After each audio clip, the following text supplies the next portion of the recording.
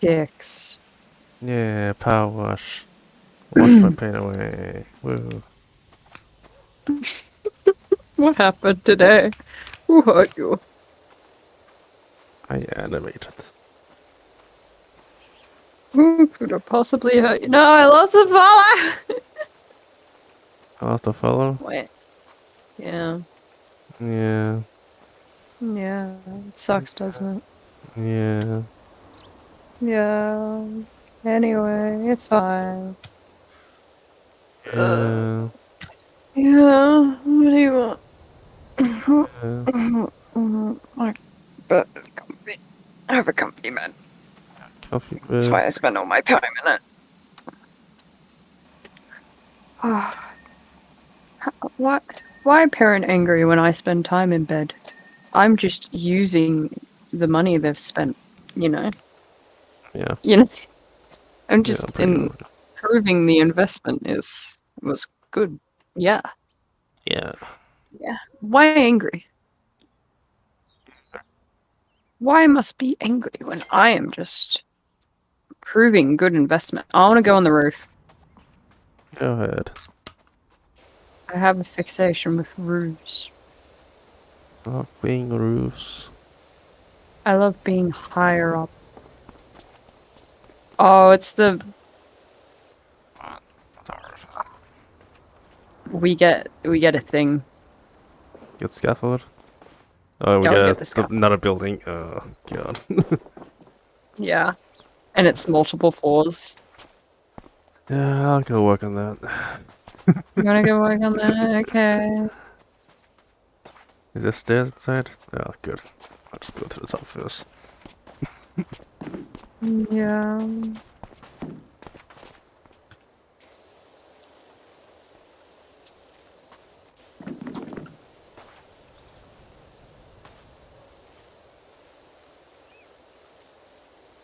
Yeah. Yeah. Yeah. Yeah. Power washing. It's a house school. Oh. Oh, it was great. And it was great. And it was great. And it was. Yeah. Uh, Yeah. Had a meeting in the morning. nice. How's the reading? I wanted to die. Are they complaining about how you did nothing? Yeah, it was all about that. I do nothing. You do Yeah. everything. I do nothing. Everything. Nothing. Everything. I contribute nothing.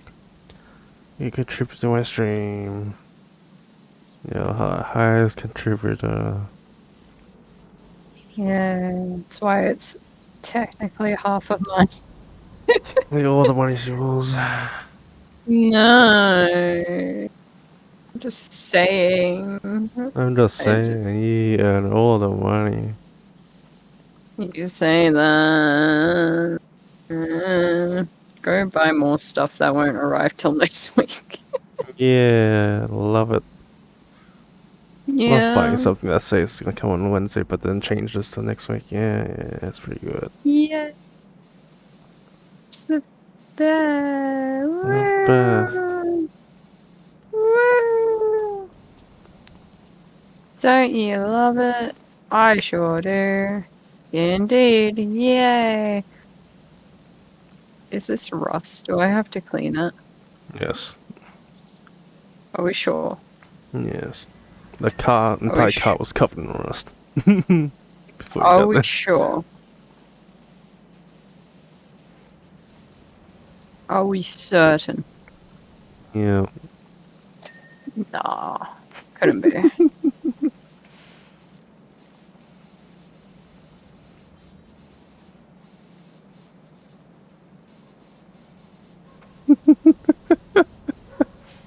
It's just going at it. Does that include the handle too? Yeah, it does.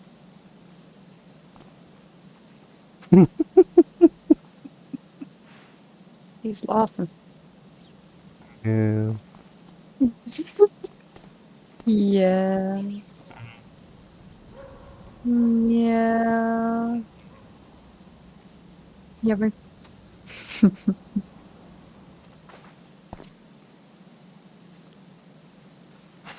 once. Once.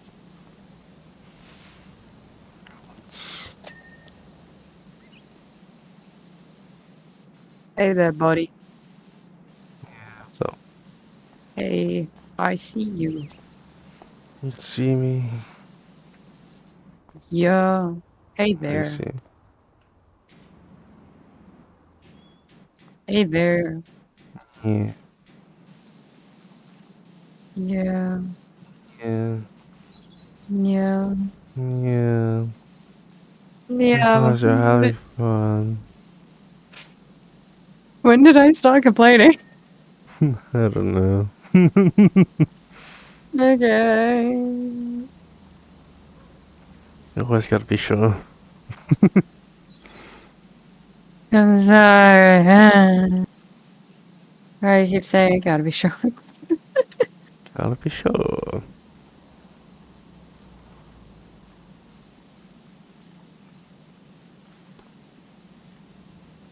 Why must so much rust exist? Ah, there's no rust here. Go It's fuck just all yourself. burnt because it's fire. Yeah. Yeah, imagine having to You clean this place want it. every single time you do the fire drill. That's what cleaners are paid for. Pay me enough. I mean, at least you get 1,000 from this job, so that's nice. I'm glad you get 1,000. And with 1,000, I buy the new washer. That's nice. Nice. Yeah, it is pretty How much nice. is the new one? 2,000. Oh,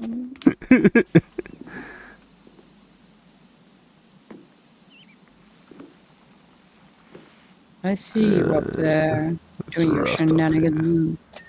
Yeah, oh, baby has a with a wash problem. So Oh, much rust. oh, I'm so sorry. Do you need someone to kiss your boo? I hope I die when Oh. I fall down here. Okay. I just die and you have to clean the rest of it. God, it becomes. What's the fucking game? Where you clean up all the bodies. Just for clean up the. No. No. But you It's respawn in just that one. chaos. Yeah. Imagine if You we walked know. around on dirt. It just tracks dirt everywhere. Imagine if you died in this, you just had to restart it. That's the law. Guys, I'm that Oh. pat. Yeah. Yeah. How much work do I have to do? I don't know. It's a constant work. It never ends. How's the Never videos ends. been? Yeah. Yeah. Let's watch the lower PowerWash, so. Oh yeah, actually. Yeah. Cool.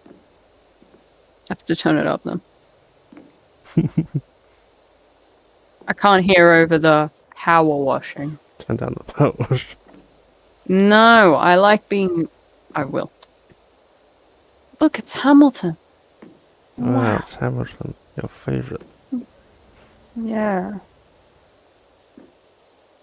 It's only because I said I listened to it so much in my life.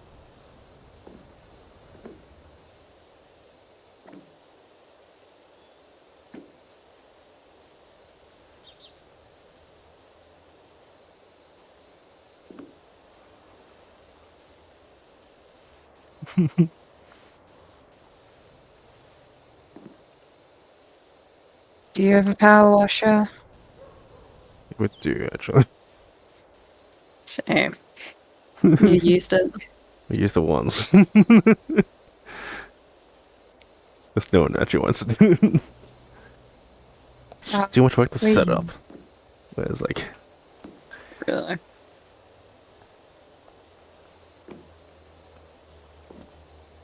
it also doesn't help my parents keep just buying cheap shit. Yeah. Yeah. Oh, you could Yeah. buy like the real product for like the real power. Or you just buy like the cheap one that doesn't do anything like that. Yeah, cheap one. Yeah. Oh, I wanna have GoPro. Let's have this really long like telescope like camera. Hmm.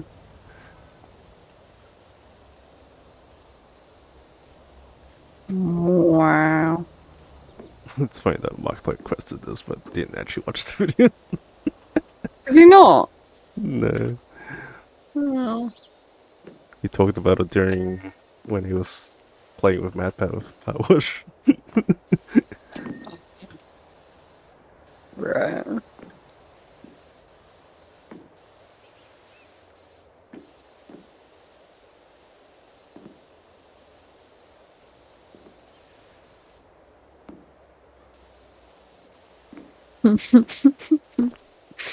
Ogre massage.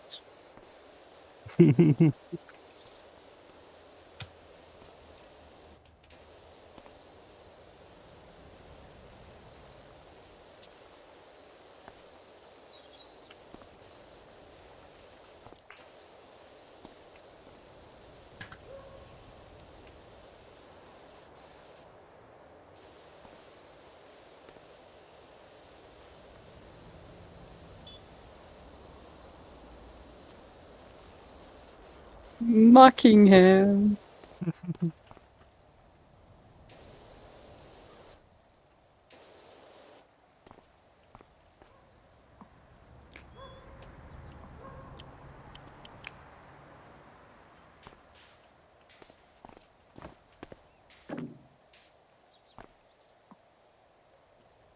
Have you watched this before?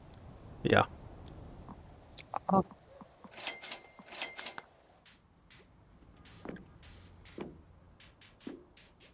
oh nice. Yeah, exactly.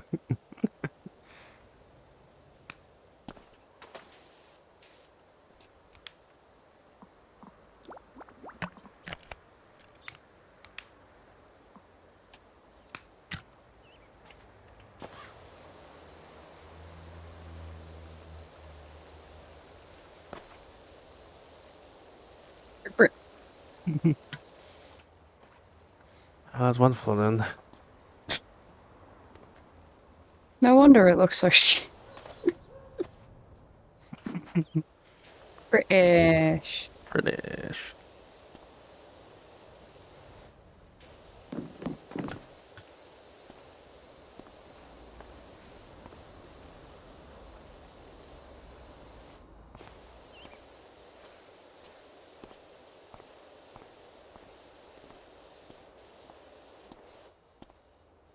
Blop, blop, Utah. blop. Hello, Siren. Siren here. Siren. Siren, you could be playing this if you took my fucking off. We could have also played this game. No one wanted it. Can I want to watch, but I also have to I want to look at stream. Let's pop out the stream chat. How do you do that? Yeah, you Do I have just to hit be in mod the... view? No, no. You just hit the fucking cog. Cog? On a The PC? cog. Yeah, the cog. I don't need a PC, good PC for this game. Oh. Oh. Thank you. I'm done. You don't need like any good PC. It's strange with 5 gigs, which is the weird thing about this game. I mean, have you seen how big the maps are? Sort of. I, It's different textures. You're loading different textures, maybe. I guess. I don't know. That's probably like all the extra overlay and everything. Don't Why is there judge a the human map pet in the pattern. background? It's because we're watching Map Pet while we You were think we're playing the just gonna game. do this and not watch anything? We wouldn't do that. Again. Again. Rumble. Rubble. Wait, actually. I'm streaming to well, I'm streaming just the audio. Just the audio. You didn't get anything else. Yeah, like it. You didn't get the privilege. You're getting cool for privilege. Become co-host, then we'll talk.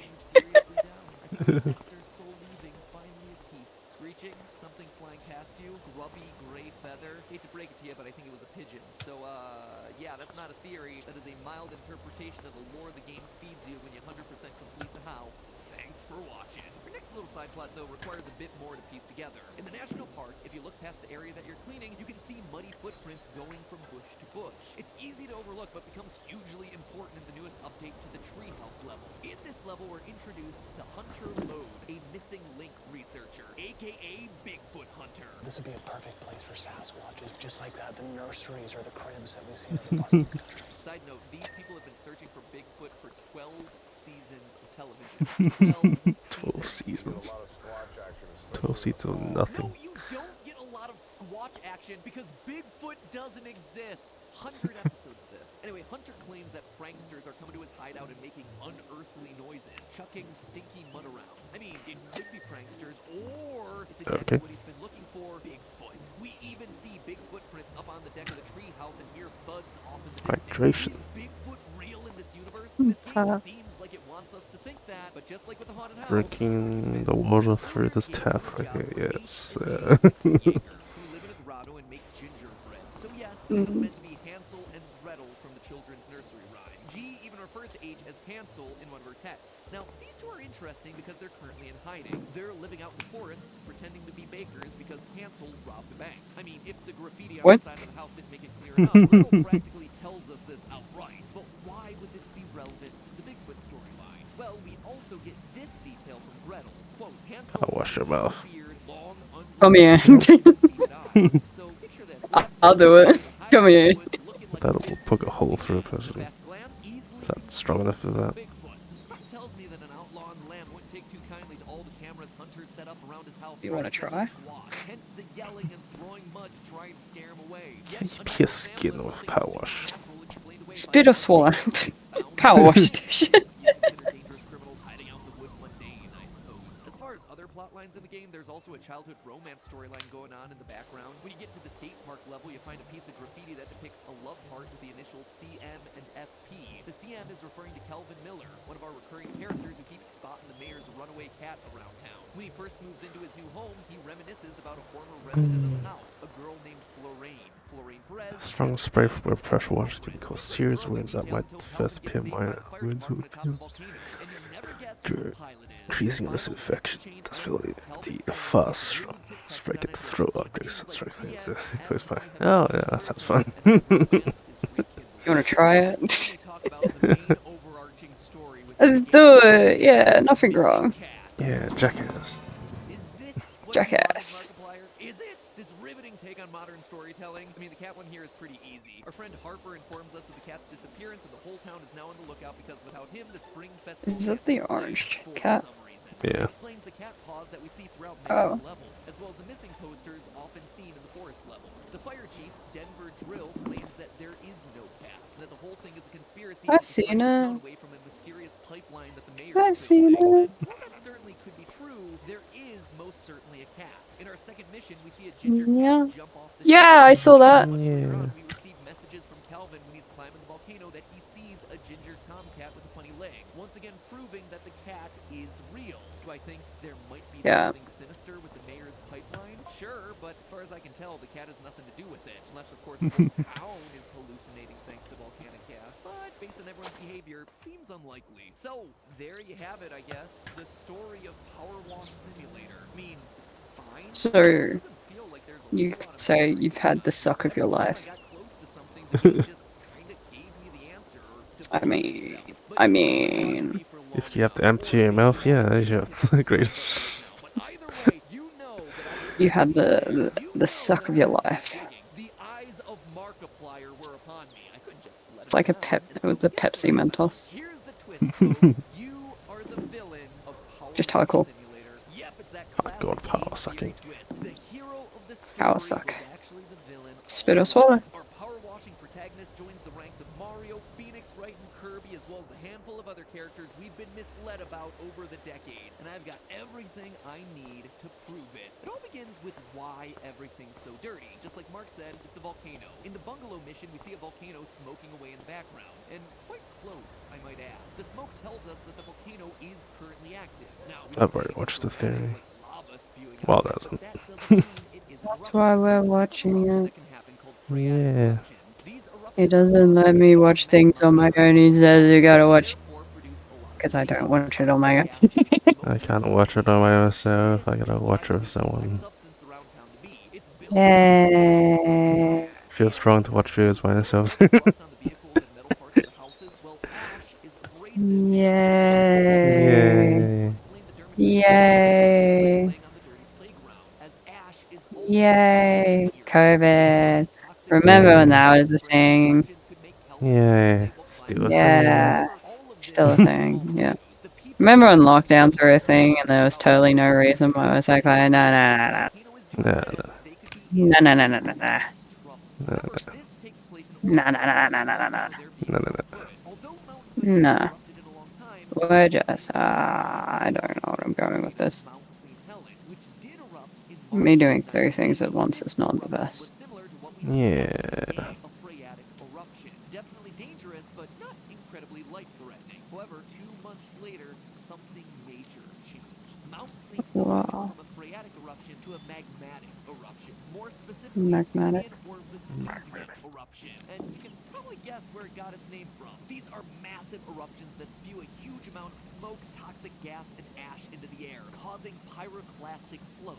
These are dense, fast-moving flows of solidified lava pieces, volcanic ash, and hot gas. They are fast and they are deadly, especially given how close the Yay, Pompeii! Pompeii! Pompeii. Pompeii. Destroyed and That's preserved Pompeii. Pompeii. And with the proximity to Mount St. Helens, scientists have predicted that the same thing could happen at Woo! What? Mount Hood as well. So I wouldn't be surprised if He by the said end of Pompeii. PowerWash Simulator, all of your work is for naught, and the volcano I know history! be the result of the man's Yay, All Pompeii. of your clean houses and gardens and fences are destroyed in a massive final I learned from phreatic Night of eruption. Museum. The evidence leading up to this is all there. But fear not, townspeople, because we will be there to clean all that muck away. Or will we? Haha! Surprise twist number 2. Yeah, let's go to Satisfying as Italy. it is to carve our way Yeah, through let's go to dirt with Pompeii. pinpoint accuracy, our company's Let's existence recreate is Yeah. Pompeii. causing issues that are worse than just having a dirty car. Cities actually have to organize special disposal of volcanic ash, and they have to do it fast. In 1980, when Mount St. Helen erupted, it cost the city of Yakima, Washington, $5.4 million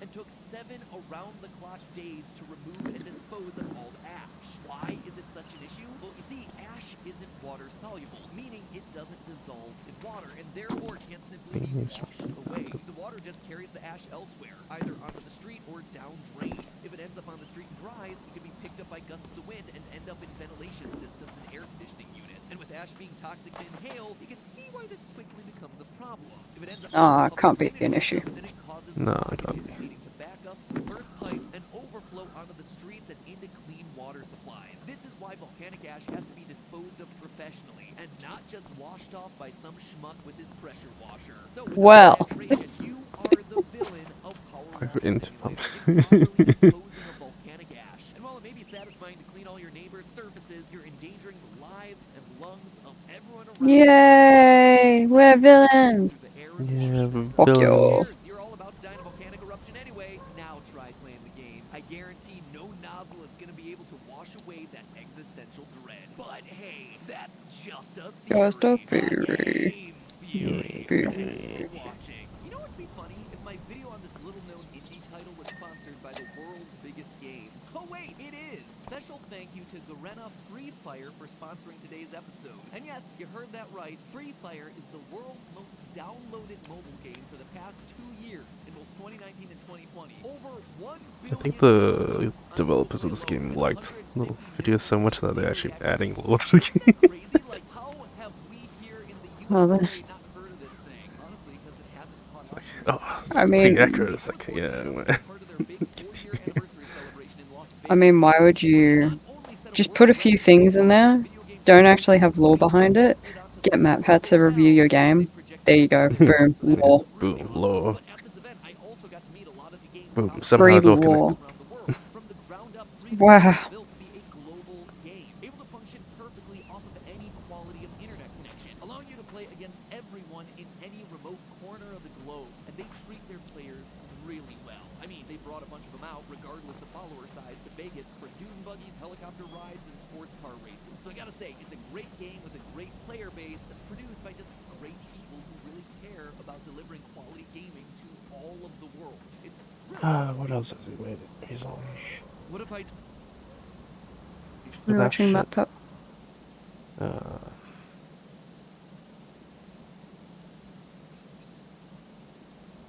The chapter 3 of me. I missed that.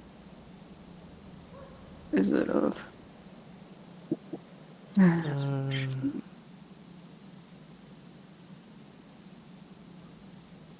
What's this? There's a picture. Watch this. Who knows? What if I told you that Let's go with that.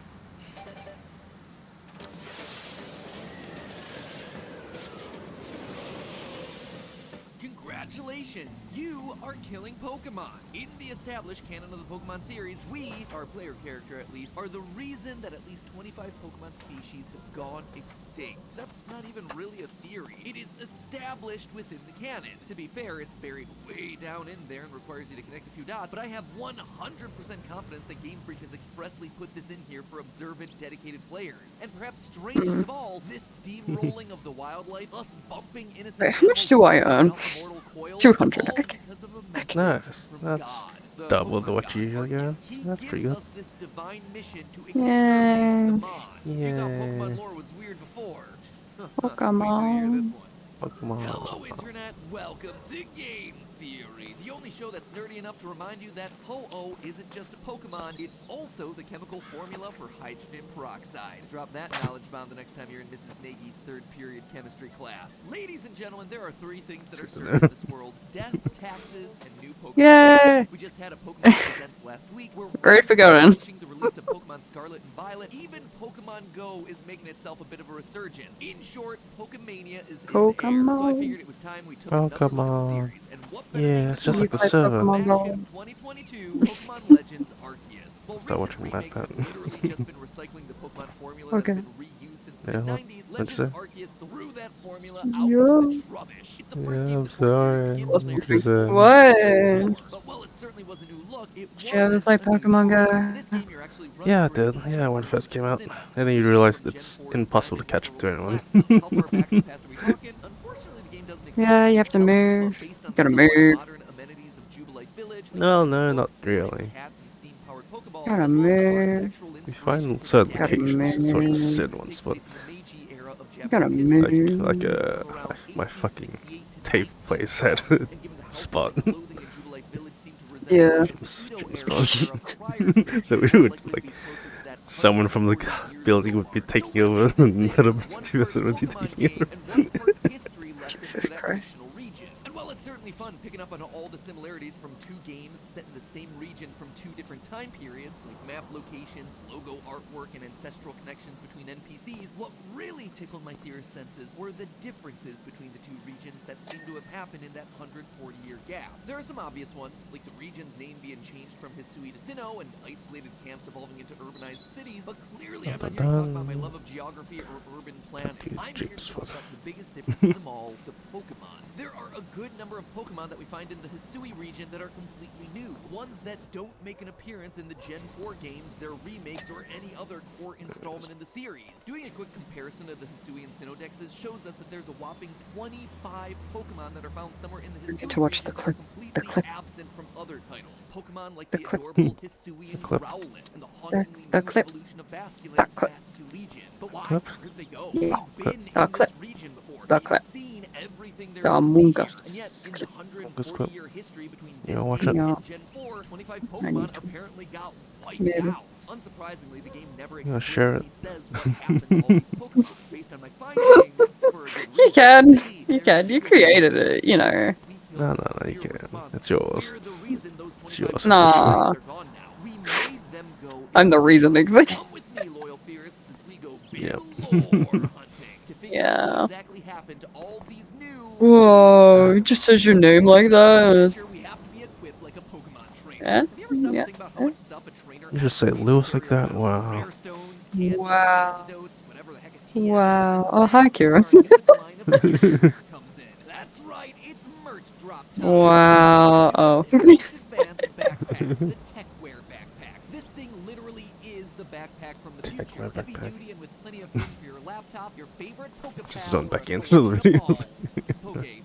Eat your heart out, Ash Ketchum. This isn't just Balls. a plain old green Balls. backpack. This thing comes with loop strings and Balls. bungee cords that allow you to quickly access all your most important theorist tools. This thing is loaded with function, but it's also loaded with fashion. That's actually why I wanted to lean more into the subtle coloring and branding with this one. It still shows I want, theorist pride, but it's doing it in a way that can comfortably come with you to any school or professional setting. It's not going Yeah. to stand out like a sore thumb. Yeah. It's obvious. I want That's one of exact. the. If you're Edge. looking for something smaller that can hold a couple of things in a simple grab-and-go style, check out the TechWear shoulder bag. It's compact and light, which makes it perfect if you Oh, live in no. a place where you have to do a lot of walking. True story, I've been in London for the past 2 months, Something. and this I want bag a has been bag. a lifesaver. A It's bag. able to hold the One- big items that I one- wanted one from the strap store, bag. all without weighing me down or Strap. feeling like a burden. You know, a fanny One pack. strap. Considering it's Okay. been one of the hottest Yeah, I'll things have a on fanny the pack record. right around my One of the things dick. that I was always bringing along in that bag, water, which is why I always kept the new Game Theory water bottle pack. One This strap no-leak bag. Oh, you mean a practically fanny unbreakable pack. Nalgene-style bottle is built in with a Oh, chip yeah, written on G-string. the side to make it crystal clear when you hit different heights God. around Yeah, I'll the have that. stones Too. along the Yeah, way. yeah, yeah, Let's yeah, yeah, Let's make yeah. the fanny pack Trophy more hip again. hydration? Yeah, Let's on find one out. shot. Something else you can throw into that tech bag? Our new pack of perfectly pixelated playing cards. God. To round the whole collection off, 'cause I couldn't leave you Nice. without at least one piece of stylish Yeah. clothing. We've got the Tech Tee. Y'all know that I love an asymmetrical design, right? So I leaned into it with a color blocked sleeve and a tie-dye inspired pattern that washes I'm glad across the he's front. doing In short, head on down to some the merch. description to catch 'em all. All the latest Yeah. items in the merch drop before they disappear Yeah. and go extinct. Yeah. Kinda like Word Ear. Speaking of, let's start by looking at one of the first Extinct. Pokemon that we get to see in the game. Word Ear, Extinct. the long-awaited evolution for the Pokemon Stantler. Now, in Legends Arceus, Stantler. Stantlers are plentiful. You practically trip over these guys. But in Sinnoh, not They have so much. balls They can only be obtained for a out of one face specific and a tile tail. using the Poke Radar. And as for Word Ear, they don't exist. Like, not at all. For a Stantler to become a Word Ear, it needs to use the move Psy Shield Bash a total of 20 times. But Psy Shield Bash isn't a move that Stantlers can learn in games set in the future. So not only has the overall number of Stantlers shrunk, but it's also lost the ability to use a move that's critical for its evolution into Word Ear. That's weird, right? So inevitably I have to ask the question, why? Clearly the game designers consciously made this decision, so what are they trying to tell us? What reason would Stantlers have to forget an entire move? Well, Word Ear's Pokedex entry actually gives us a hint. The black orbs shine. I guess I can't use my normal Pokedex voice since this game doesn't have an electronic Pokedex. Gotta go with the old-fashioned method. The black orbs shine with an uncanny Jesus. light when the Pokemon is erecting physical barriers. The fur shed from its beard retains heat well and is highly useful material for winter clothing. Useful in cold weather, huh? Sure sounds like something that the citizens of the cold Hisui region would find pretty valuable. Once people read that Pokedex entry, it's likely they're going to be tempted to try and get their hands on Word Ear to obtain that precious fur, especially as they continue expanding into areas like Fur. So it would seem like Fur. Word Ear were hunted to extinction for their With fur, the while the remaining fur, Stantlers the did their best to fur, avoid the evolving, fur. choosing to flee rather than fight, much like real-life deer are known to do. For the Stantlers, evolving just wasn't worth the added stat increase if it made it harder to survive. After generations and generations of Stantlers avoiding fights with humans, and especially avoiding the use of Psy Shield Bash out of a fear of evolving, they would eventually forget how to use the move entirely. entirely in order to help their chances of survival. No size shield bash means no evolving, means no wardeer. And they aren't the only species that was basically bullied into extinction either. Take the Hisuian quillfish, a regional variant that's been totally wiped out from Sinnoh by the time Gen 4 rolls around. Looking at its Pokedex entry though, immediately you start to see why this guy might have been on the chopping block. It tells us that Fishers detest this troublesome Pokemon because it sprays poison from its spines, getting it everywhere. A different form of quillfish lives in other regions.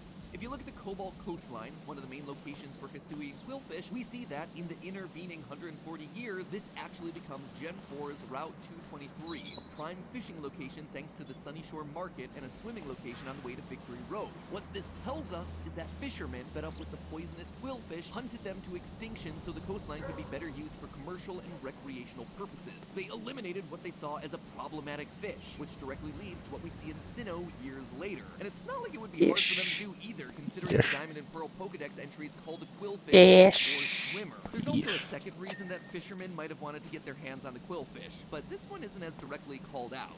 Fish. Theory about eating Pokemon, but quillfish are likely to be a delicacy in this universe. There's a type of real-world pufferfish called fugu. It contains a super deadly neurotoxin, just like a good old poisoned type Hisuian quillfish, and it too is a delicacy A in many parts of moanfish. Japan, only being served by specially trained chefs who know how to prepare the meat without killing their customers. Hisuian quillfish would probably work in the same way. Regardless, though, whether it was to clear a nuisance or fill the restaurants, humans were the ones that wiped these guys out from the coastline of Hisui. Speaking of being hunted, let's look at two more examples of hunted Pokemon, Hisuian Voltorbs and Electrodes. Looking at them, it's immediately clear that these two have had some of the most dramatic changes in their design. The Kanto versions of these Pokemon are made of some sort of metal-like compound, while the Hisuian Electrodes Pokedex entry says that the body is made of a, quote, material curiously similar to apricorn wood. Now, this is an important detail because historically, apricorns were used to make Pokeballs. In Legends Arceus, apricorns are everywhere. But in Sinnoh, there's no more of these trees to be found.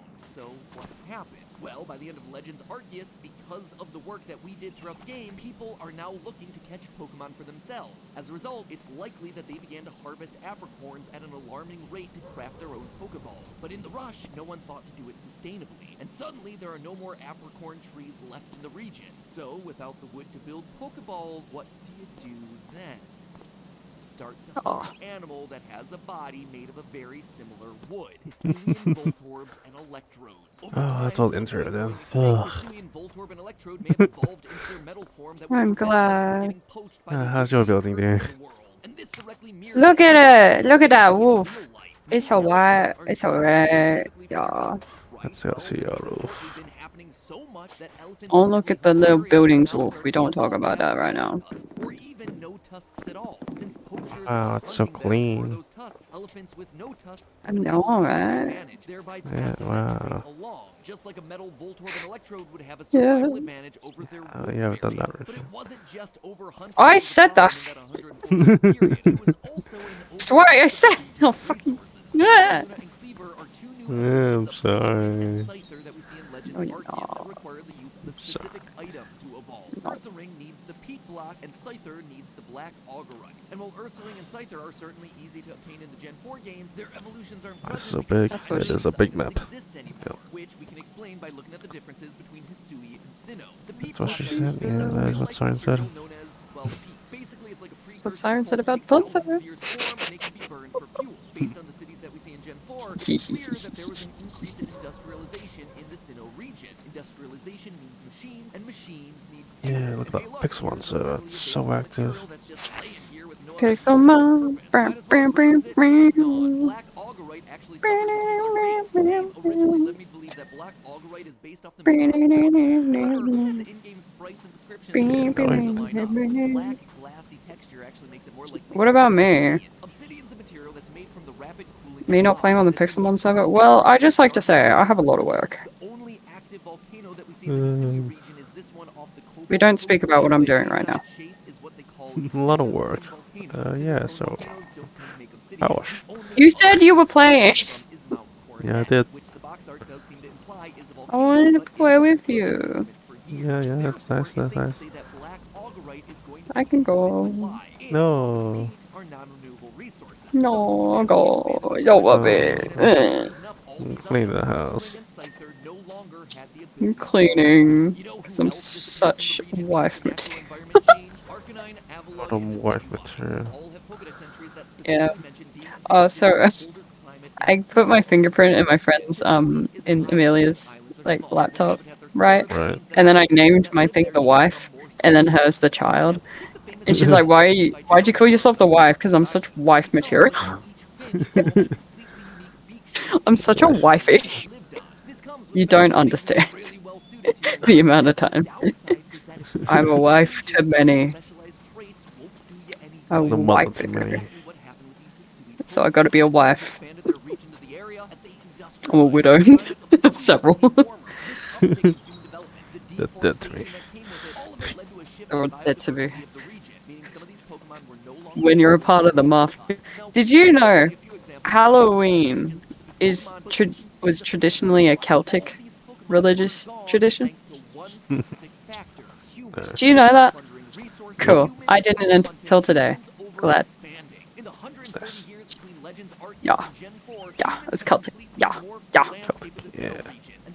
Yeah.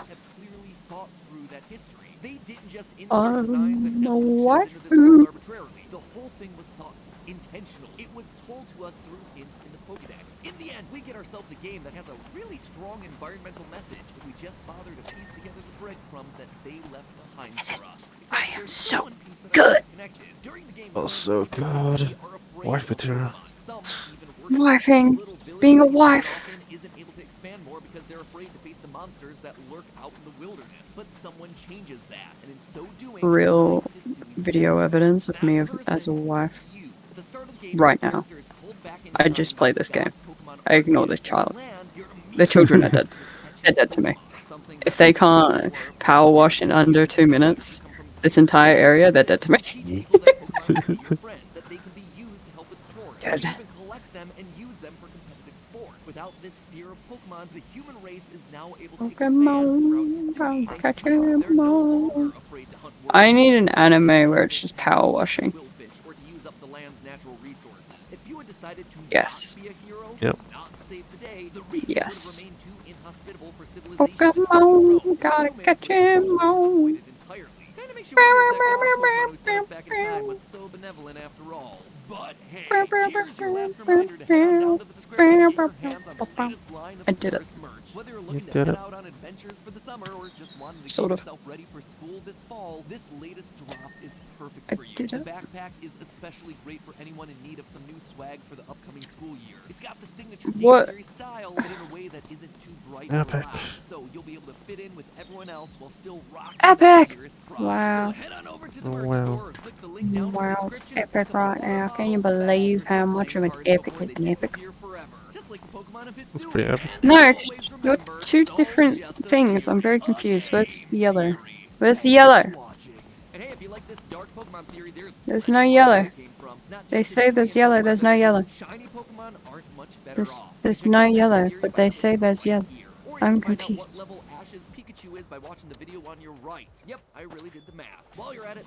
Yeah, how, what level? No clue. Oh, no, no. Go find it out. Oh, it's probably level 100, yeah. It's over 100. Over 100, but he won't evolve it because he's an asshole. I just want to be a Raichu. No, you have to be.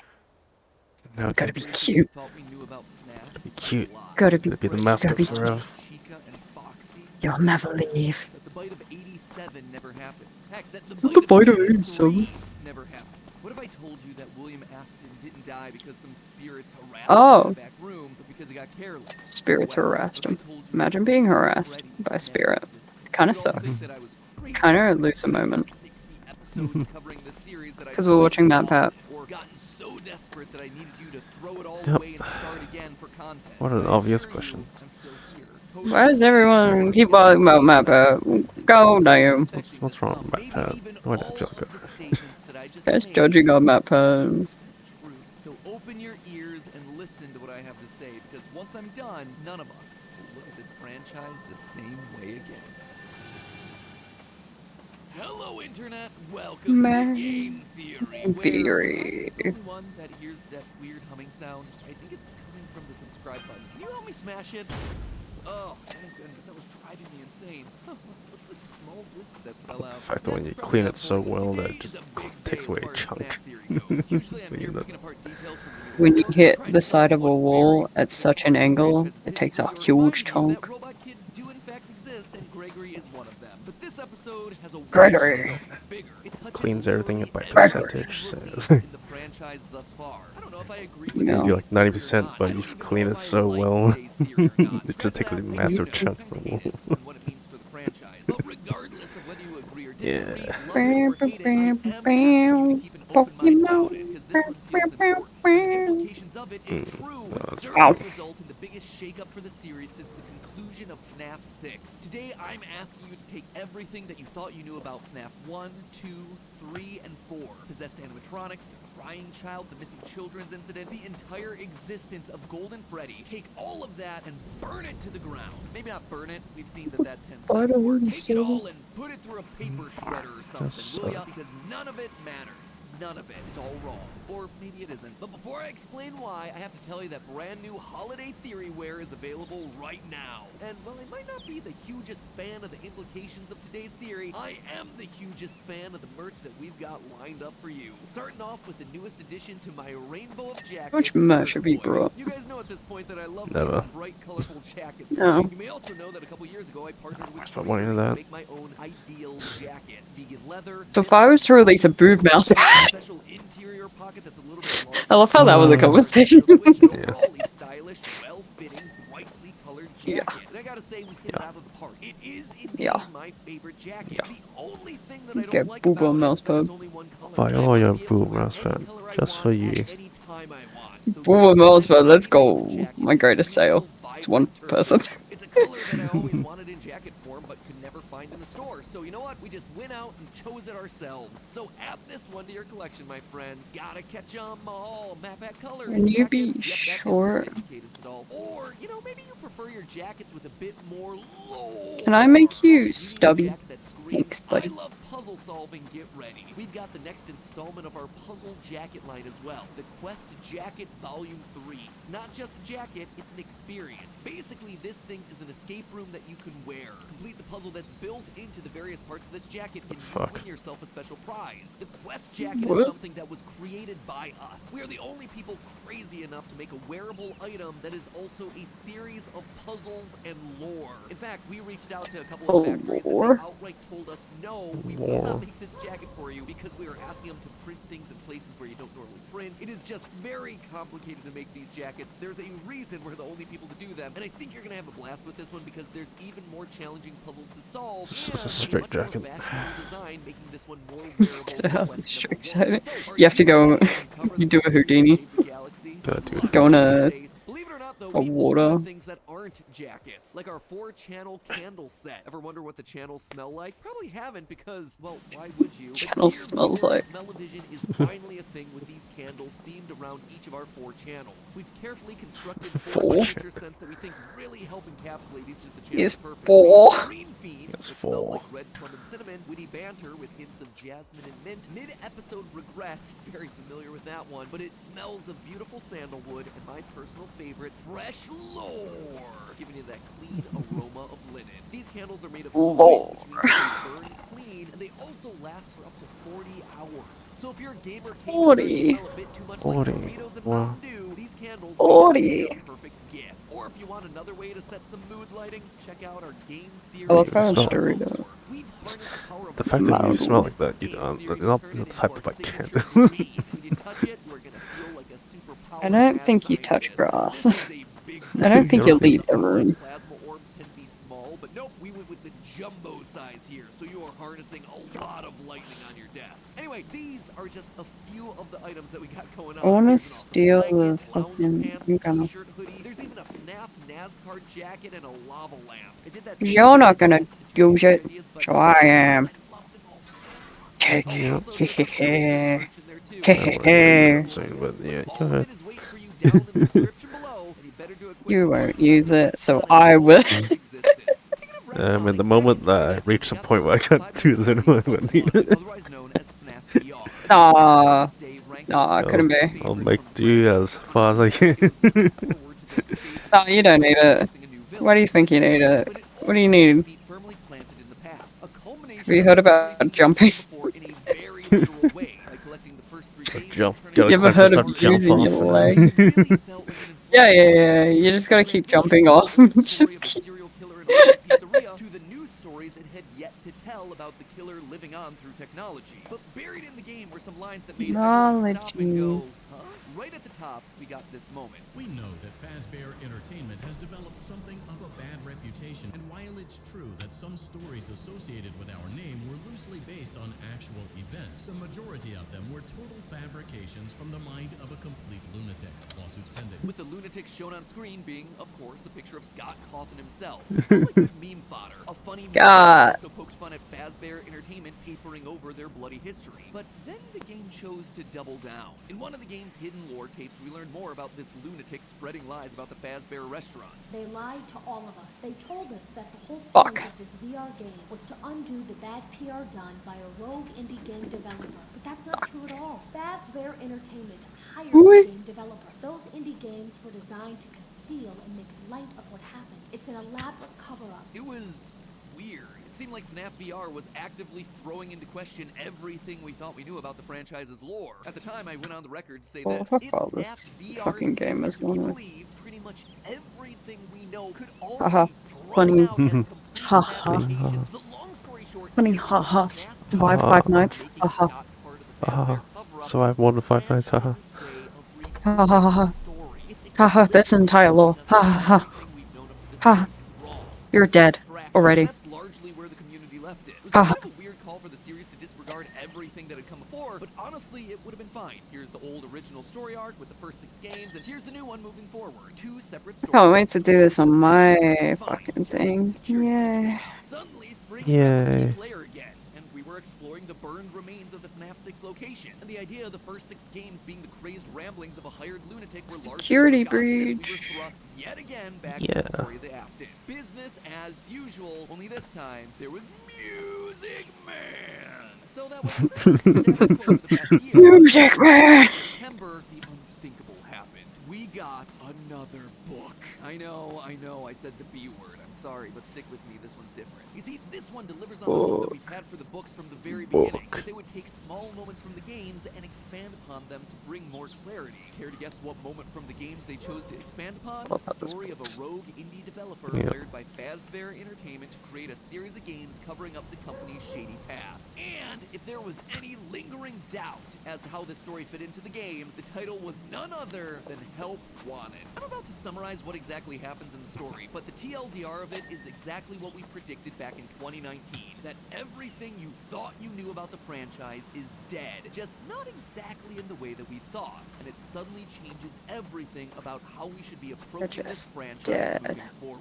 In the Dead. story, we follow a Everyone's character named dead. Steve, an indie game developer stuck in a Died. dead-end job while working on a quote fetch quest-based game featuring cartoony chipmunks. Now, what could that be a reference to, Chipmunks? Scott? Just like we hear about in FNAF VR, Steve is contacted by Fazbear Entertainment to create a series of games in order time to is it? rebrand the company. At first, 5:30 he turns down the offer. Not the company to take no for an PM. answer. Right. Fazbear then sets up an elaborate plot where Right. they catfish Steve Yep. into a date with the woman of his dreams. During the date, he passes out, only to wake up and find that suddenly he's married to the woman and suffering from severe memory loss. This happens a few more times, waking up to discover that Sucks. he now has children. or Marriage that does the that house to he me. lives in is being foreclosed.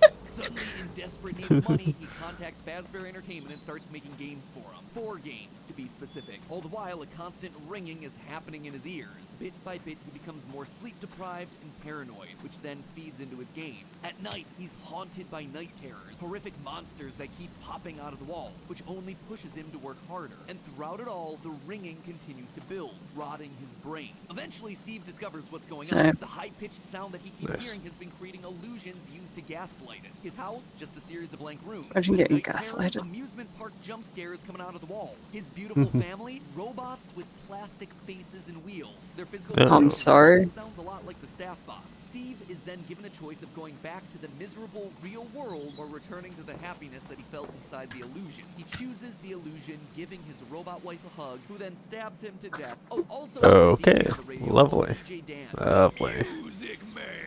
It's not Music Man. It is a super sad story. It's also in no way a tale from the Pizzaplex, considering the place isn't mentioned once. But more than anything else, it's a story that confirms some of our greatest fears about the franchise. First and foremost, illusion discs are now officially a thing in the games. If you don't know what illusion discs are, then good for you. You clearly avoided reading the novel. I, however, not so lucky. Basically, these things use Not so high-pitched lucky. noises to trick the human mind into creating intensely real illusions of things that aren't really there. A robot appears exactly like a human. A pizzeria is more decorated than it actually is. Characters turn practically invisible on camera. These are all ways that they've been used in the books, but up until this point, we've never had a reason to believe that they were in the game universe. The only time that I've suspected that they might be Music Man. scene from Sister Location, Music which revealed Man. a random flashing disc from Funtime Freddy's chest. It was just speculation at the time, but now, going back, listen to that scene. The chest cavity should now be open.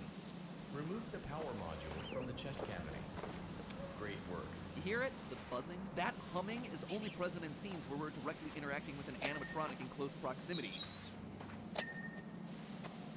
Just saying, there might have been more evidence to suggest that these things were actually in the games earlier than we thought. But hindsight's 2020. Meh. It's Ah, new fuck. story. We know Yeah, it's you're bad doing it. technology, and that has huge implications for things that we see throughout Security Breach, like when we hear high-pitched ringing and have distorted vision anytime Aye, a aye. runs past us. Very good.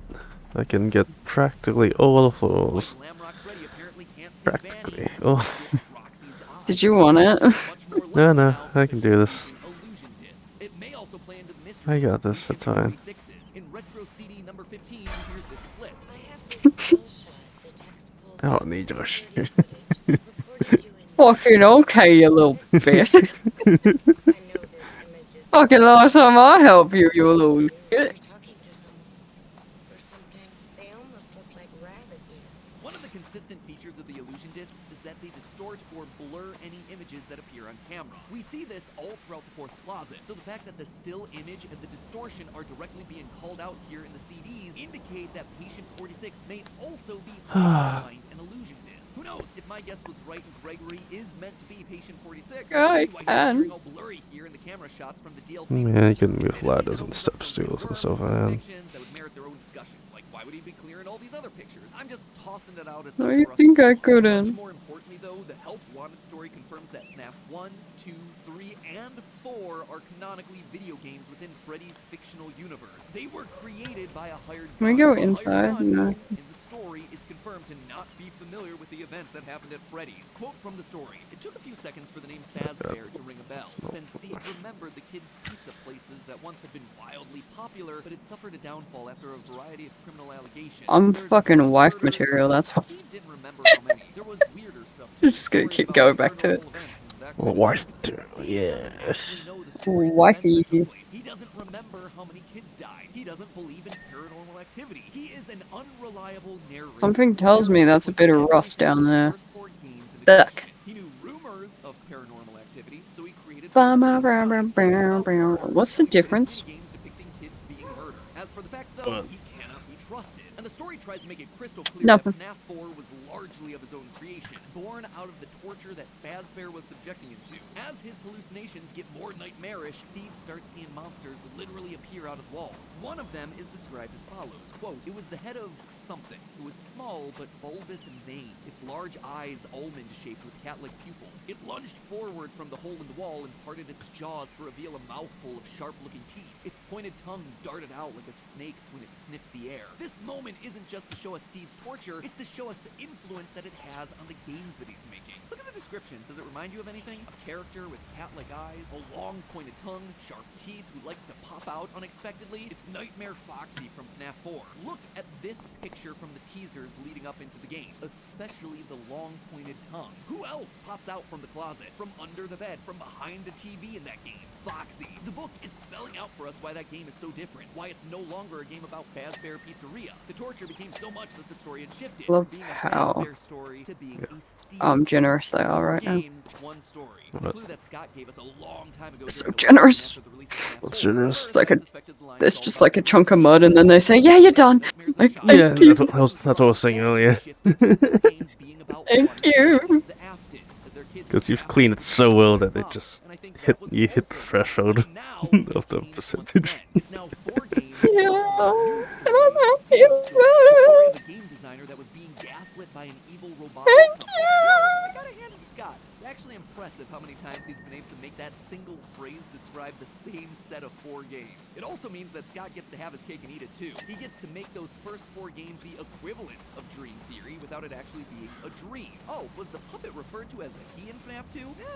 Steve didn't know. Were there 5 victims? 10? 15 in that first set of pizzerias? Don't know. Steve's just making his best guess. But most importantly of all, it means that anything that doesn't physically appear in or after Sister Location and beyond is suddenly cast into doubt. And when you think about it, that includes some major parts of the lore. For instance, we know that Michael Afton is in fact a security guard for Fazbear Entertainment at some point thanks to the security logbook. Plus, with Sister Location in FNAF 6, we know that he ends up getting scooped and dying in a fire. Sister Location also proves the existence of Elizabeth Afton and how she got scooped by Baby. But the third Afton kid, Ryan Child, he's never been mentioned in any other game other than FNAF 4. I've made theories suggesting that he's the other spirit communicating with Cassidy in the survival logbook, but you know, that's just speculation because I assume that he existed. In FNAF 6's Midnight Motorist, there's reason to believe that he's the one who broke out of the house, considering that Mike in the chair says he's had a hard night, but again, that is pretty weak evidence. Honestly, the closest we get to having physical evidence of his existence is in Security Breach's post-it room, where there's a dinner scene made up of 5 staff bots that appear to be simulating the Afton family. And one of those 5 is missing its head, which we've assumed represents the crying child getting chomped. But all of that evidence only stands because the crying child was thought to exist thanks to the first 4 games. Maybe that's why we've never actually gotten a name for him, because he was never meant to exist in the first place.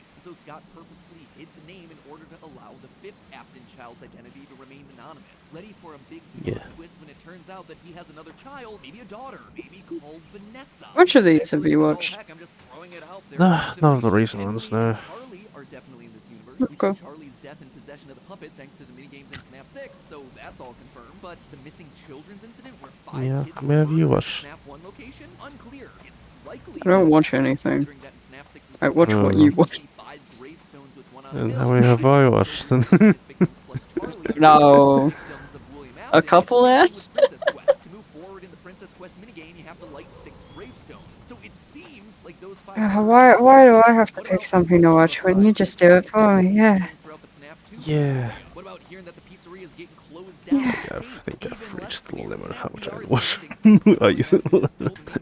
Are you gonna use my shit and my little thing now? Oh, yeah. Four games being officially canon, we don't really have any evidence for their Yeah. possession. But perhaps the biggest ripple effect of them all, this new understanding of the canonicity heavily suggests that Golden Freddy may never have existed. That's right, my favorite clickbait yellow boy may not actually be a thing in this franchise at all. Consider this, Golden Freddy, while seemingly this super important piece of the lore to the franchise, hasn't shown up in a major way in any recent titles. He's only ever shown up in titles with questionable canonicity, like FNAF World, which is definitely not canon, Custom Night, which is Afton's personal hell, and FNAF AR, which isn't really canon. And if you think it is, then both Shamrock Freddy and Chocolate Bonnie are canon. And I refuse to Chocolate Bonnie.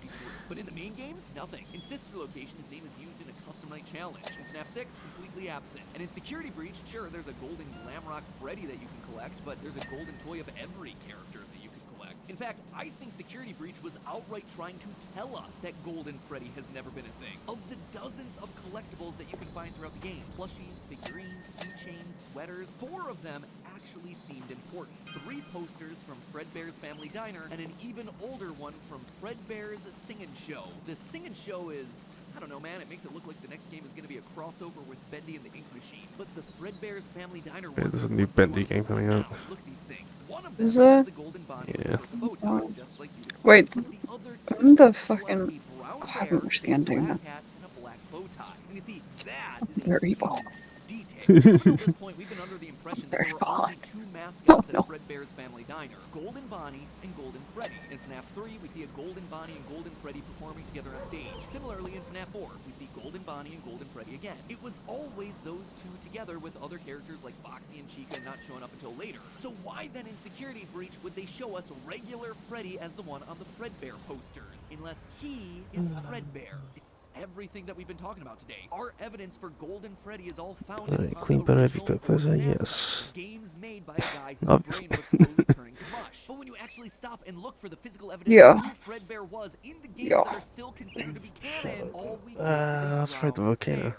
Golden Freddy was Can you see- never Yeah, my real. volcano. He never existed. I know, it seems wild, Yeah, but it actually that's helps okay, answer a that's lot of all. questions that we've had about Golden Freddy throughout this franchise. First off, his wildly inconsistent appearance. In both FNAF 1 and 2, he appears gold with a black hat and bow tie. But in the FNAF 2 minigame showing Charlie this being game. killed outside Fredbear's Family Diner, the Freddy we play as is brown with a black hat, more similar to the Fredbear that we see in the posters for Security Breach. In the FNAF 3 minigame that apparently shows us Fredbear's Family Diner, he goes back to being gold with a black hat. But then in FNAF 4's minigame, he's shown to be gold with a purple hat and bow tie. His appearance has never remained consistent, which could make sense if these are games being made by a guy who's under extreme duress. If Golden Freddy isn't around, then who could have done the bite of 83? Well, it could be that that never happened. We've never seen a gravestone for Crying Child after all. If Golden Freddy doesn't exist, then where does Cassidy's soul reside? Well, again, we still don't have any proof that the original missing children actually possessed any animatronics. All their souls may have just moved on or been immediately converted into remnants. Cassidy only really appears in Ultimate Custom Night, so either their spirit is attached to Afton's, like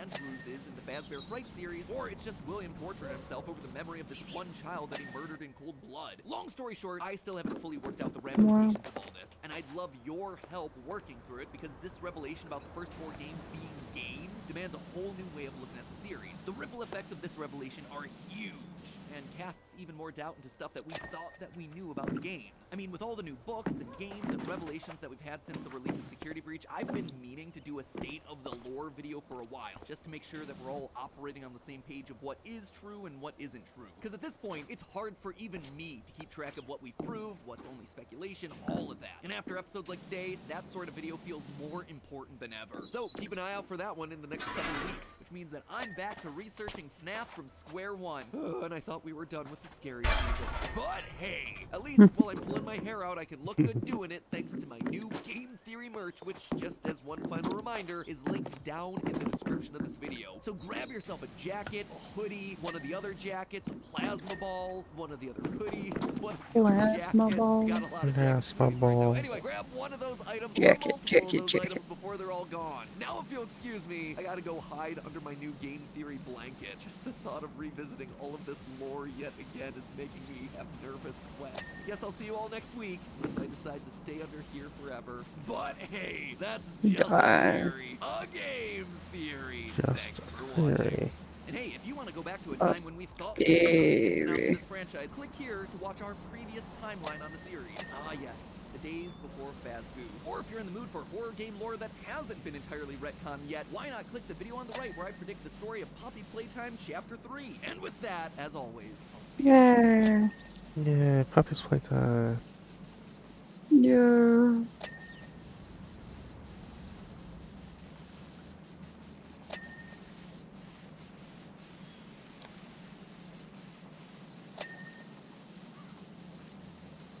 Yeah.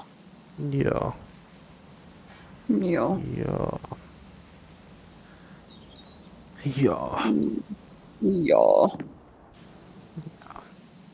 So much work do you have to do? Well, I got several characters near drunk, several UIs, an entire game to make. Sounds good, sounds good. That's only a little bit. And when is it all due? It's fine. I got time to waste. I think. Yeah, totally. You think?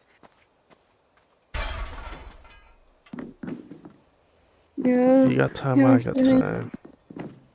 No, that's not how that works. Yeah, that's totally how that works. No. You're like in uni. You're Yeah. like done with your first year. But yeah, done practically. Practically. 2 more? Or is it 3 Two more? more. 2 more. 2 more. 2 more. Yay! Yay. You done it. Yeah. Yeah.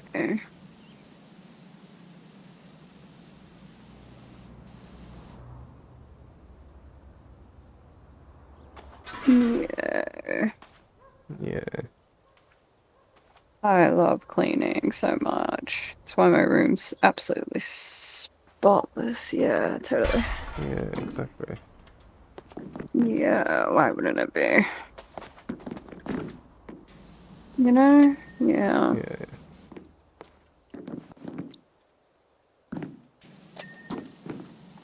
Yeah, fuck you guys. You're killing fat and shit. Fuck all of you.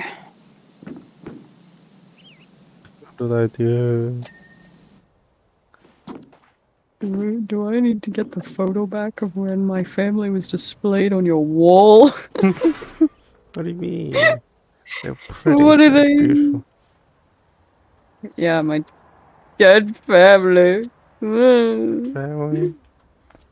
do you do this to me? Get out of my face, you little shit! Go away, you're so annoying. No, you made me go out of my little thing. Oh my god, you are... Stop being such a younger sibling. Mom. God, he's doing it again. Oh my god. No.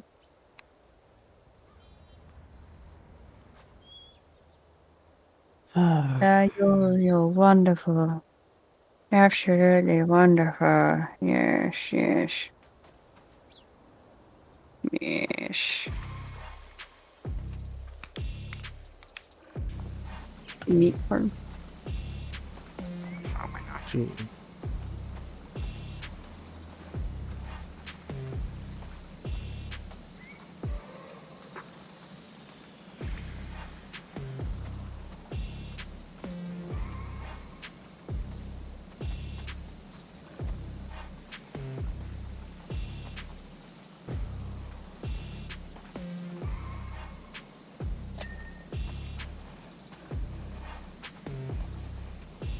Lovely.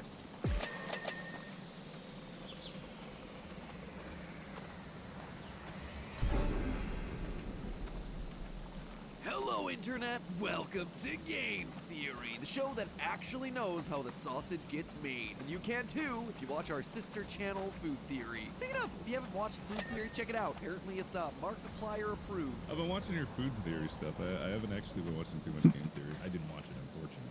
Again, only food theory. Over the past several months, if there's been one thing that I've seen requested constantly in the comments, on the subreddit, and on Twitter, it's more FNAF. To which I say, why? How? Would you expect? FNAF. Two requests that I see constantly, it's one, Little more bad. FNAF, and two, Oh, to but solve the gonna miss all horrific this mysteries cleaning that are action. happening over at Happy Meat Farms. Not to be We're confused so with Happy entertaining Meat right now. Burger Barn, completely Yeah. separate thing. Just a lot of joyful Yeah. meat products dominating the indie horror space these days. Couldn't tell you why, but hey, as long as it's not We're killer so animals or haunted entertaining. places, So all about it, entertaining. friends. Anyway, for those of you who don't know, So Happy Meat entertaining. Farms is a video series currently being uploaded onto the YouTube channel This Place Is Not Happy. When I saw so many requests coming in from you guys, I knew I had to check it out. But when I went to the channel, there were only 3 videos. It's not a whole lot to work with, or so I thought. Watching them, it immediately becomes clear that this is far from a nothing burger. 3 short videos quickly spiral out into a very complex, very expansive ARG filled with juicy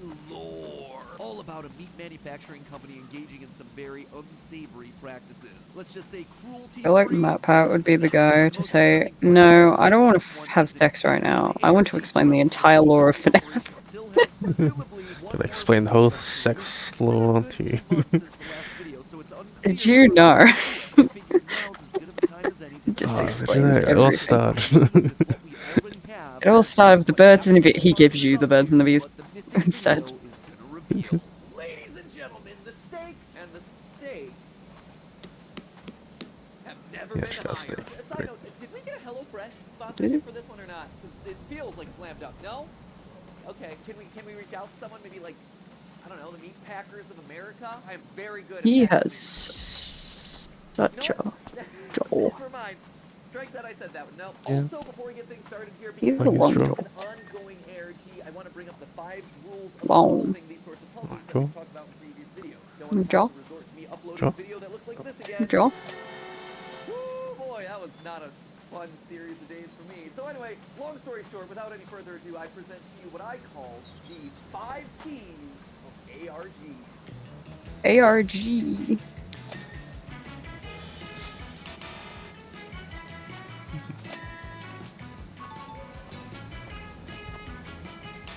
I love earning 50 cents from cleaning a whole window. Yay. Yay, you're doing it. So, with all that out of the way, it's time to get to the meat of the theory. It's the same steak from earlier. I get that I breezed the joke already. but- You're already clean. You're already clean. You're So clean. Steak for like a 1 sentence joke.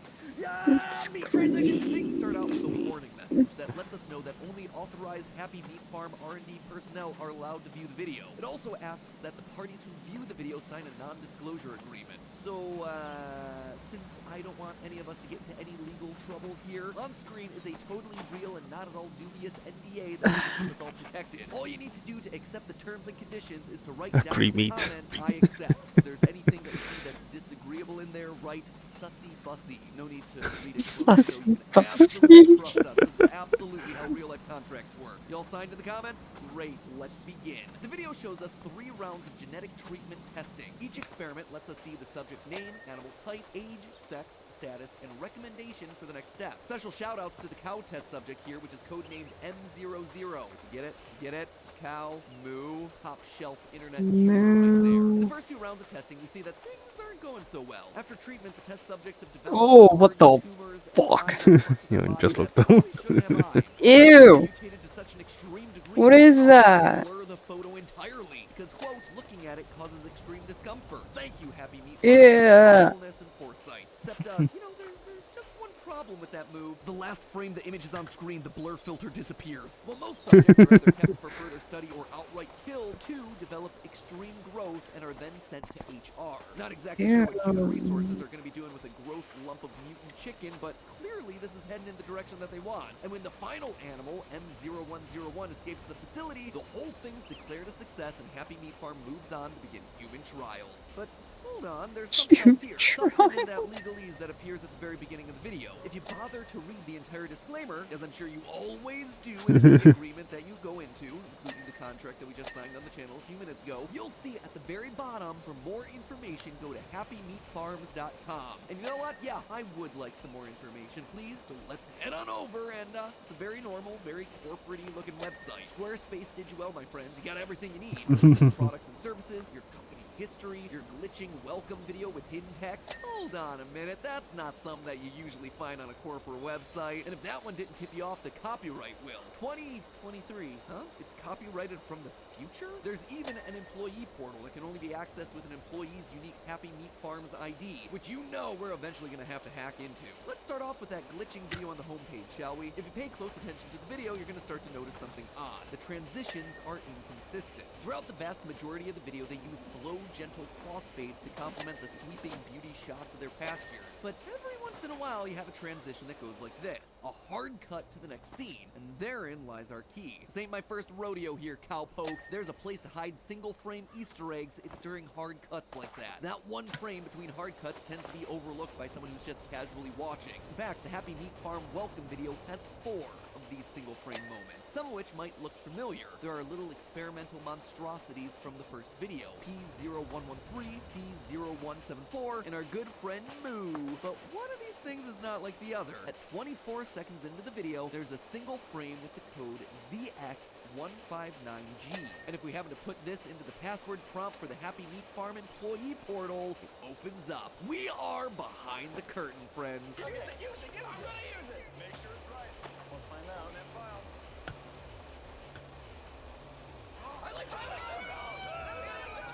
Or we will be in a second because I'm not done with this welcome video yet. Well, the hard cuts are certainly the most obvious secret thing in here. They're only hiding an even bigger piece of the puzzle. That's right, friendos. Happy Meat Farms is using secrets to distract you away from the other, more hidden secrets. The pretty clever move, I gotta say. You see, at 44 seconds into the video, if you happen to be watching in full screen, which I would you be, but sure, there's a bunch of random letters that are nearly Yeah, nearly done. Ladies and gentlemen, See what the rich do. it's a Yeah. Caesar cipher. Yeah. Plugging it into a decoder, we see that it reads, quote, host assimilate, mother colony established, preparing the reconnection.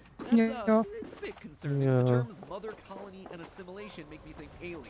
Are aliens somehow involved in the animal testing we're seeing here? Possibly, but there's nothing else from the Animal previous video that can testing. expand Ow. that idea. I'm gonna need more information here before we can fully commit to the tinfoil hat on this one. So, for more information, let's go back to that newly opened employee portal, shall we? The employee access page gives us a glimpse of what life is like for someone who's working at Happy Meat Farms. Their employee orientation video emphasizes how important privacy is to Happy Meat Farms, and openly admits that stress and trauma are expected as a part of your everyday. To combat this, Happy Meat Farm has offered mandatory therapy, and it assures its employees that anything odd they see is all in their heads and they probably shouldn't worry about it. This couldn't possibly be gaslighting, could it? No. Gaslighting. Gaslighting. In order to know which ones have seen too much and which ones to bump off. Look, there's even a list of benefits that we get for working here, including compensation in the event of our untimely demise. When your likelihood of death is expressly called out on the employee homepage, might be time to start looking for a different line of work. Yeah. Also, the not so subtle mention of being part of the New World More Order. bases. See, editors, I told you working in the dungeon wasn't so bad. What we're dealing with here, my friends, is a corporate culture that's constantly monitoring its employees. This is the garage disturbing events and caddy. offering therapy to gaslight them into So what is it, silence. one? Basically, it's Amazon. Beyond the employee benefits and onboarding video, One of the portal them. has two very clear passwords that we need to find. One to access the R&D department, and the other to access human resources. Maybe then we'll finally be able to figure out what they're doing with all that chicken goo. Elsewhere on the site, there's a quick backstory for the company. Apparently, the company is based in Florida because, of course, the weirdo alien food mutation company is based in Florida and was founded in Florida. 1998 by a woman named Ramona Bynes, who aspired to, quote, give animals the best quality of life. I think the gooey chicken in the corner might want to have Yeah. bankrupt in 2014. Yeah, look at that time lapse. We did it. Did Yeah. Shift in the company's Yeah. goals. Although they still claim to use no genetic modifications or growth supplements, elsewhere Look at me, cleaning the roof. $1,100. Yeah. Yeah, 200. Yeah.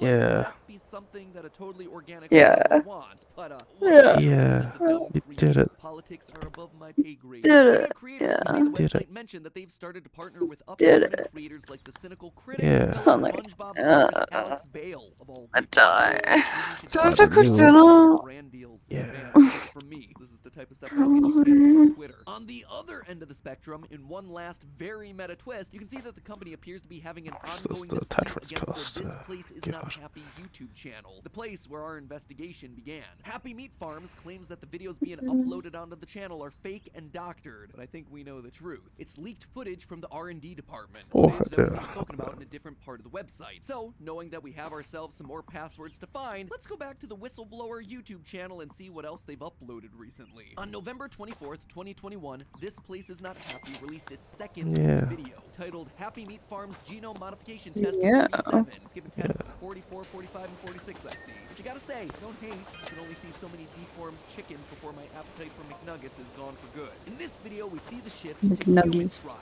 At the beginning of the upload, we Nuggies. see employees have themselves the exciting chance to volunteer and be a part of the tests. 2 weeks vacation, a 401k, and untested growth hormones injected directly into my arm? Woohoo! Where do I sign? Only 4 of the test subjects we see are actual volunteers. The rest are classified as insubordinate employees, outsiders, and non-compliant journalists. It's great to see so many people willingly step forward and not coerced at all to help the forward march of science. Just like last time with the animals, any subjects that show significant growth are immediately sent to HR. But it's subject H0027 that ultimately stands out. She's a 47 very wild, yeah. classified as a host. That's very Her wild. There's no picture of this extremely dangerous subject. spray but it you. turns out that they've escape. Yeah. Usually not something you want to have happen after you mutate them into a I like my horrendous flesh sprinkles. monster. It's also Sprinkles free. worrying that this one is labeled as extremely Stop. intelligent. Despite Stop. the escape, they declared Shut it as up. a success. Stop The it. rogue Sprinkle has been sprinkler? achieved, and the That's video right. ends with I don't praise want for your Mother's sprinkles obedient sprinkler. ways. There Stop it is again. it. Mother, right after testing Yeah, yo, the I'm gonna female that was fucking explicitly shove this up your labeled ass. as host. We know from the website video that a mother colony has been established and that a host was assimilated. Could mother actually be a single entity, with the colony aspect being something more akin to the aliens? You're out Where a here. single mother alien, the queen, is planted somewhere, say a 47-year-old female host, and then begins the process of reproducing to create an alien colony? Certainly seems plausible based on the evidence so far. After the tests, the video returns to the original employee video, which thanks us for participating and for being a small part of the New World Order. Then the video glitches once more, and we see something moving. Well, it's meant to be a distortion of the hands that are holding the Earth. When it begins to move, it almost looks like another test subject. Big black eye on one side, pale, patchy skin. Plus, we hear a distorted voice. Don't feed them. The way the voice sounds, yeah, I can imagine that coming from one of those horrible flesh piles. But what does it mean, them? What them? And why do things keep getting sent to HR? My guess is that these experiments are being used to feed whatever mother is, and that HR doesn't actually stand for human resources. But to prove it, I'm gonna need to access one of these new login pages from the employee portal. And wouldn't you know it, this new video is the key that we need to unlock it. Doing it, though, is gonna be a bit of a slog. Instead of just looking for hard cuts, this time we're looking for letters that show up prior to any of the others. Normally, the letters start blurred and then become readable, but at different points, certain letters just appear without starting off blurred. Putting them all together in the order that they appear gives us the code CM042T. With that, we head on over to the login pages. And while it doesn't work for HR, it does unlock the R&D portal. And it's on the other side of that link where Happy Meat Farm's mask begins to slip. And what that webpage reveals to us is gonna have to wait for next time. This next page has so much to talk about. Plus, there's still a final video we have to dissect. Just didn't feel right to squash it all down into one episode. So yes, there is gonna be a part 2 here in the upcoming week. So if you didn't do it earlier, smash that subscribe button so hard it turns into subscribe button goo. Subscribe button goo that we can feed to mama. And then hit the bell so hard that you don't miss part 2 when it drops. I promise, it's gonna be worth your while. Because while this story feels weird and gross right now, what's about to come next is something that no one would expect. And given that the ARG isn't totally finished yet, it's up to us to solve this thing together. But hey, that's just a theory. Theory. Thanks for watching. You've made it to the end of the video, which means that you clearly like spooky ARGs. Well, if that's the case, then check out the video to the left where we try to solve the twisted history of generation loss, a new ARG that's starting up in the near future. Or if you want ARGs plus goo, non-chicken this time, sorry, then check out the Friday Night Funkin' Bob mystery. That one is the link on the right. It's gonna be puzzling, my friends.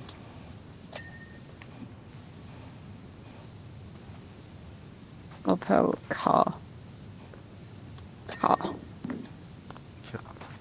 car.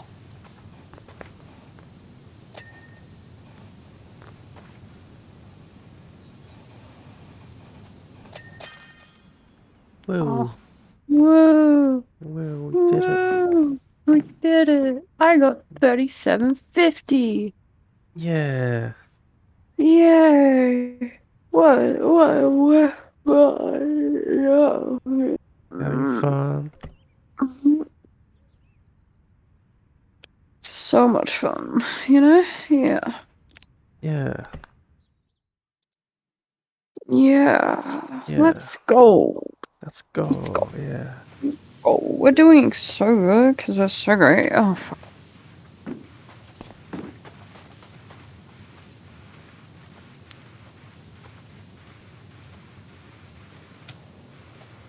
Yeah. Yeah. What's up? It never ends. It Never ends. There is no ending.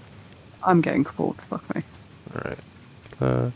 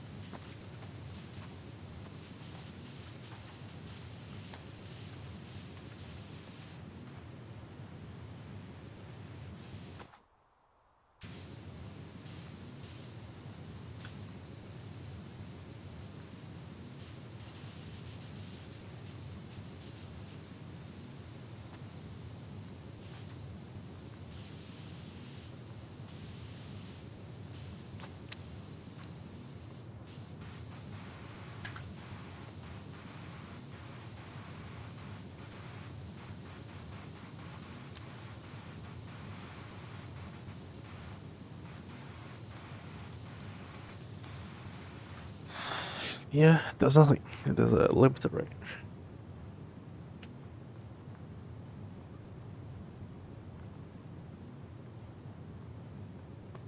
People are cooking chicken in NyQuil. Listen to this new warning from the FDA. They are urging people not to cook chicken with NyQuil. There's a TikTok trend right now where people are cooking their chicken in cold or flu medicine like NyQuil. The FDA is telling you do not do this, right? The FDA is out with this new warning against chicken cooked in NyQuil.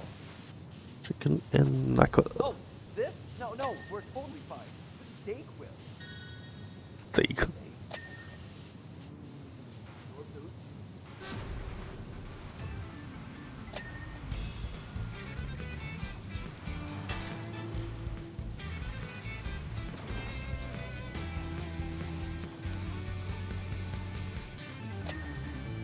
Hello, Internet. Welcome to Food Theory, the smart show that takes on dumb news.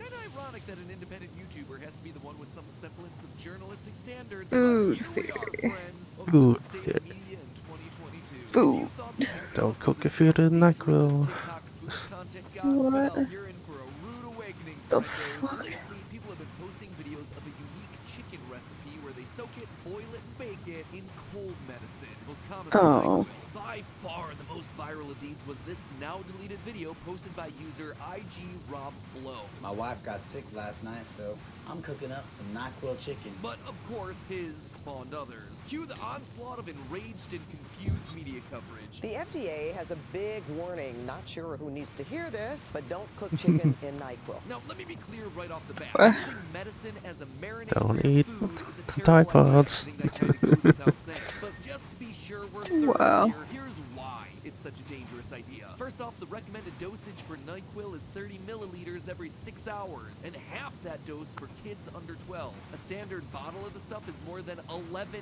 times the recommended dosage.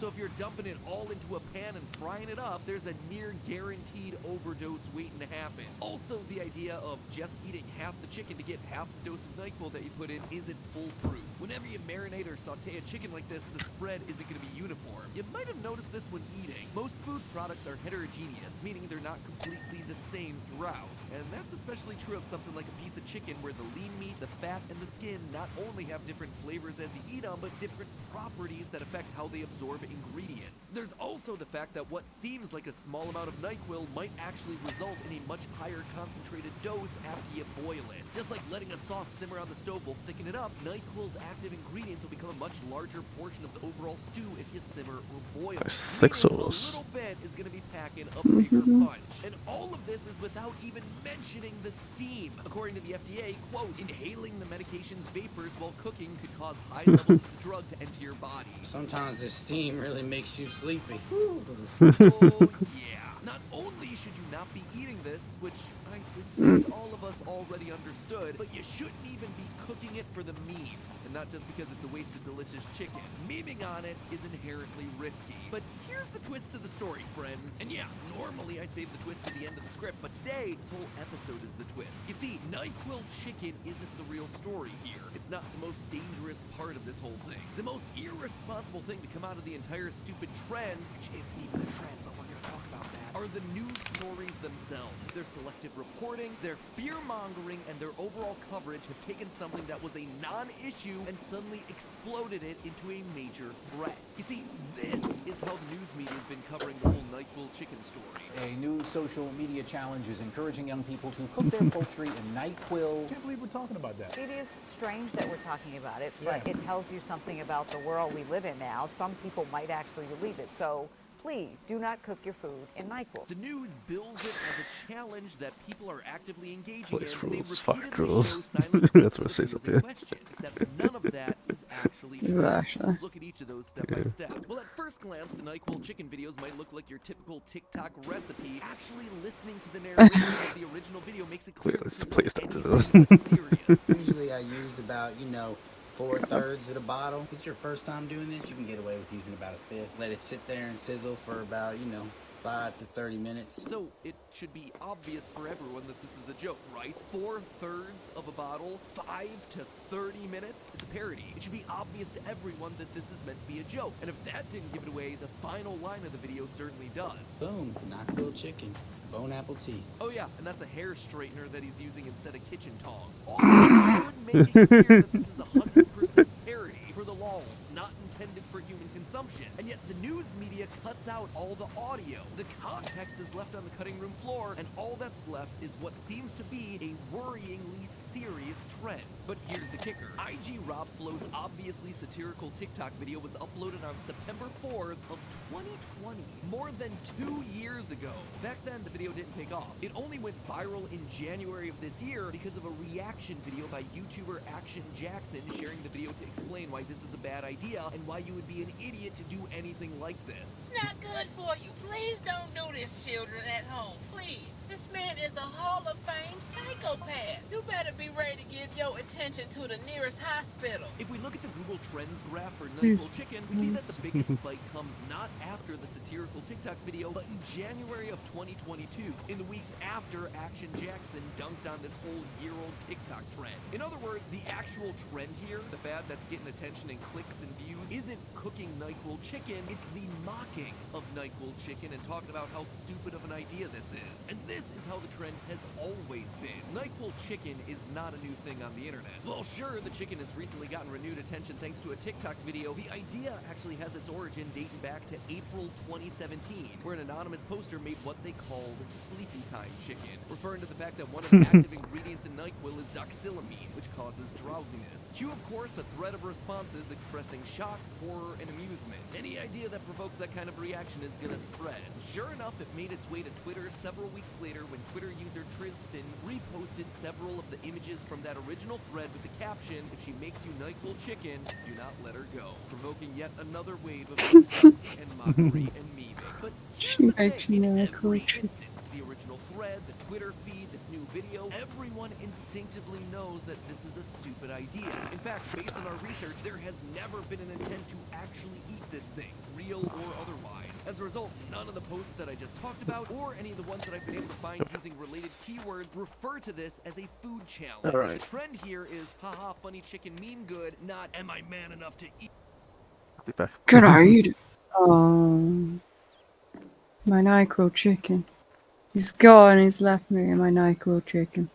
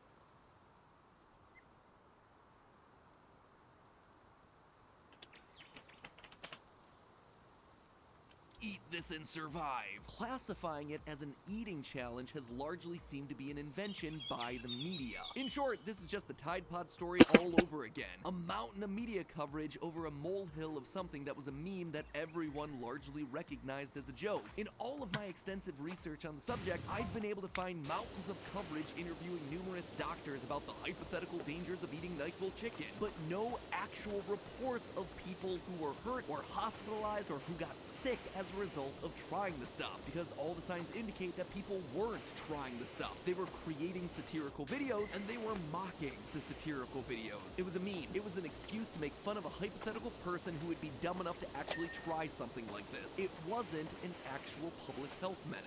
The only thing that the media coverage did was elevate the visibility of this bad idea to audiences that might not be in on the joke. They also branded it as a real eating challenge, something much more dangerous than what it initially was. Looking at Google Trends search data for both the web and YouTube, NyQuil chicken was a non-existent idea in the public consciousness until a week ago, when the press got a hold of this nothing burger of a story, and suddenly it was the headline on nightly news broadcasts across the country. So why then would the FDA make an announcement telling people not to do this if it's not a big thing? I'm not the only one asking that question. As an article from the New York Post on September 20th put it, quote, "It's unclear why the FDA only now issued the warning about the challenge, since videos have been circulating online for months." You want to know the truth that the news isn't telling you? The FDA actually didn't make an announcement for the purposes of telling people about the dangers of NyQuil chicken. Here's what actually happened. In September of 2022, the FDA posted a consumer update titled "A Recipe for Danger: Social Media Challenges Involving Medicines." Now, it's true that this FDA update does make a brief mention of the chicken, using it as an example of a fad video that demonstrates an unsafe behavior. But this medicinally marinated meat is not the meat nor the potatoes of this FDA update. It actually devotes much more attention to the much more serious topic of a different TikTok trend. This one actually branded as a challenge that urged people to take large doses of allergy medicines like Benadryl. This trend actually did put multiple teenagers in the hospital, with one case ultimately proving fatal. That was the wider trend that the FDA update was about. Looking at the FDA video, it's obvious what their real message was here. It was a reminder to parents to be aware of what their kids are consuming online, to keep medicines away from children, and to talk with their children, making sure that they're not misusing over-the-counter medication. That seems like an important message. After all, there are TikTok challenges that have left teenagers hospitalized or worse. There are some trends that are branded as challenges, and unlike the NyQuil chicken meme, are actually driving impressionable youngsters to engage in unsafe behaviors. But does the media coverage that's been popping up cover any of this stuff from the FDA update? No! In the vast majority of news stories that I looked across broadcast media, the focus was entirely on, haha, can't you believe that people are dumb enough to try to make NyQuil chicken? Wacky that the FDA had to tell them not to do that. Maybe if someone had actually bothered to read the FDA update they claim to be reporting on, they'd realize what the real story was here. More serious challenges that you should be talking about, and more serious steps that kids and parents should be taking to stopping them. But no, of course not. Instead of sharing real public safety information about real public safety issues, the overwhelming majority of media outlets instead chose to take the low road, to use it as an excuse to dunk on how dumb social media is. Nope! In this case, you're the dumb ones, traditional news. You missed the forest for the trees. You sacrificed real reporting all because funny chicken video thumbnails better. So here, let me do the work that they can't or won't do.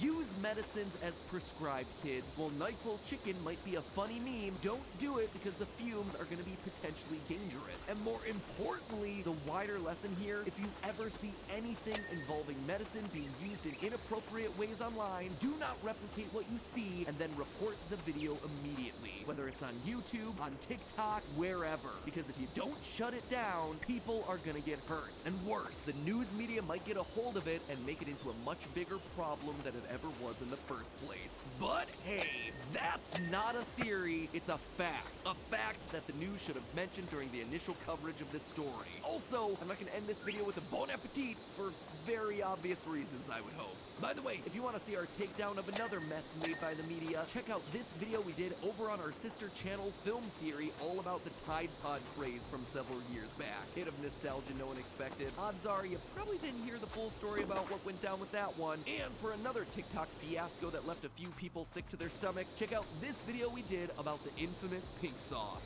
Stay critical, and I'll see you all next week.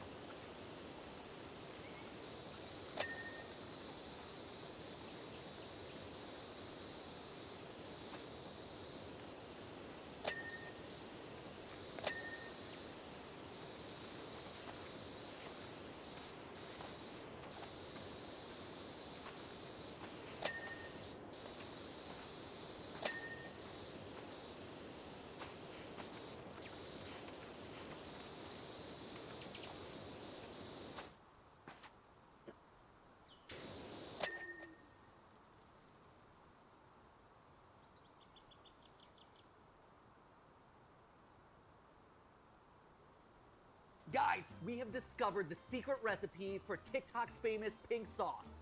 It's perfect. Matthew, I'm not feeling really well. Have you seen the Pepto?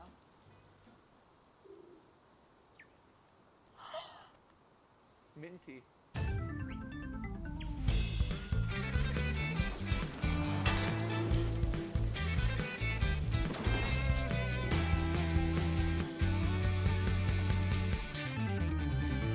Hello, Internet! Welcome to Food Theory, the show that stays fresh without refrigeration. Today we're looking at the latest viral food phenomenon, TikTok's infamous pink sauce. This neon nosh has been sweeping the internet all summer, leaving the tickers, tweeters, grammars, and tubers all clamoring for a squeeze of the stuff, and then clamoring for the nearest toilet as the sauce arrives unprotected, spoiled, or exploded. All of this false propaganda that's going on the internet, I'm just a victim of clout. Victim of clout, huh? Well, I'd rather be a victim of clout than a victim of botulism. For those of you who are unaware of what I'm talking about because you refuse to download TikTok in fear of our international corporate overlords, I mean, in fear of how much you're gonna love your time on the platform, the pink sauce is a condiment that was invented by the self-proclaimed flavor genie, Chef P, a private chef who somehow doesn't know what the letters FDA stand for. What do you mean FDA approved?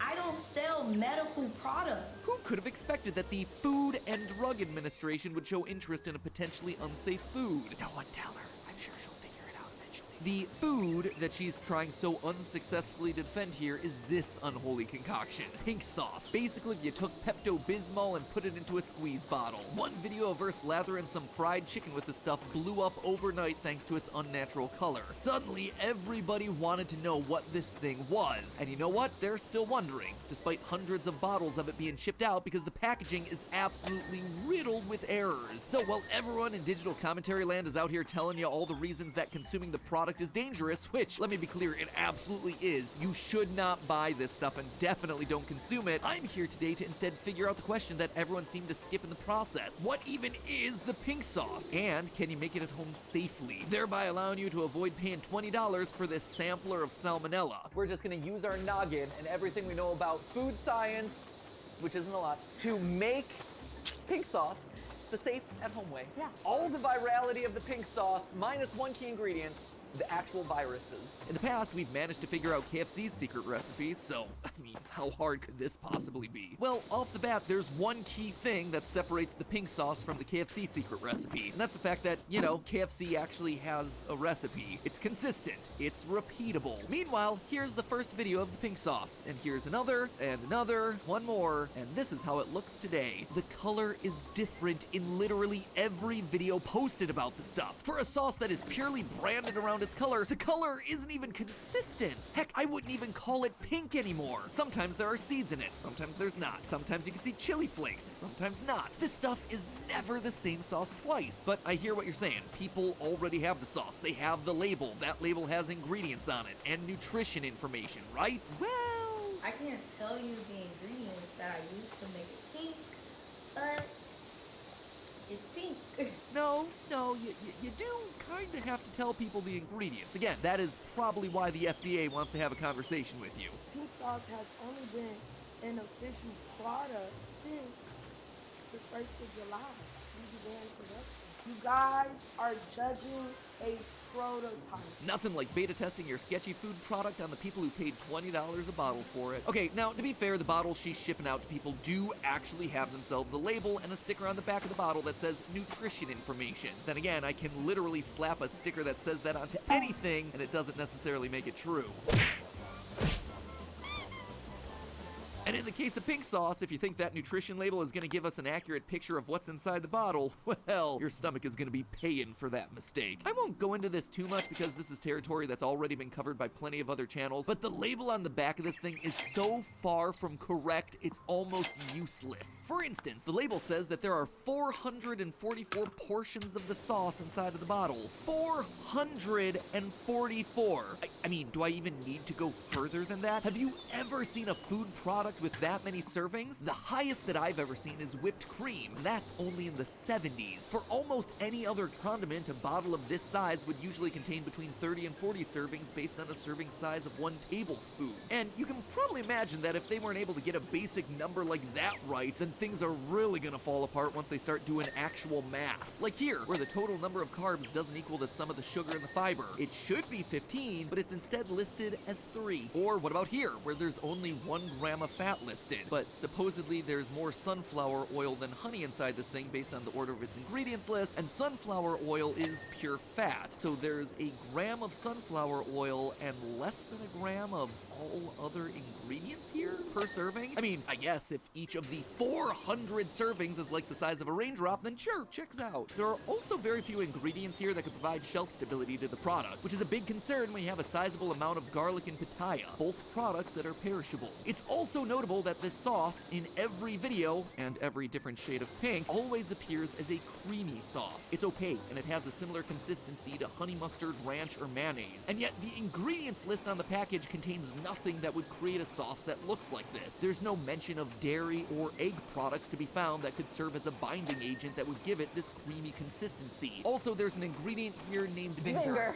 We actually had to get this imported from some backwoods shed. Really a specialty ingredient. See what I mean? It just completely breaks down. At the end of the day, this isn't an ingredients list, it's a word scramble. So in our attempt to uncover the real pink sauce, we're first gonna make our best attempt based on reverse engineering the nutrition label here. And be aware, I use the heaviest of quotes when I say that. If we don't come out with something that looks like or tastes like the pink sauce, we're gonna modify the recipe as little as possible to achieve something that looks and tastes closer to how online reviewers have described it. Can you compare it to anything? It's like Big Man. Also, just as a side note, no one even likes this stuff. On her TikTok page, Chef P keeps uploading videos where she forces the sauce onto people, and then everyone's just too polite to say anything negative about it. Your sauce is delicious. You guys need to try it. Says the woman who practically refuses to try it herself. Blink twice if you're being held here against your will. She says, even before she tastes it. And then she refuses to look at the camera. Yep, you saw the caption. Reviews are coming in, and they are bad. But this stuff is delicious, and I don't know what it tastes like. You don't know what it tastes like, huh? Well, that, my very uncomfortably scripted friend, is what we aim to find out today. So let's try making the sauce using the listed ingredients and nutritional facts to figure out the quantities. We're going to be attempting to make the sauce as it's sort of written out in the ingredients and the nutrition information on the back of the actual pink sauce bottle. We'll explain in the video why we couldn't exactly suss out a recipe, but we did the best we could. Sus! This recipe is pretty sus. Now we're legally obligated to also make a venting reference. I'm gonna go over here and vent now. Vent! Vent! Here I am! This is me venting! Vent! Oh, I see it. Oh, there's a vent on the floor. Yeah. Have you ever heard of venting, Gregory? Back to the food channel. In order to make a decent-sized quantity that we could test on a number of foods, we blended up 10 servings, so each part of the nutritional facts is going to be multiplied by 10 as well. Starting with the sugar, there are 11 grams of sugar per serving, and only 2 listed ingredients that have sugar content: honey and dragon fruit. Nice! Oh, whoa, this is really serious. It is a very serious knife, brought to you by our friend Andrew. Thanks, Andrew. There you go. Speaking of quality merchandise, wow, thanks for commenting on my amazing shirt, Stephanie. Oh my gosh, your shirt is amazing. Wow, which is available right below this video. Quality game theory merch. This one's white. Ask me how you are, you just have to say that you're fine, and you're not. This one's gonna be red. Look, it's like a loot box. Which one are we gonna get today? Here we go. Come on, red, come on. Yes! Yes! Woo! Red dragon fruit. We used 122 grams of honey, giving us 100 grams of sugar, and 130 grams of dragon fruit, giving us an additional 10 grams of sugar, thereby amounting to 110 grams total. Just call us Chef P. Chef P as in Patrick. Chef P as in precision. Chef P as in pretty cool.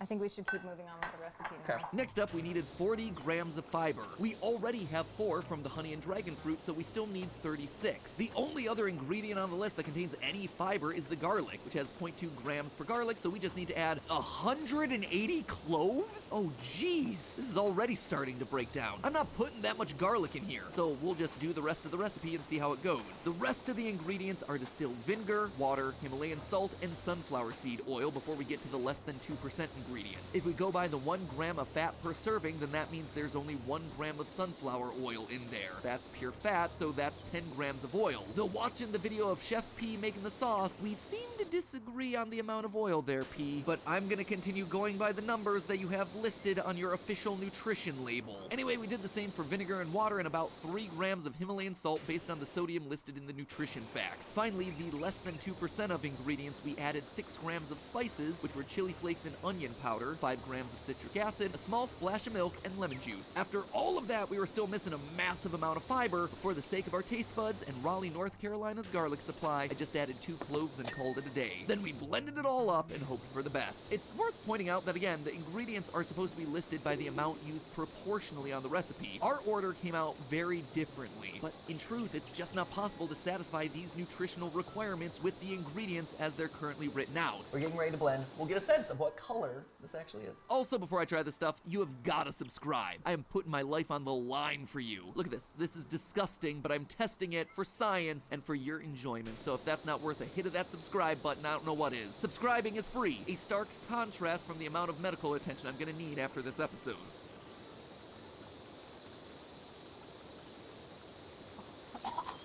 At first glance, one thing was certain. This was not the sauce that Chef P is using. The color is purple, not the Kirby pink that we were hoping for. Dragon fruit, while it provides color, is a watery fruit and left us with a runny broth, not a finger-licking sauce. So, not a great start visually, but remember, flavor-wise, we're looking for something that's close to a sweet ranch. And, wow, that is a trip for your taste buds. Oh man. It is sweet on the front end.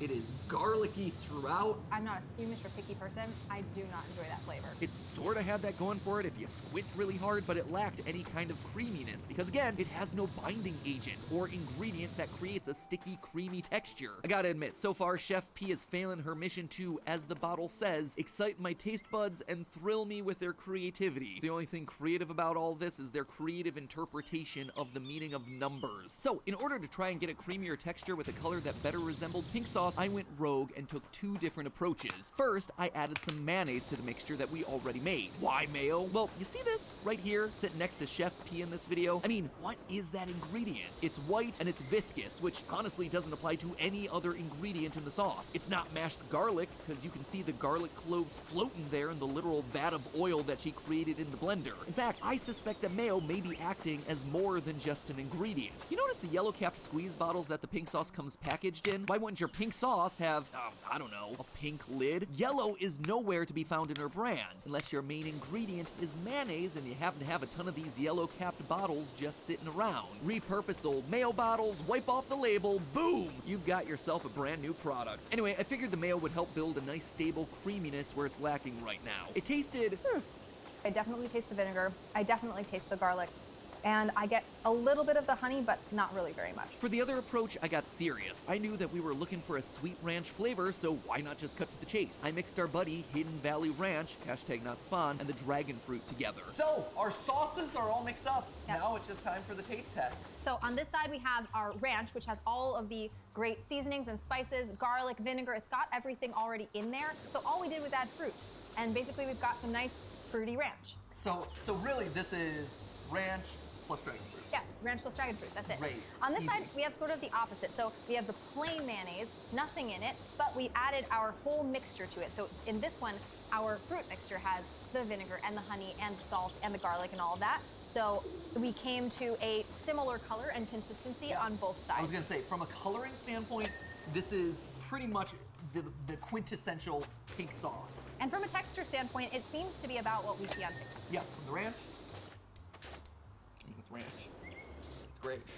Oh yeah, that just tastes like ranch. It's just ranch. You can't taste any of the fruit. You see the pink, but you don't taste anything remotely pink. It tastes like ranch, which is lovely. Who wouldn't like ranch? Honestly, everyone's making a big deal about, like, no, why did it cost $20 for one of these bottles? Because she's buying this plus like a $5 fruit. Dragon fruit's expensive. They are. They're really expensive. Each one's $5. You gotta charge a lot for that. Yeah. Okay, ready? We're gonna go for the mayo plus mixture. I kind of like it. It's pretty good. I'm ashamed of myself right now. It's a sweet mayo. It's mayo with a kick. You definitely still don't taste the dragon fruit. No. In either one. Absolutely not. So the main ingredient in both of these is the mayo and the ranch. The other stuff is just seasonings, and then The color, yeah. I mean, the only thing that this dragon fruit is even doing is just color. That's nothing else. So what I think we need to do is actually combine these two guys to get the final pink sauce. And then we'll dunk some chicken. Yeah. That is a silver report. Do you know where things are? I do. It's your kitchen, I man. do, but I'm on camera and I joke under Oh my pressure. God. Oh, that's it. That's it. It's Sweet Ranch. So this is it. Homemade pink sauce. Plus, you can refrigerate it at home. Hey! Which is a big win. That way you can get a viral video without the virus. Only one thing left to do. The chicken test. Lather it in there. Oh yeah. Oh yeah.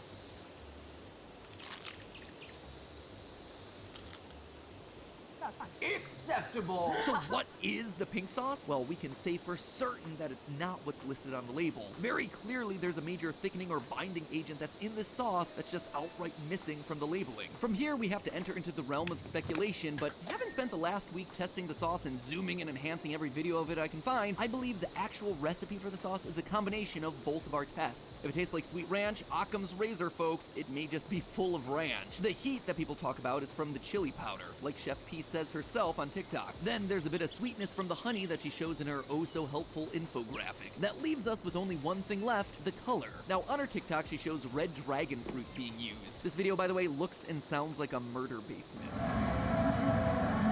Now, to be fair, red dragon fruit does produce a deep red color, so maybe she really is using the fruit as it's listed in the ingredients. That said, it's pretty far down the ingredients list, and what we found was that we had to add a heck of a lot of the stuff in order to achieve the color that we were going for. Dragon fruit is also an expensive ingredient, and it's adding a lot of work just to achieve the color. That said, if we use dragon fruit powder, which you can buy on Amazon, we actually had to use much less. It made things much more cost effective, and we didn't have to change the flavor of the sauce at all. So, pink sauce, it's basically just ranch, honey, dragon fruit powder, and a little chili. Maybe some mayo thrown in there for extra creaminess, and the bottle. So why lie about your ingredients? Well, the recipe for pink sauce isn't rocket science, and neither is the question. When you experience even a glimmer of fame on the internet, you know that you have a very short window of time to make something out of it. Looking at Chef P's TikTok pre-sauce, you can see that she was already posting regularly, creating formats for herself, building a personal brand. She wasn't a person who accidentally became famous on the internet, she very intentionally became famous on the internet and then tried to capitalize on it. Was she ready to launch a sauce brand?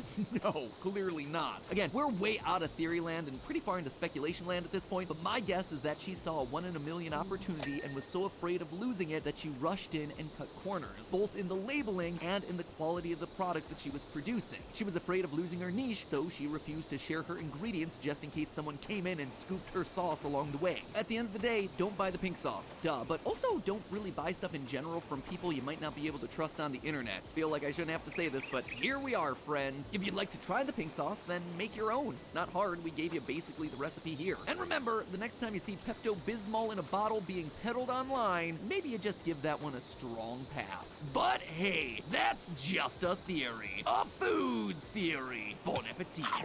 She has this giant blender full of sunflower. I mean, it's like a vat of oil. She's gonna pour that on somebody at the castle gates. I mean, it's enormous. She's gonna pour it on someone at the castle gates.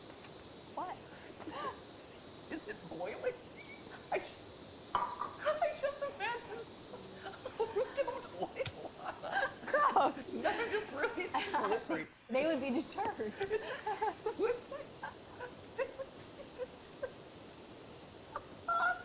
Imagine it being like one of those Japanese game shows where they're trying to climb up the slippery steps. And everyone's just like, whoa! And all the knights in their armor being like, whoa!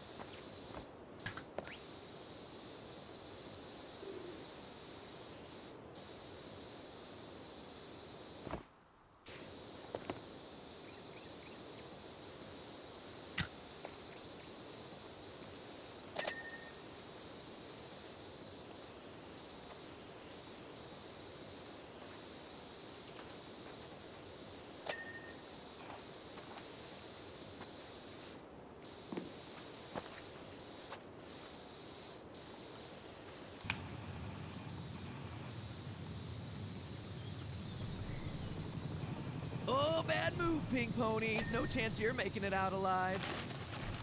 Aw, Sweetums06, are you gonna cry?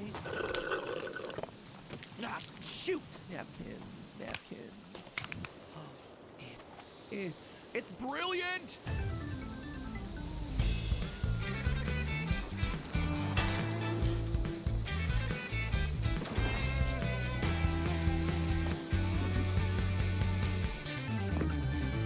Hello, Internet! Welcome to Food Theory, the show that's bringing home the baking. Wait, who are you? This is my show.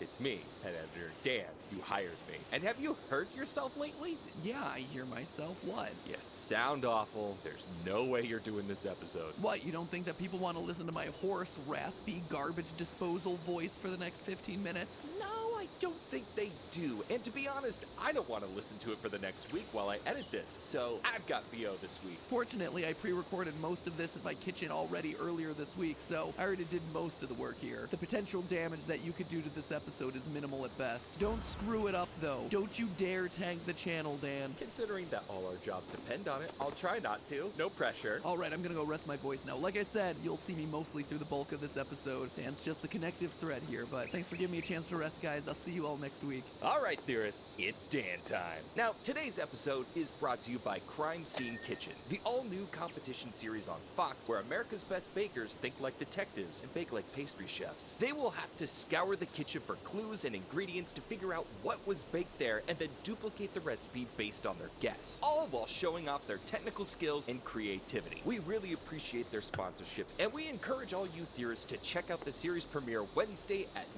8 Central on Fox. I gotta say, I absolutely love the premise of this show. It's a fun twist on what you usually expect, which is also exactly how I describe the cookbook at the center of today's food theory. Yes, theorists, you read the title right. Here's Matt Pat with a fully functioning voice to explain. Today, we're doing the do! Oh man, it's gonna be do-rific. I'm just concerned about the number of puns and how bad they're gonna get. Oh, they're gonna be the lowest level of pun. We'll need to do better. No. I think the original Mountain Dew, like, advertising campaign had something to do with it being, like, derived in some way from mountain spring water. Not quite, Steph. Yahoo! Mountain Dew! Now he shoots all shook up, gets more than enough after nipping at that good old Mountain Dew.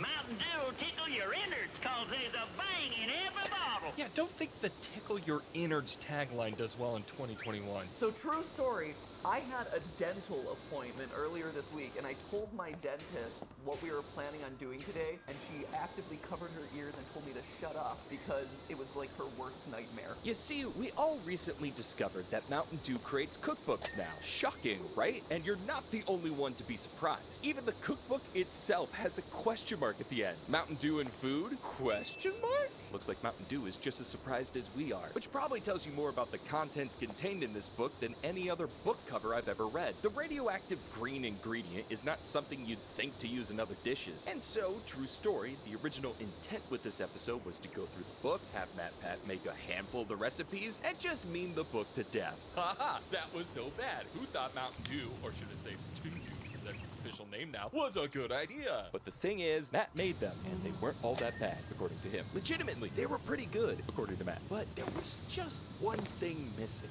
One huge gap in the contents of this cookbook. Pizza. There is no recipe for pizza. I mean, come on, Mountain Dew. I'm just gonna say Mountain Dew. It's ridiculous to do this for the entire thing. They put a 96-page cookbook together and left out Mountain Dew's #1 pairing. 13-year-old Lamb Party Pimple Pat was rolling in his grave. Wait, Matt's dead?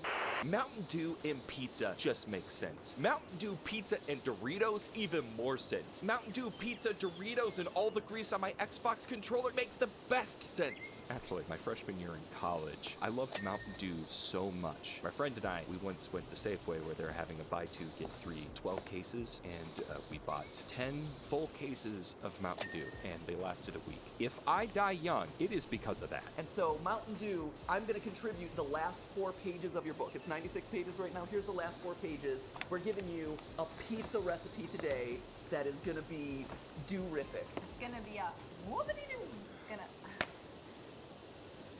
It's gonna be a whoopity-doo. This is gonna be a top tier food theory episode right next to the bread gloves. YouTube Premium, here we come. Okay, so admittedly, this channel isn't the first to attempt making a Mountain Dew pizza. A quick YouTube search will bring up a handful of other videos, all with varying degrees of success. Like this video that basically just pours Mountain Dew straight into the tomato sauce and calls it a day. Epic Meal Time, meanwhile, incorporated Mountain Dew and Doritos into various parts of the recipe. Definitely a better approach, but the video ends before Harley can even give us his opinion on the taste. Instead, it chose to show him raving like a lunatic over slow-mo shots of the neon green pizza. I got 30 one-way tickets to have it loaded in this magazine. Who wants that trip right now, boys? I've seen a lot of weird things on YouTube. This is up there. Don't get me wrong, we've done our fair share of weird things too. I mean, Matt Pat wore bread gloves on his hands for 2 days. Which in the script it says I gotta admit that it's pretty dumb, but I'll just tell you right now, it was pretty dumb. That and like Matt eating a tree, which was a choice, but we do have one thing those other channels do not,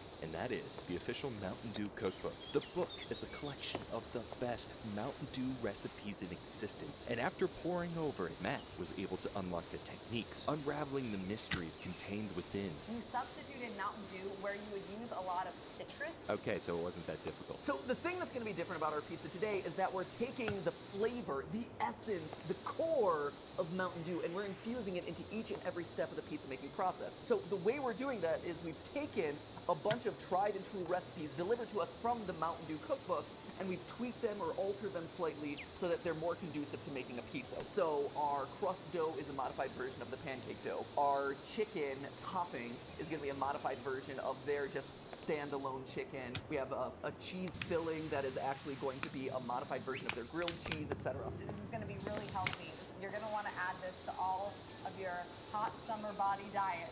Rarely has there been a pizza that has actively made you want to brush your teeth after consuming it. This is the pizza that is not American Dental Association recommended. 0 out of 10 dentists would rack this. So we've got some chicken to fry, we've got some dough to roll out, and we've got some Mountain Dew salsa to chop up as our sauce for the pizza. So we're going to go do that and cue the B-roll. Montage time!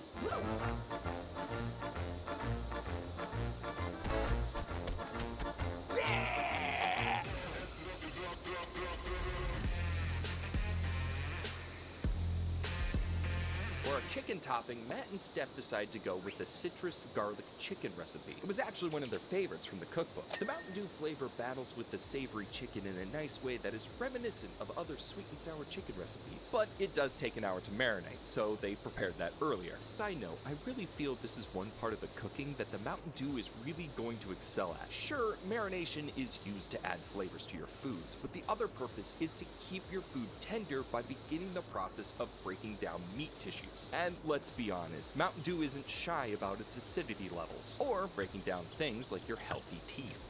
Look at that marinade. Looks real tasty. Sometimes I'm glad to just be the one editing these things and not having to try them out. By the way, that's 6 ounces of Mountain Dew in that bowl with garlic and cilantro in case you're wondering. The chicken's going to take a few minutes to fry all the way, so let's see them start working on the sauce, shall we?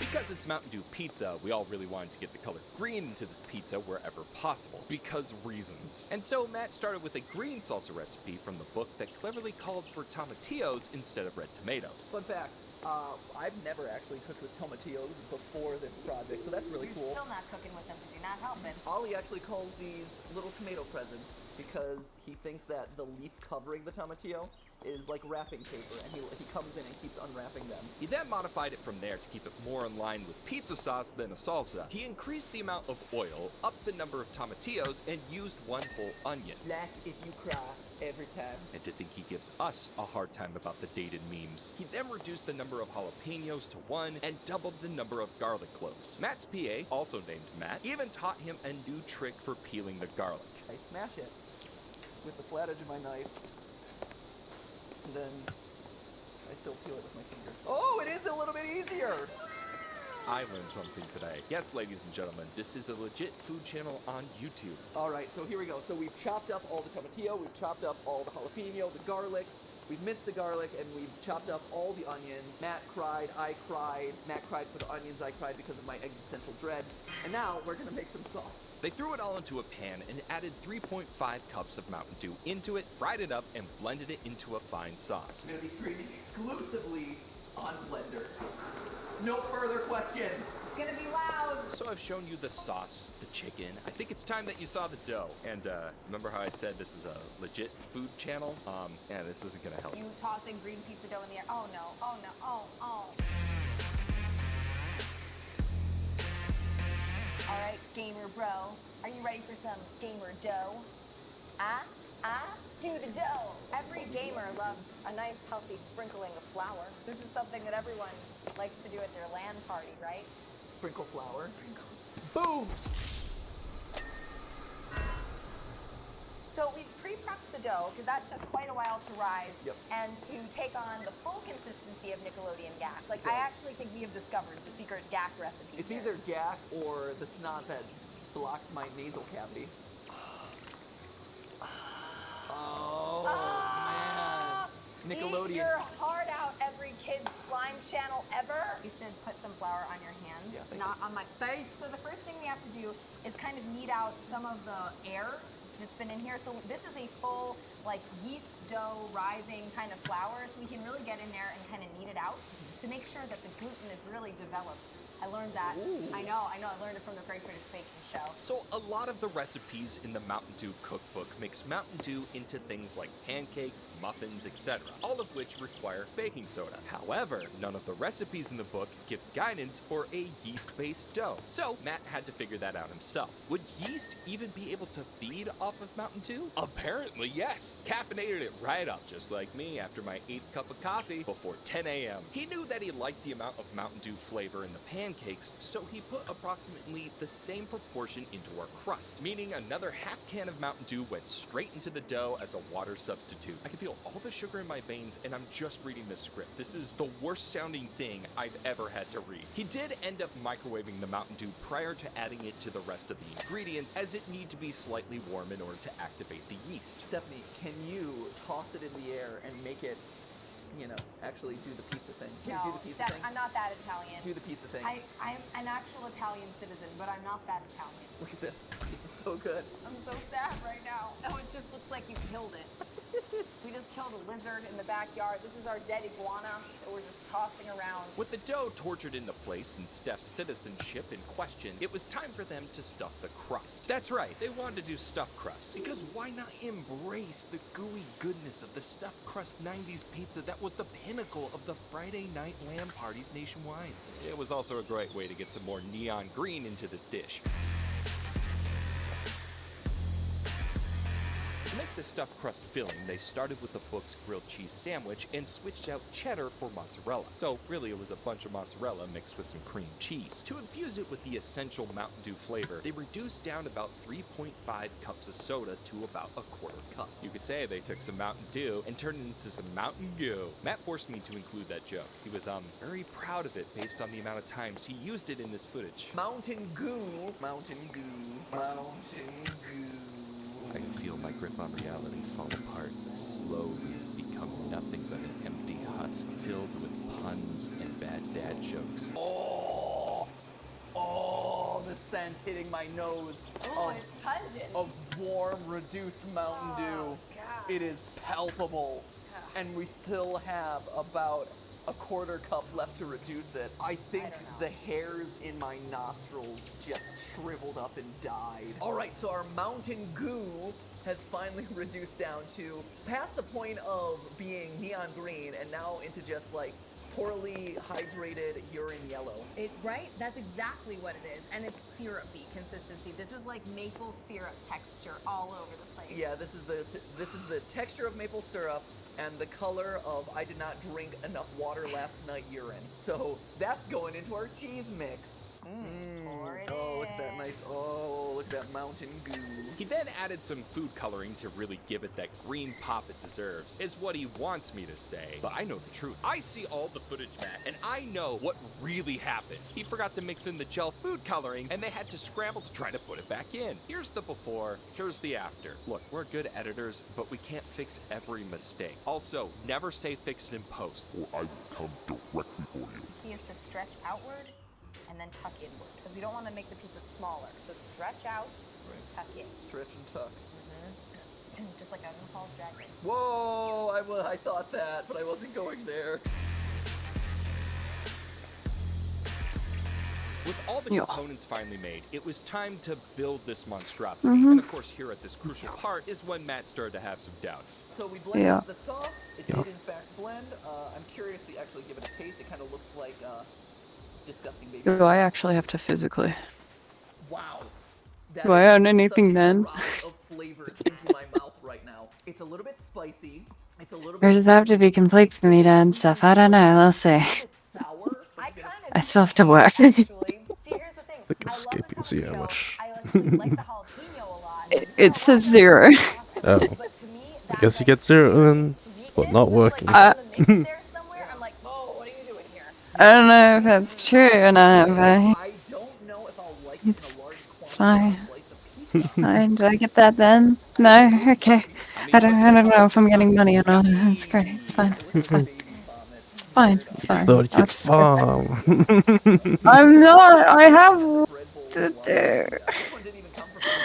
I'm writing so much shit. Okay. I'm gonna read it. It's great. It's my pride and joy. My will to live slowly drains. Yeah! First time, every time.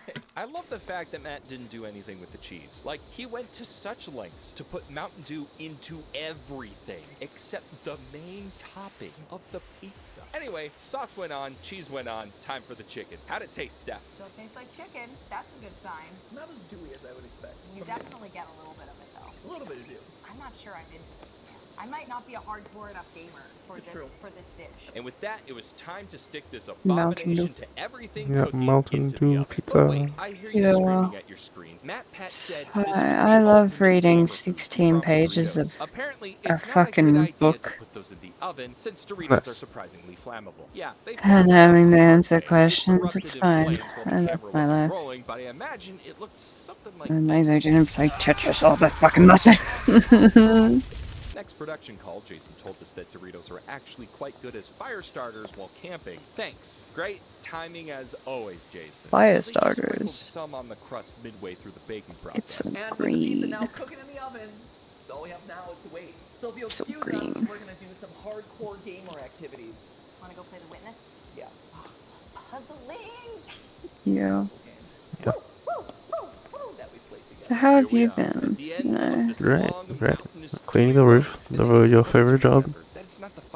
I know. Thanks. It's Did you good. know we had to clean the walls? Yeah, Stone I watched you walls. do it. I watched you do it from the fucking I haven't done bed. it yet, so. Oh. Haven't Wait, touched the stone walls. oh, I see what you mean. My laptop was blocking the stone walls. I can't wait to identify the main trading partners of the Minoans. I love ancient history so much. I do 240 hours worth of history. I've Yeah, never wanted just to drop cry it. more in my life. No. Drop it. No. Why? Because I enjoy it, sadly. Why? What do you do? I don't know.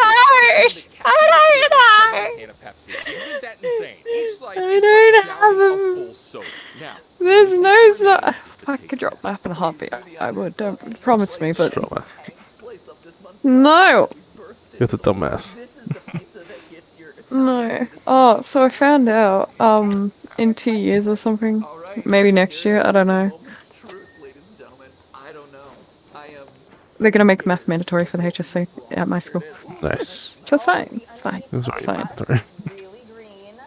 Oh no. So many people didn't take it. In year 11 because it wasn't mandatory. Right. I was just an idiot and had to take it. Yeah. I hate my life.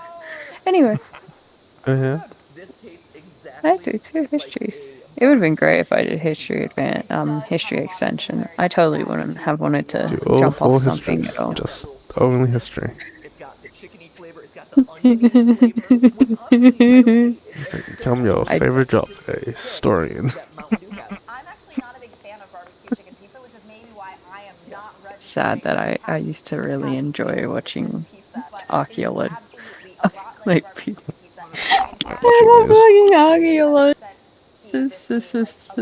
I've read the word too much. I can't say it. It's fine. It's fine. Yeah. History Channel. Favorite channel as a child. Wonder what happened then. Yeah. Yeah. Like the I love how Today, Matt and Steve primary set out to school create it was the like ultimate gamer cave, and they had I hate something history. surprisingly Why? built Because with we just kept success. learning We about personally fucking but we think we got a recipe to colonization of Australia. No wonder I fucking hated it. hit us up. I think we just might have the Sucks. I don't missing give a piece to your shit who came here. They fucked up. They brought disease. I'm good. I don't give a shit what I did for so many years. right after the Masked Singer Fuck finale it. on American history seems more interesting than this. I want to go back to the gold rush. No more. I know about Ballarat. I don't want to know about it anymore. How many times did you learn about Australia's history? I don't know. I don't remember. I don't listen to that shit. What do you mean? What do you mean? It's so great. It's so interesting and so fucking I want to die. Yay. We're gonna retire someday, right? We're gonna be doing this when we're 60. That's it. Yep. Yep.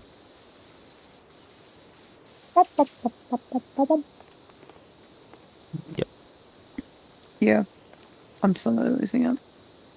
Nice. Only slow. I had such great focus and now here we are.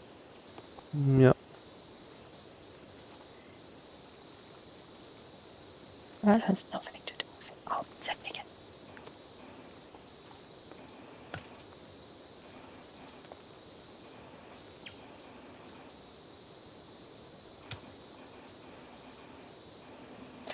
It's anything to do with it.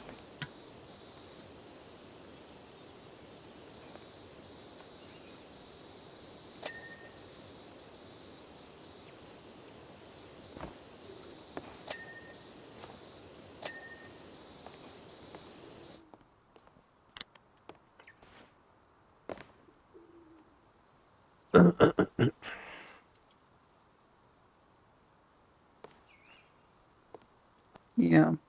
Yeah. Yeah.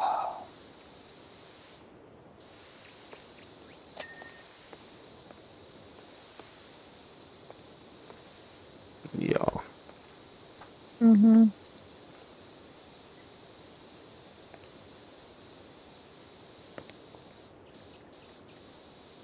Ah, Jesus. Yeah.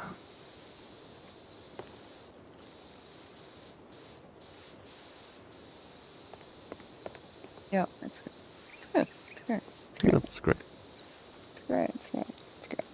I love it so much. Maybe I should do. No, I want to get there. What would be the point?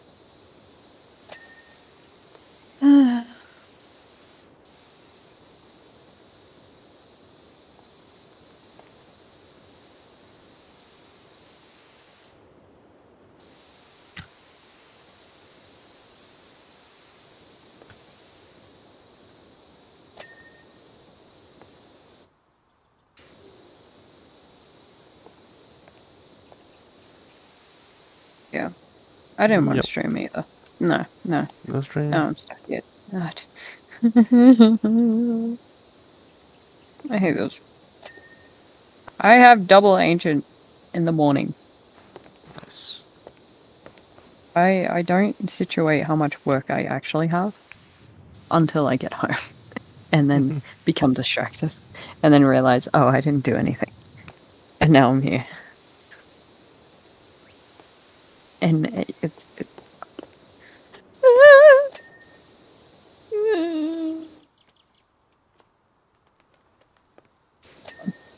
fine. It's fine. That's fine. It's fine.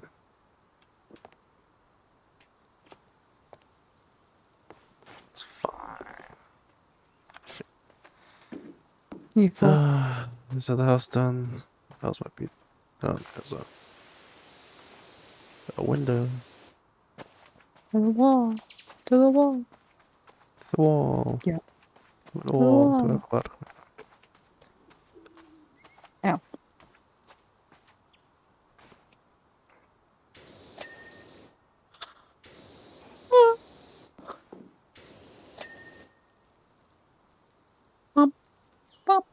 Bum, bum, bum, bum.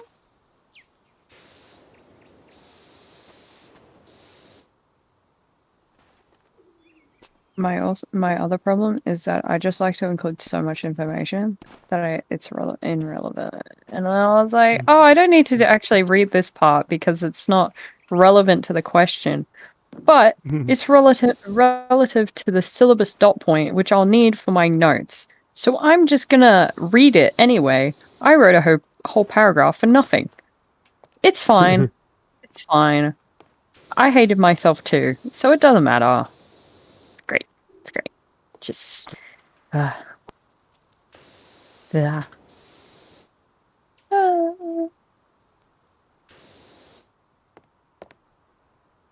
This one we're trying to find orange block on orange roof. Orange roof.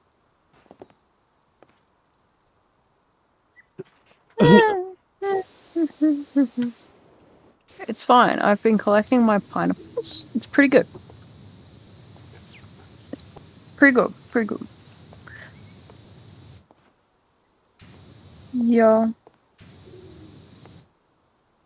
Ba, ba, ba, ba, ba, ba, ba, ba. A Kingsman. Wow.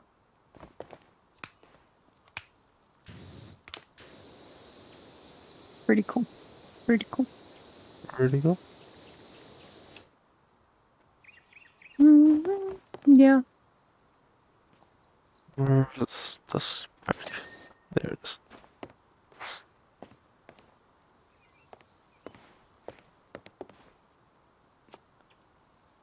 Is there anything? Nope, got you. Is this even what I need to be reading? I don't really know. Oh well. I just... Because what's the next one? Evidence of shipwrecks.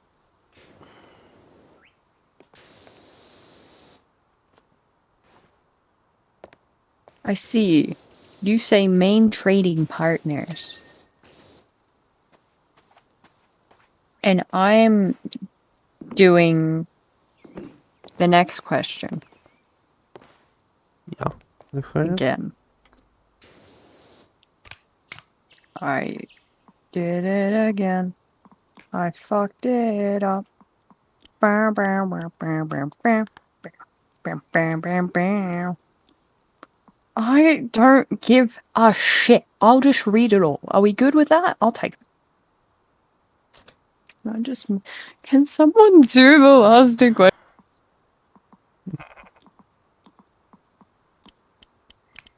9.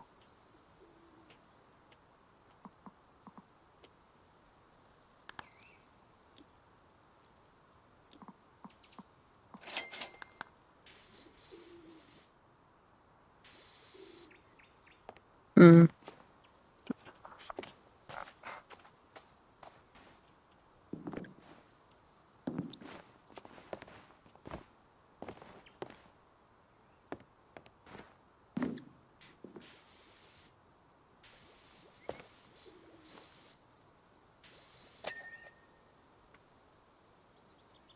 Is that everything?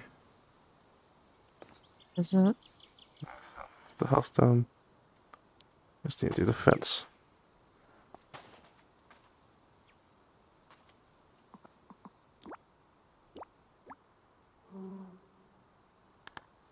I mean, I could just tough it out and just finish it. I don't want to do that. But I could. Yeah.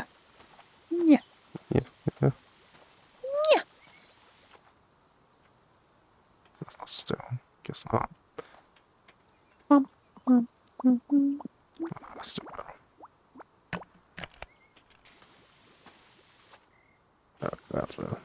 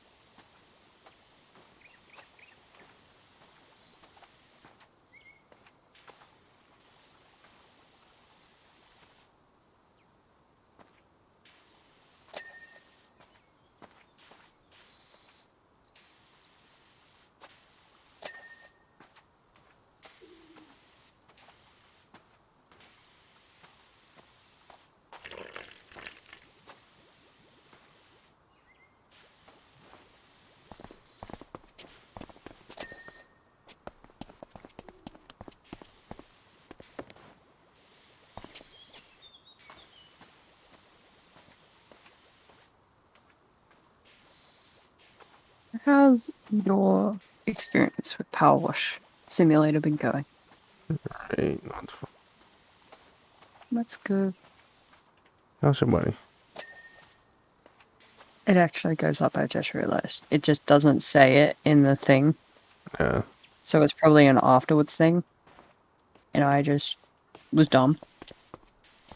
I stubbed my toe on my chair, and it's bleeding. Nice. That's fun. It's How'd you do bleeding. that? I stubbed it on my chair. How do you do that? And I peeled the skin back on my toe. Why do you always do this? And now it's because I don't clean up and I'm clumsy. And now it hurts because I've exposed it to air. Yep. Nice.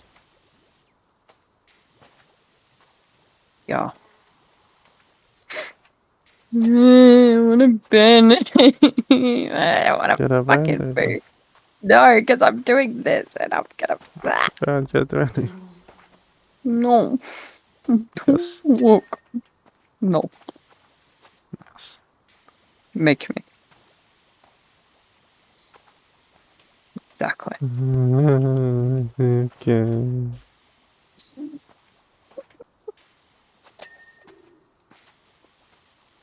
My toe hurts. Mm-hmm.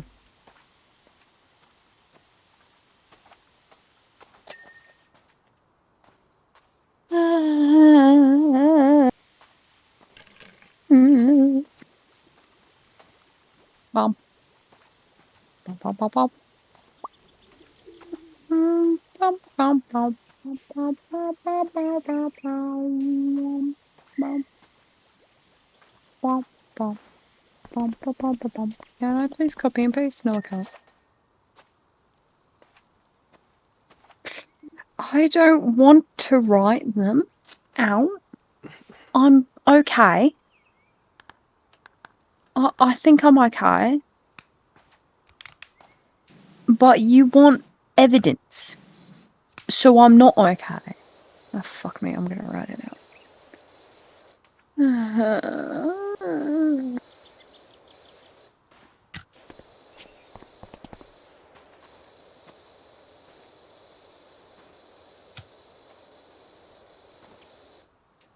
It never ends.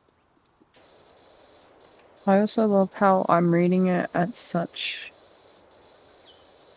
Even, it's just so shitly photocopied, and how small the writing is.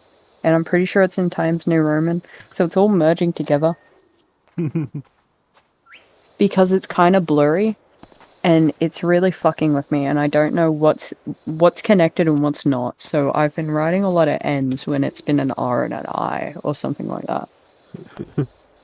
But it's fine. It's fine. It's fine. It's fine. Just what's the worst thing? Sell these so I can sell these 50 a unit. It'll be so fucking good. I'll be so happy. It will be so pleasant. It will look so nice, and I'll look ah.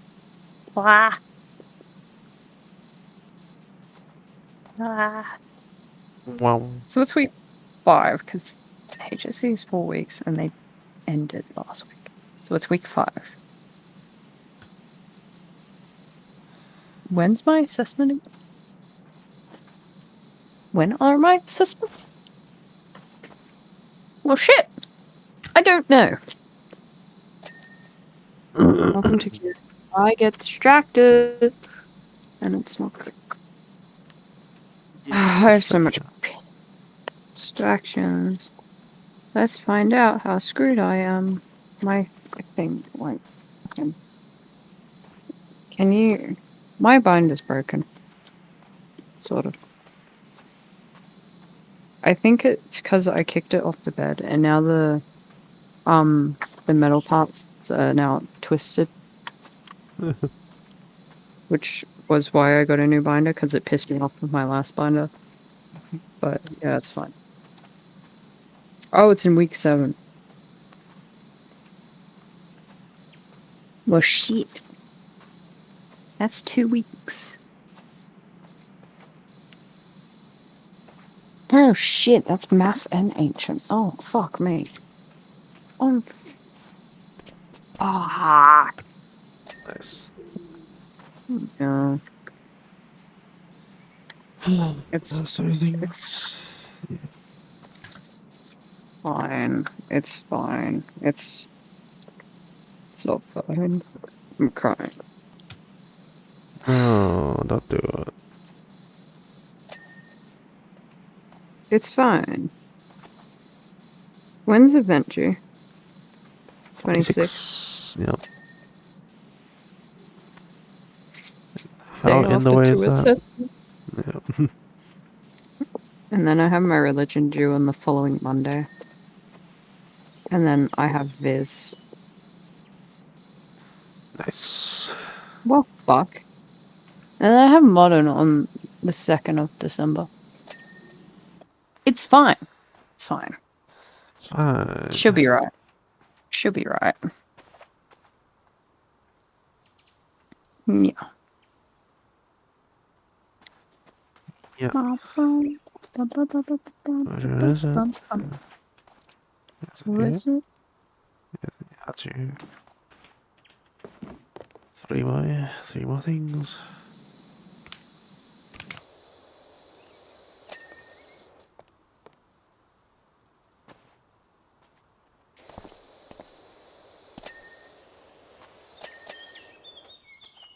I don't.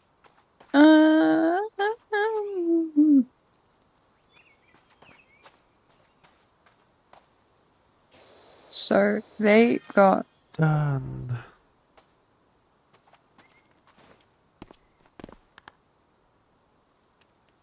I get to watch you stand there the whole time. Yay! Am I actually? Yeah. Oh, you moved the You're step. welcome. Nice. I moved. I moved, guys. It's fine. I finished the entire fire truck beforehand, Yeah. and something else. Yeah, it's fine. It's fine. It's fine. I'm carrying the team in heart. You know, I'm here for moral support, even Finish though the I game. wasn't here for Yeah. a good chunk of time. But it's fine. Look. I've contributed. All right, back to work. Do work. I hate my life. Why am I doing 2 histories? And who said it was a good idea to do 2 histories? Drop it. Drop it. No, because I'm gonna. No, You may fuck you. complain, drop it. I know. I know. I will complain. That's my favorite part. I get to complain. It's fine. It just. I've just done so much work on the fucking notes that I don't want to drop it because it looks nice. It's fine. I've just spent so much time, so much effort, and it just looks good. And I don't really want to drop it because it looks nice, and I'm like. Mm-hmm. Uh-huh. I have an issue where I'm like, it's not that hard, so I love how my dad asked me, it was like, so how was the bus? And I'm like, good. I don't know. I don't know. I don't know. I Yeah. haven't, I can't form an opinion. Sometimes. What's it like being coming out of? Yeah.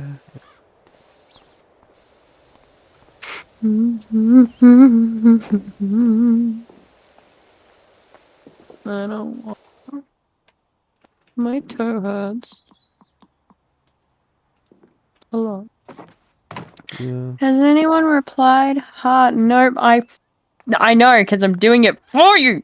Fucking. Yep. You responded to it. Hey, you're doing my work. Hey, you're doing it. That's great. Do you want anything? Oh. To You keep stream. working it.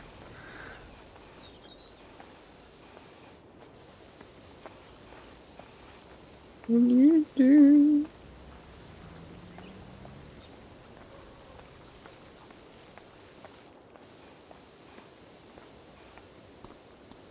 Can you do the last 2 questions for me?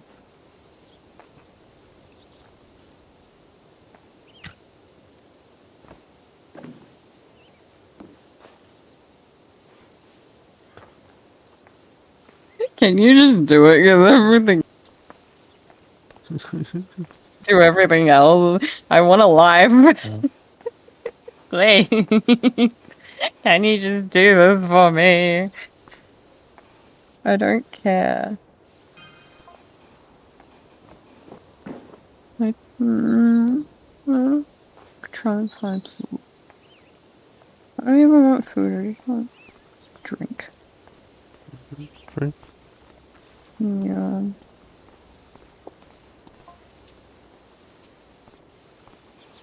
Chalky milk.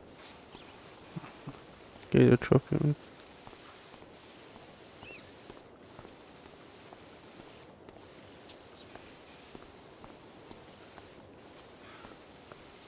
Yeah. Yeah. Yeah. Yeah. Yeah. Yeah. Yeah.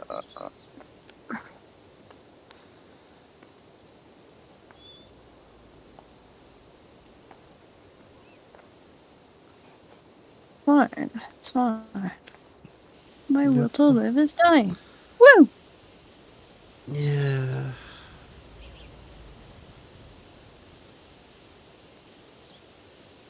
It's filming day for Food Theory.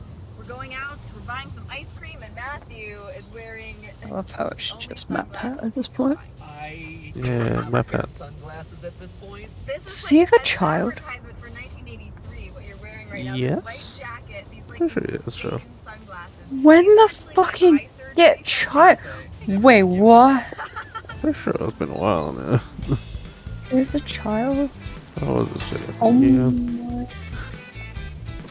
He's a 4-year-old child. Yeah. I know nothing.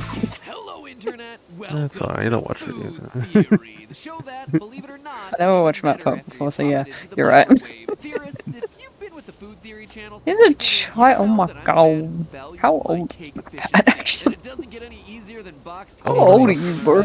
Wrong. I spent an entire I'm episode glad. showing you I'm how glad he's simply old enough. simple He's directions on the back 35. of Oh my boxed cakes god. are in fact needlessly complex and redundant. You Oh my don't god, need you're those Maui? eggs there, people. You could be saving Your 5, Maui? How old is your Maui? every time you She's make also yourself a boxed 35. cake. Wow. Just think You're a of the things that consultant. you could be doing with all that Wow. spare time, like hitting the notification bell, Oh man. wow. Point is, I've Wow, been striving to wow, reach the wow. mountaintop of cake efficiency for That's the better pretty part of a cool. year. But if a recent TikTok trend is to be believed, there's still one hill I've yet to climb. Pour your McFlurry into a bowl and add some self-raising flour and pop it in the microwave for Okay, around I 2 got minutes. distracted. And What am I this doing? is the result. It's a McFlurry cake and it tastes so good. All right, TikTok, you had my curiosity, but now you've got my attention. Here I am making episodes about reducing 4 cake ingredients down to 3. Meanwhile, y'all are out there making 2-ingredient cakes, using fast food, and in the microwave? The lazy part of my brain is so turned on right now. Now, just to be clear, 2-ingredient ice cream mug cakes were around long before Emma Canham's TikTok, but she definitely deserves credit for putting it on our collective radar in 2021. I mean, a McFlurry cake? Come on, that is just fun,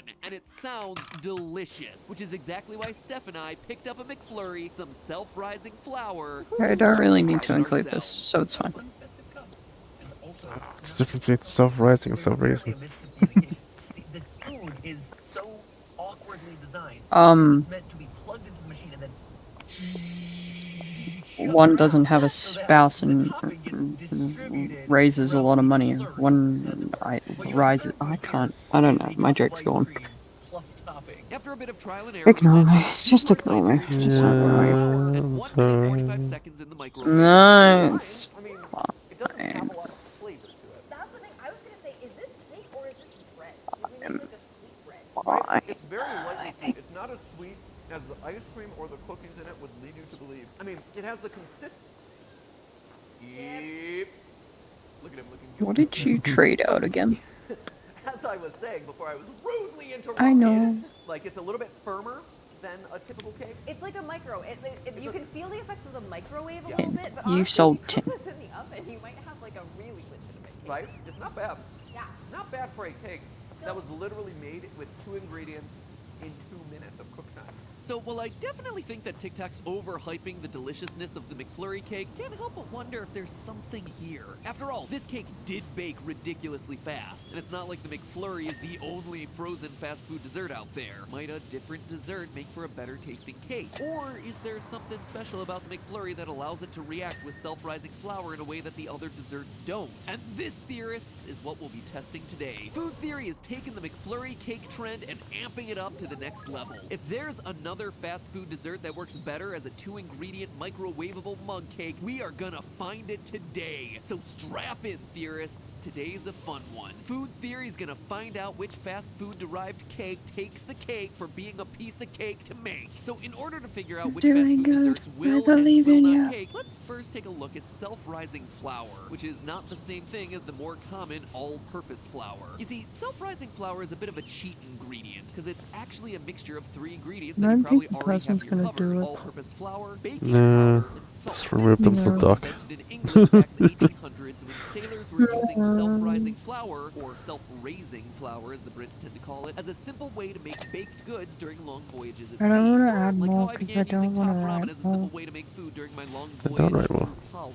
So if you want to give today's experiment a try but you don't have Okay. self-rising flour in the house, don't worry. You can Easy. easily whip some up by mixing 1 cup of Shut all-purpose up. flour, If they don't want to do the work, you don't give them the work. It's quarter fine. teaspoon of salt. That salt is a take or leave it ingredient, I'm by the not way. finishing Brits it either. I can't be bothered. But what I want to know is Time. how it works. How exactly is it that ice cream plus self-rising flour equals cake? Well, for one thing, a lot of ingredients in ice cream are redundant with traditional cake recipes. For example, here's a recipe for a basic vanilla cake alongside a recipe for brown butter ice cream. See how similar the ingredients are? Sugar? Check. Milk and cream? Check. Butter, vanilla, eggs? In the end, there are exactly 3 ingredients in the cake that are not in the ice cream. Our old friends, all-purpose flour, baking powder, and salt. So it's easy to see why 2-ingredient ice cream cakes are a thing. The 2 cheat ingredients involved are basically matching halves of a magical amulet that, when combined, form a really typical cake recipe. Of course, not every fast food dessert out there is going to have all the ingredients present. The McFlurry doesn't contain eggs, for instance, and plenty of quick breads manage to rise without sugar involved. So what ingredient is actually necessary here? Clearly, something in the ice cream is reacting with the self-rising flour and causing the cake to rise. If we know what that one magic ingredient is, we won't have to waste our time or money testing fast food desserts that don't contain it. So what is the magic ingredient? For answers, let's take a closer look at self-rising flour and what makes it tick. The baking powder's role in all this is to act as the leavening agent, which gives the cake its rise. See, baking powder, which I suppose is a cheat ingredient in and of itself, is a mixture of baking soda, aka sodium bicarbonate, which is a base, acid salts, which are of course acidic, and a buffering material to keep the bases and acids from reacting prematurely. When water gets introduced into the equation, it sets off the whole acid-base reaction, which produces carbon dioxide. You know how breads and cakes have a bunch of air pockets in them that make them so fluffy, and also so great at insulating? See also our bread glove episode for more on this. Yes, I made an episode where I wore bread on my hands in public. No, I will not apologize. Anyway, those air pockets are formed from carbon dioxide bubbles released during the reaction. How do they get stuck inside the cake? Well, that's flour's role in all this. Flour, when mixed with water and exposed to heat, hardens. This is what gives baked goods their structure, and this structure is what traps the air bubbles.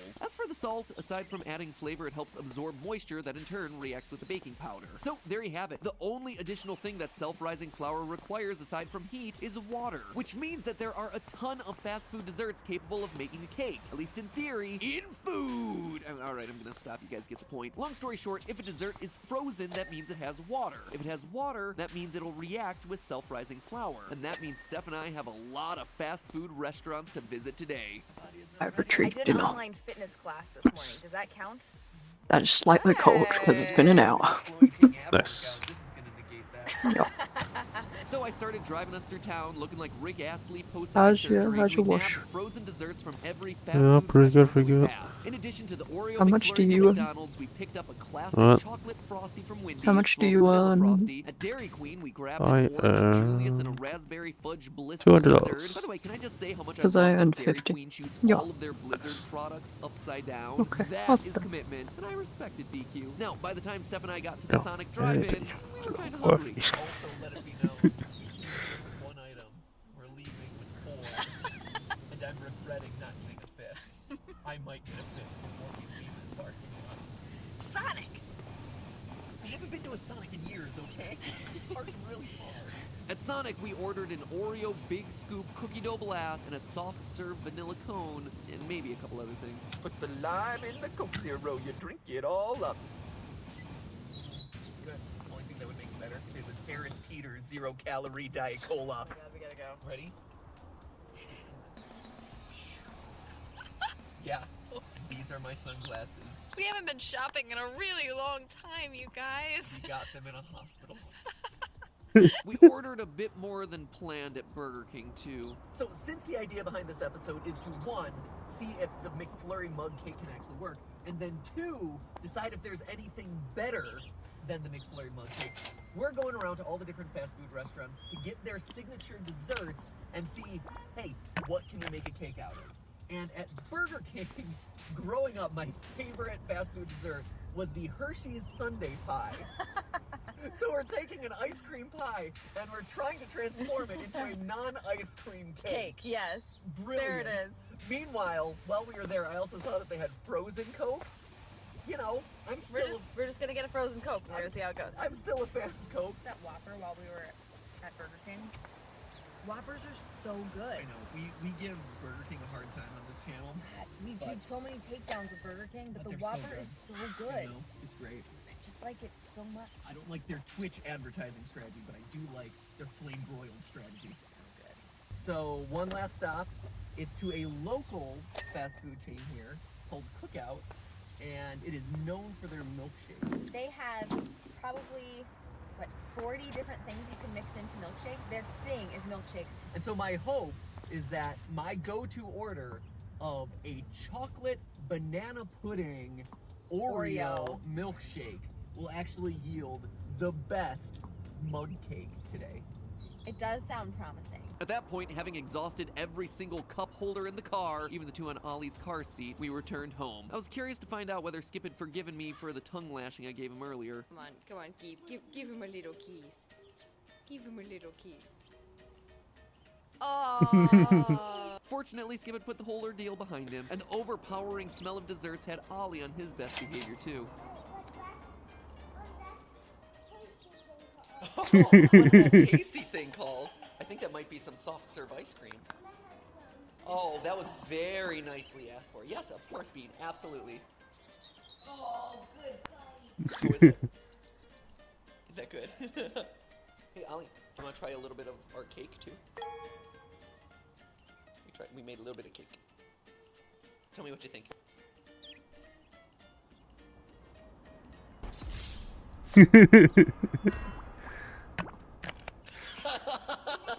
Yeah, it's not every day that a 2-year-old turns down cake, so I'm hoping some of the other contenders turn out better than the McFlurry did. Anyway, Steph and I proceeded to add self-rising flour to each fast food dessert. We then popped the batter into the microwave where I kept a close eye on everything. You're just walking backwards. That does not look like Alright, I could have probably paid more attention to the mug cakes, but if I had, this portion of the video would have been way more boring. Anyway, we tasted each individual mug cake as it came out of the microwave. First up was the Oreo Sonic Blast, which turned out pretty much exactly like the McFlurry that's cake definitely did. it.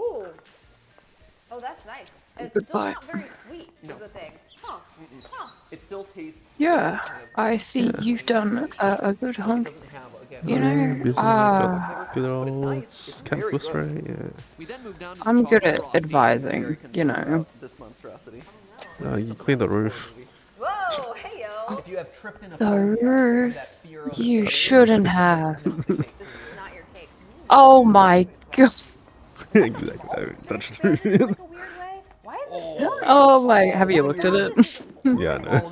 I saw it. I was jumped up. I just briefly jumped up here. That cranberry sauce has when it comes to Oh my god, you shouldn't have. Oh, yeah, they're not. I love your Frosties, but maybe we don't make them into cake. It's like, okay. I mean, here's the thing.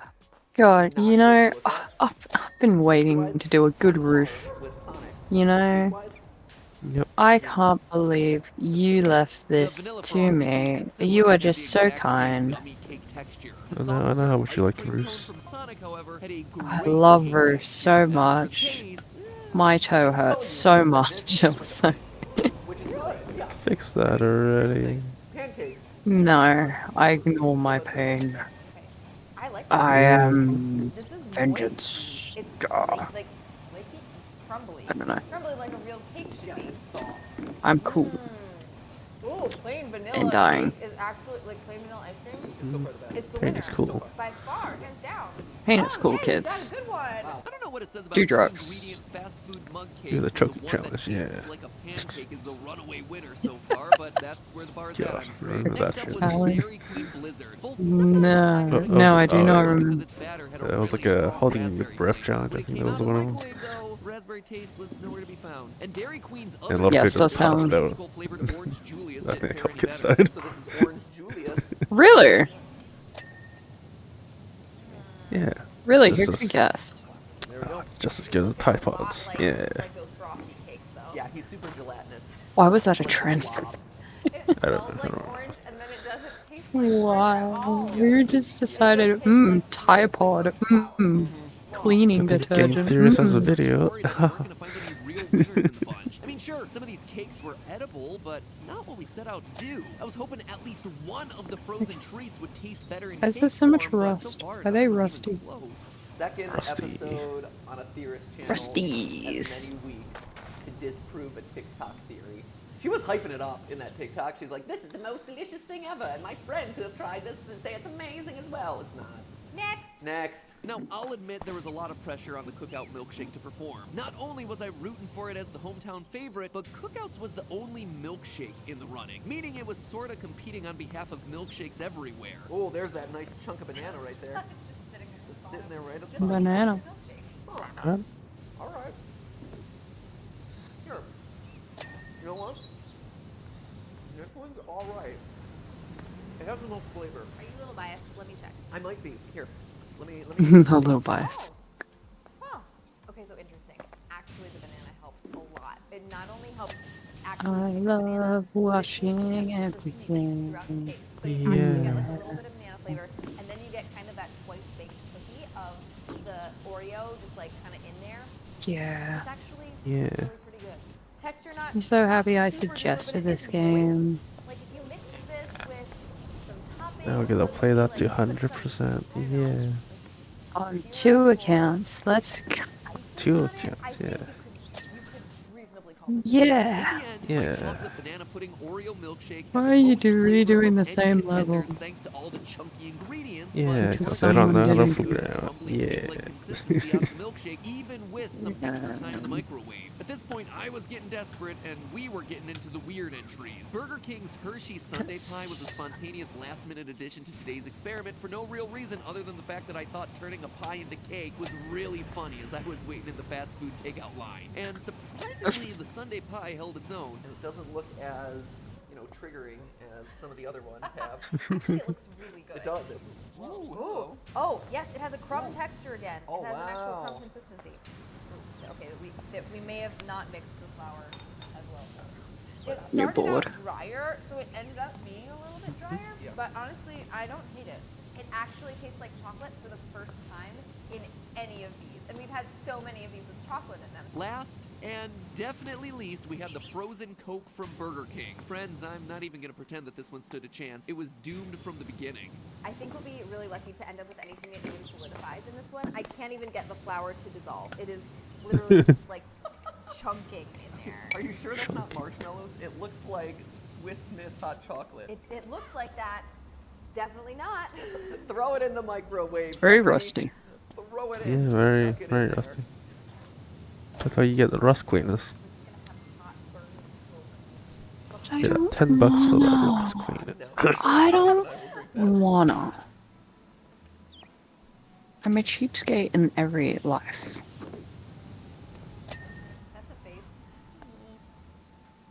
Whether I like it or not, you know? Yeah. Ooh. It has kind of a. I wish I could describe it to you. I wish I could describe it to you. Here, try it. Television. Oh no, it smells like hot soap. I mean, here's the thing. It formulated something. That jiggle when it plopped in there, man. You know it's. Hey there. You know it's Hey jelly there. 'cause jam don't shake. Hey there, buddy. How's it go? I don't know where the door is on this one. So great, huh? so good. It's great. Of all of these, this one's probably the best for your waistline. Because you're not gonna swallow it. It's Terrible. dirty. Terrible. So what can we conclude from all of this? Self-rising flour is a really easy-to-use product capable of creating cake from pretty much any delicious meltable treat you throw at it. But is it capable of creating good cake when the only other ingredient is fast food? Wow. Not so much. I think Ollie's reaction says it all, though. When he came into the kitchen, he was like, I want ice cream. And we gave him ice cream. And then I'm like, here's this cake made out of ice cream. He took it out of his mouth and handed it back to me. That right there says it all. You want a cake? What a child. What a true child. Ice cream, eat ice cream. Are you angry? No, You still have to go out. Why are you yellow? You're still getting the ice cream. You still have to Why are you yellow? rich flour that self-rises. What are you yellow? You And pink. Yeah. You're getting an okay cake. This is one of those times where go figure, a hack that you saw online didn't actually produce the magical results that people tell you. Is it done? It's done. Can you believe it? Lights. Who is the loser today? Steph and I, because we just consumed a lot of calories. Yeah, you okay there? I'm gonna use the damn stool. Thanks for watching, theorists. I just put hot Yeah, you gotta use the dang stool. I can't believe it. button click. I don't know what is. Despite what you may have seen today, Steph and I have actually been having a lot of fun with these taste test videos lately. Be sure to check out our Diet Coke tournament episode. That's right, I put my love of Diet Coke to the test. Look at that. Blind taste test to be more What precise. else? And spoiler alert, Diet Coke did not win the tournament. That's right. Turns out there's another diet soda out there that I like the taste of What even else is more. there? Something tells me though it'd be pretty mediocre in a 2-ingredient mug cake. But hey, that's just a theory. A food theory. Bon appetit. A food theory. I can't believe it. It's a food theory. Window. You didn't clean a window? Windscreen. What? How could you? Ow. Rude. Wood. Window to the wall. To the wall. To the. Window. There is no window. It's a lie. It's all a lie. It's a lie. It's a lie. What window? Oh, whoa. Whoa. We did it. What time is it? Where's my phone? I'm chopping. Nice. Nice. Did they respond?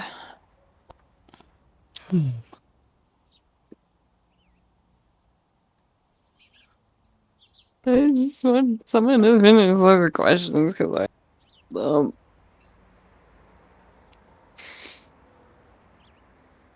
Yo. Oh, fuck. Now I'm sure you've seen the latest wave of PSAs imploring you not to eat a Tide Pod. No, Tide.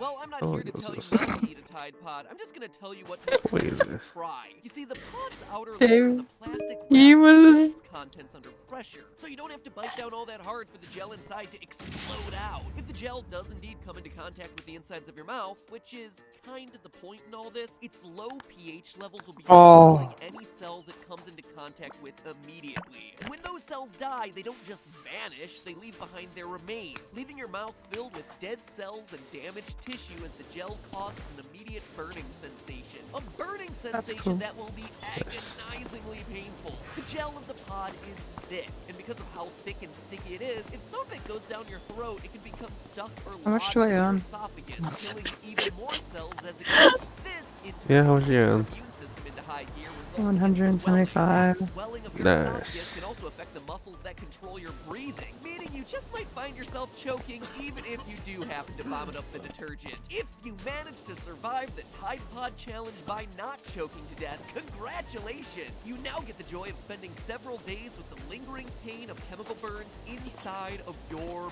body. Now, for those of you who fancy yourself hardcore enough for a real challenge, I've got 2 words for you. Chubby bunny. Oh, I saw that action.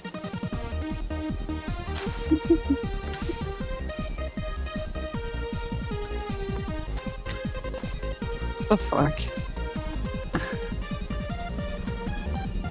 Hello, Internet. Welcome to Film Theory, where today we're talking I love how he about has full dumb channels. Yeah. And by dumb news, I don't mean people chomping on Tide Pods. I'm talking about the media that gobbled up this story faster than an unattended 6-year-old with brightly colored detergent packets. As the story goes, sometime in late December 2017, several viral tweets brought up the idea of eating Tide Pods like candy. The biggest being this thread with Why? everyone's favorite lunchtime snack gushers trying to get them to make a Tide Pod-themed flavor. Now, this was far from the first time that the idea of detergent packet equals candy was brought up, but it was the first time that people actually took it seriously, causing a supposed epidemic sweeping through the internet as kids across the country started filming themselves cramming laundry detergent into their mouths. The internet began mocking the trend in its usual fashion. Numerous businesses moved to cash in. YouTube and Facebook began banning Tide Pod videos, and Tide released what turned out to be one of the most baffling PSAs of all time. No. And of course, there was the requisite mainstream media coverage wagging their fingers at teenagers across the country saying, "Can you believe kids these days?" Or, "Oh, these stupid teenagers trying to find viral fame." Except they're completely wrong to blame the teenagers. This time, mainstream media is the one to blame. If you stop and look at the data, it becomes clear that the story of this dangerous new trend online was something that they created. They took a small handful of jokes and videos and blew it up into a fad that suddenly had thousands of copycats. So don't be wagging your finger at kids these days, news media. You're the problem this time, and good old Matt Pat is about to show you why. A January 22nd press release from the American Association of Poison Control Center reported that between January 1st and January 14th, they received a total of 39 cases of teens intentionally exposing themselves to liquid laundry packets. 39 cases in 14 days. The following week, there were an additional 47 calls.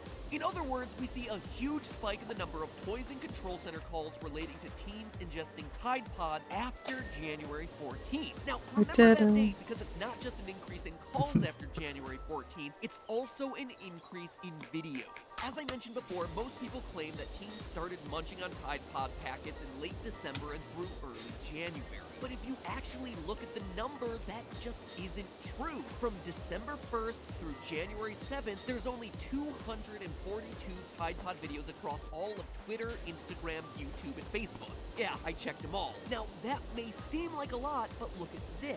Between the 7th and 14th, there were 387 more in 1 week as opposed to 5 weeks. But here's where things start to get crazy. Between the 14th and the 21st, 1,502 new Tide Pod videos get uploaded in just 7 days. The next week, another 1,517 new videos. So any way you look at the data, it seems like between the 13th and 14th, something happened that caused a sudden spike in Tide Pod-related incidents. This period here is when the trend blew up. Now, you might think it was online influencers talking about the trend that spread awareness of the problem, but that's definitely not the case here. The top Tide Pod video online belongs to the meme lord Can Your Chair Do This PewDiePie, whose video on the subject was released on January 4th, racking up most of its 6 million views in a matter of 5 days. If he were truly the one driving more videos to be made, you would see an uptick in the aftermath of his video. But what you actually see is the exact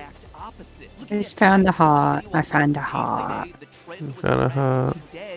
found the heart. Having only around 20 videos uploaded each of those days, the lowest point that they had been for months. Which means that for the first time ever, the media can't blame something on ya boy Pubes. Truth be told, most of the internet was kinda over Tide Pods by that point. Nope, if the news is gonna point the finger of blame at anyone, it has to be at themselves. January 12th is when Tide released their no PSA. The next day is when news organizations really started to pick up on this story, prompting Google searches for Tide Pod Challenge to hit an all-time high, increasing to 10 times the amount of search traffic relative to the previous week. And it's here when we see the uploads of videos labeled with Tide Pods start to skyrocket, reaching between 100 and 300 new uploads every single day, nearly 10 times more uploads per day than when this quote-unquote epidemic was supposedly so bad earlier in the month. The news media had created a mountain out of a molehill, sparked hundreds of copycats, and thus created the dumbest and potentially most dangerous meme of 2018.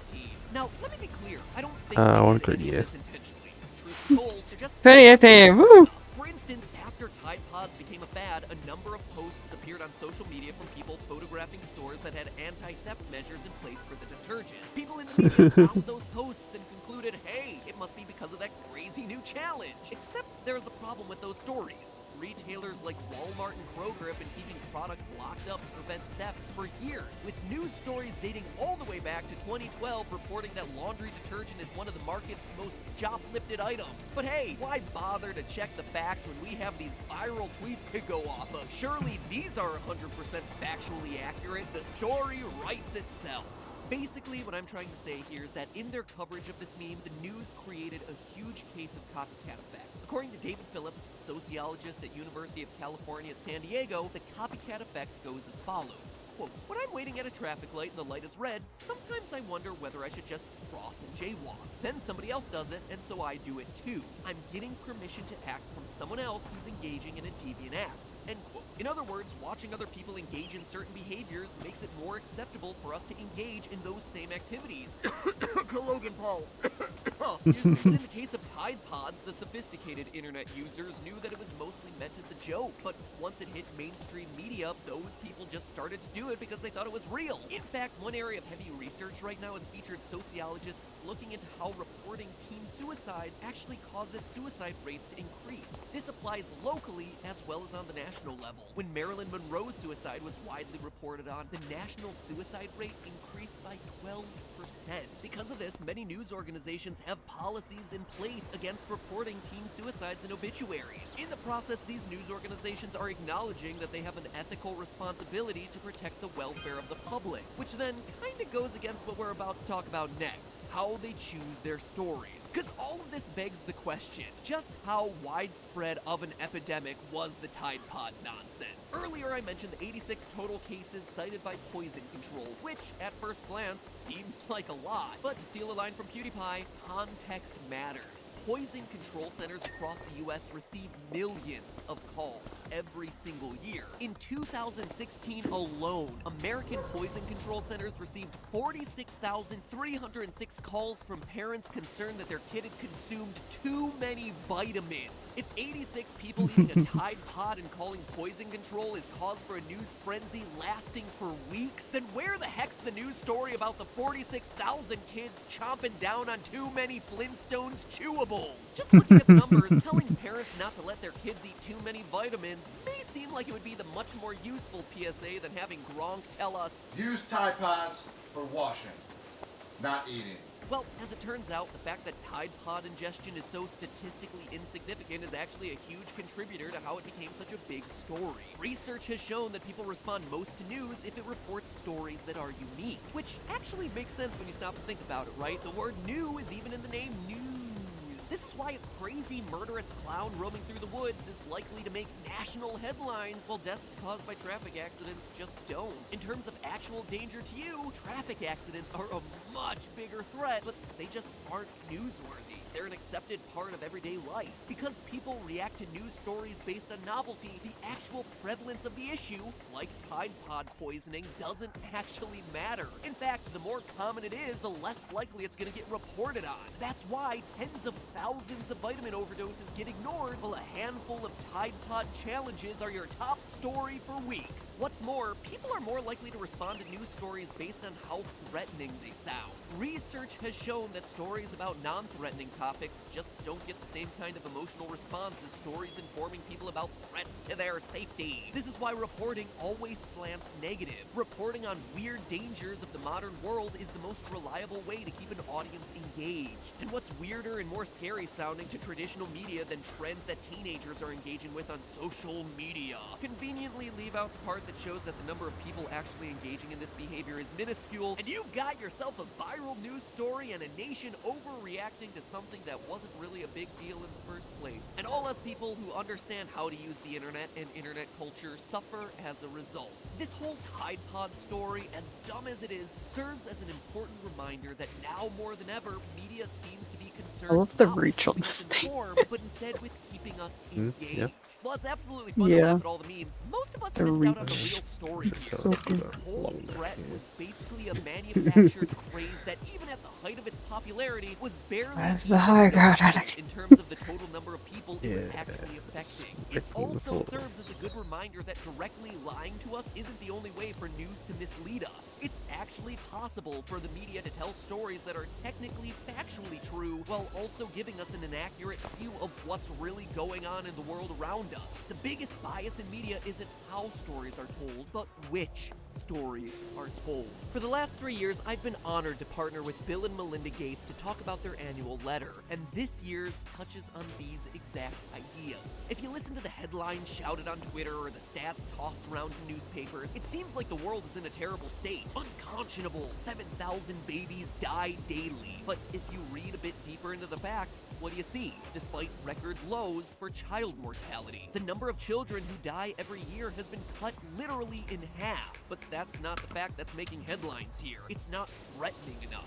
Global poverty is declining, but not fast enough. Not fast enough, you say? In just 20 years, humanitarian efforts have been able to decrease it by 50%. How much faster do you want us to go? We're talking about the whole world here. By age 3, inequality is clear. Rich kids attend school. Poor kids stay with a grandparent. Except you left out the fact that more children are attending school now than ever before. In fact, people perceive things to be getting worse, even at the same time that they're actually becoming better. For instance, this graph shows that the number of plane crashes has decreased over the last 25-year period, but media coverage of plane crashes has increased in that same span of time. Yes, there is always room for improvement, and sure, we all wish that change would happen faster, but it's important to remember that we live in an incredible time, a time for optimism, a time where good people are out there every single day working to make a positive difference in the lives of others. I mean, the snow leopard is no longer endangered. Honeybee populations are on the rise for like the first time ever.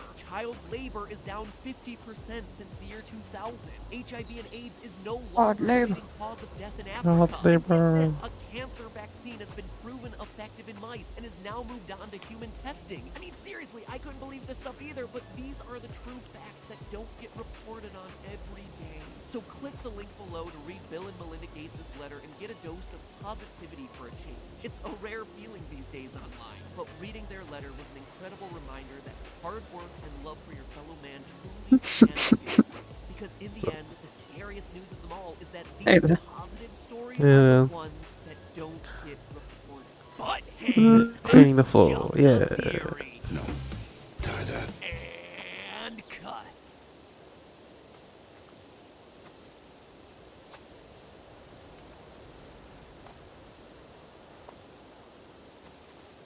This is probably easier than most maps.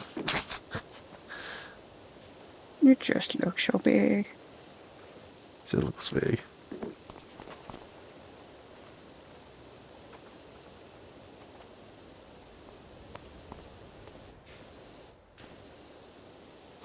Game theory. Game theory, film theory, food theory. What's the other one? I don't know. Gaming? Is it just a Book live channel? theory. I think it's just a live channel, right? GT Live, yeah. Okay. What else? What else features we have?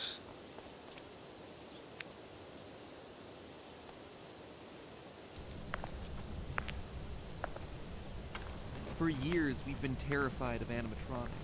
But have you ever once considered that maybe, just maybe, the animatronics are the ones who should be afraid of us?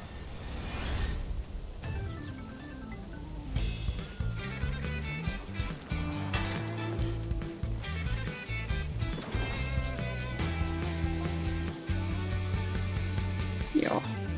Yeah. Hello, Internet! Welcome to Food Theory, the show that knows that you can't spell animatronic without P-I-Z-Z-A. Hold on. In case you're new here, let me catch you up. I like pizza, I like animatronics, and I like murder. Alright, probably should have phrased that last one better, but you know what? I'm just gonna roll with it. Anyway, there's a natural order I to the like universe that murder. says whenever robotic animals are inside a dining establishment, horrible Good old tragedy murder. shall follow. Enter Chuck E. Cheese. Murder. Since opening back in 1977, Murder. Chuck E. Cheese has been the fever dream Murder. of kids everywhere. The place is basically a 6-year-old's equivalent of having a throwing a birthday in Vegas. Another round of sodas over here because somebody just set a new high score in Whack-a-Frog, and I am rolling in those tickets, baby. Here's a token for your trouble, sweetums. Also, while you're at it, hit me up with some of those balls. I got a date with Big Bertha tonight. That's the arcade game where you throw balls into a woman's mouth until she reaches the point of obesity. Candy, games, pizza. I mean, what's not to love? Oh yeah, them. You see, Chuck E. Cheese was the creation of Nolan Bushnell, co-founder of the video game company Atari. The idea was to create a restaurant that doubled as a carnival, a place where families could play together while also experiencing the newfangled entertainment medium of video games for the first time. The reason for it being a pizza place was threefold. Pizza was easy to make and required few ingredients. It took a while to cook, which allowed families to spend time playing games. And 3, you can't really screw up pizza. Well, until of course your restaurant produces some misshapen pies and is suddenly suspected of recycling old slices from other tables. Something that we've talked about in a previous episode. If you go check it out, make sure you say hi to Amy down in the comments. She'll appreciate it. She was a trooper for testing out way too many pizzas in that episode. Anyway, the animatronic performers that became synonymous with Chuck E. Cheese were more of a byproduct of Nolan's fascination with Disney, specifically the Country Bear Jamboree show. Clearly, the strategy was working for Walt over at his Disneyland park, so why not bring those same robots to budget-conscious families that wanted entertainment but couldn't make it all the way out to Southern California? And the rest, as they say, is history, living on in the collective nightmares of 80s-era children and Gen Z indie horror games. Eventually, home video game consoles, as well as the lackluster, potentially recycled pizza got the better of the franchise, and it went bankrupt in 2020, nearly $1 billion in debt. I think most of us are aware of at least some part of that story, right? But what I think you may not know is the lore of these characters, because there is lore, and let me tell you, it is dark. For years, we've been talking about how scary Chuck E. Cheese is, but in reality, Chucky isn't the one on stage that you should be most afraid of. In fact, once you know the real story, it's clear that Chucky is the actual victim here. A literal hostage that's being forced to stand up on stage and perform, and when he stops, he dies. So grab a napkin and start dabbing up the excess grease off your misshapen pizza as I tell you the tragic tale of Chucky and the man who's murdering his co-stars. Our story begins with a coyote. You see, Nolan Bushnell's family carnival restaurant the second it's on wasn't his channel, does it not have lore? as their mascot. As the story goes, the main mascot was originally meant to be a coyote, but when Bushnell learned that the costume that he had bought for his main character was actually that of a rat, well, he had to do some quick thinking. He decided to rebrand the entire thing from Coyote Pizza to Rick Rat's Pizza. Now, obviously, that's going to cause a couple of problems since, I don't know about you, but most restaurants don't really want to associate with rats. So his marketing team suggested doing something that they thought might be a bit more appealing to hungry customers. Chuck E. Cheese. Sure, he's still a rat, but now at least they're not throwing the fact that he's a disease-ridden rodent in your face. Apparently they went with Chuck E. Cheese as the name because it forced people to smile when they said it. So let's be honest, forcing a smile is about as much happiness as you're gonna find in this place anyway, so good call! It's also worth noting that Chucky didn't start off as the hip skateboarding mouse that he is today. Instead, he was a rat from New Jersey, smoking a cigar and roasted the other members of the animatronic cast. A collection of characters that feels so random it was like they were playing a drunken game of Mad Libs. You have yourself a chef, a dog, a pig, alright, all that makes sense, but also a purple alien, the moon, a lineup of singing mops, a literal building, a hippo with jiggle physics, and an old man known simply Jiggle physics. Part of the reason so many feel out of place here is that they were obtained from a rival animatronic pizza place and then retrofitted into the style of Chuck E. Cheese. And let me tell you, the videos online of how to restyle these characters is scarier than anything FNAF has produced in the last 7 years. Welcome to the Concept Unification Installation Tape. This tape is meant to supplement the installation manual, not reflect. Well, if I'm getting pushed off Starting slightly. with her sweater, wig, dicky, mask, ears, pigtail mouth, hands, Because skirt, there's a boundary. shoes.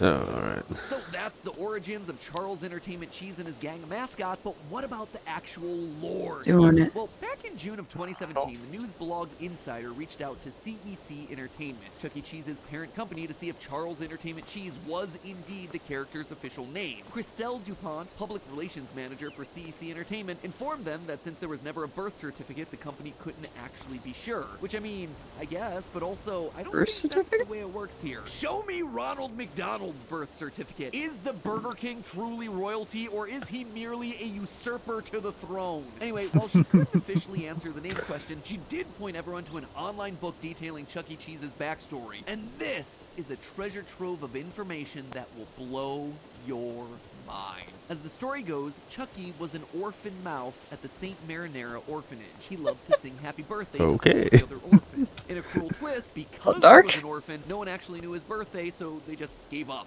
No one even bothered to try and find it or give him an honorary birthday or anything, because that's what happens when you're an orphan. Hard knock life and all that. TLDR, no one ever sang or celebrated for the mouse. Well, this is going to be my personality for the rest of my life. Outside of singing and orphan, Chuck had two other defining character traits. He loved pizza and playing Pong. Thank you, Daddy Atari. That skill set is totally gonna age well. But of course, because he was an orphan, he was constantly struck by the feeling that something in his life was missing, like parents. So one day after winning $50 from a Pong tournament, Wow, kid you, what I'm could it not be? making this stuff up, Chuck bought himself a bus ticket to New York and ran away. Having no place to stay, he found shelter above a pizza restaurant owned by Chef Pasquale P. Pie Plates. One night, when Chucky thought that Pasquale had already left, he went down to explore the restaurant, only to be immediately discovered by the chef. Pasquale flies into a rage, chases Chuck around the kitchen, and then corners him and raises a rolling pin, ready to strike down the death blow.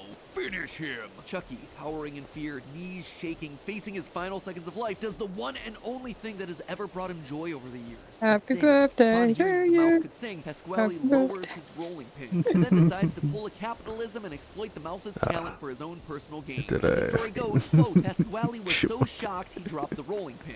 A mouse that can Happy sing my birthday to restaurant you. is saved. I'm gonna make you a star. He renames his It is restaurant Elvin Chuck E. Chipmunk, Cheese's, yeah. home of the world-famous singing And then mouse, he'll and literally sports. forces Chucky to perform there. The Yeah. story then ends with this line. And Child Chucky labor. hasn't stopped singing or smiling since. Well, yeah, because his name forces you to smile. We've already covered that. But in all seriousness, the parenthesis around the word smiling here is giving me a real serious cry for help vibe. So, that's the story of Chuck E. Cheese, an orphan rat rebranded into a mouse who's basically being held hostage and forced to sing to stay alive. Notice that Pasquale specifically calls out that his restaurant is saved after hearing Chuck E. Cheese sing, meaning that it was already on its way out. Chucky was Pasquale's meal ticket. No, Notice how my he didn't take heart. any appropriate measures when he found Chucky was a worthy No. orphan. He didn't do anything like, alert officials that he'd found a Can you, runaway like, kid, oh. make any attempt at contacting the original orphanage. In Pasquale's eyes, Chucky was a means to an end, a way of getting famous. He's an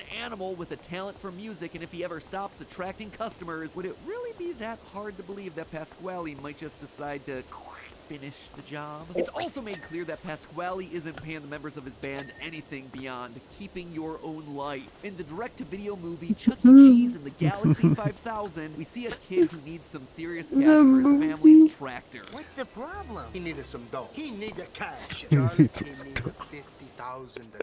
Notice how little the performers are able to cough up to help him. Come on, gang, cough it up. No holding back. I've got $2. I've got a $5. Also notice who doesn't lay any money on the table, Pasquale. Why do you need us, Pasquale? You've got more dough than anyone in town.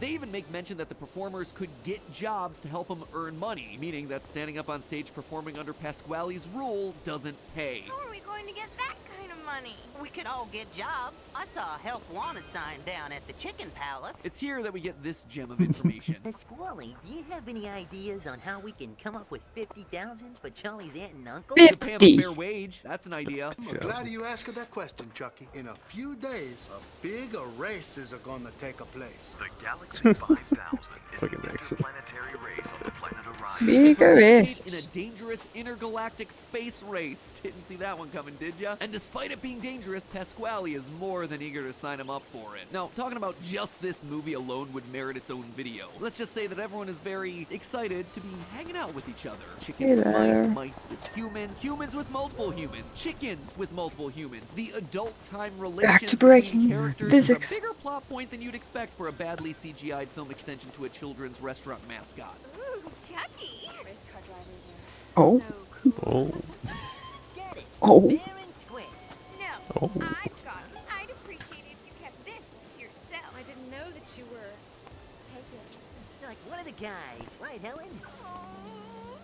One of the guys. One of the guys. The mice from the man. When you don't want to be the guy. Stealing his girlfriends and beating him into races. Side note, just wanted to take a minute to point out that Jasper the dog here is reading Steinbeck's Of Mice and Men. What even is this movie? Anyway, back to the point. Pasquale My is holding shitty these bed. innocent animals hostage and is more than willing to sacrifice their safety if it means money for him. And that's not all. He's always wiping away any evidence of his misdeeds. Remember, he's in control of the company. This is his restaurant and his business. So is it weird that 2 months after Chuck E. Cheese's orphan story came out, one that was written by Chucky himself, the restaurant's official YouTube channel releases a video showcasing the exact same story, except with one huge difference. This one paints Pasquale in a positive light. Found a place that served great pizza made by a funny chef with a mustache.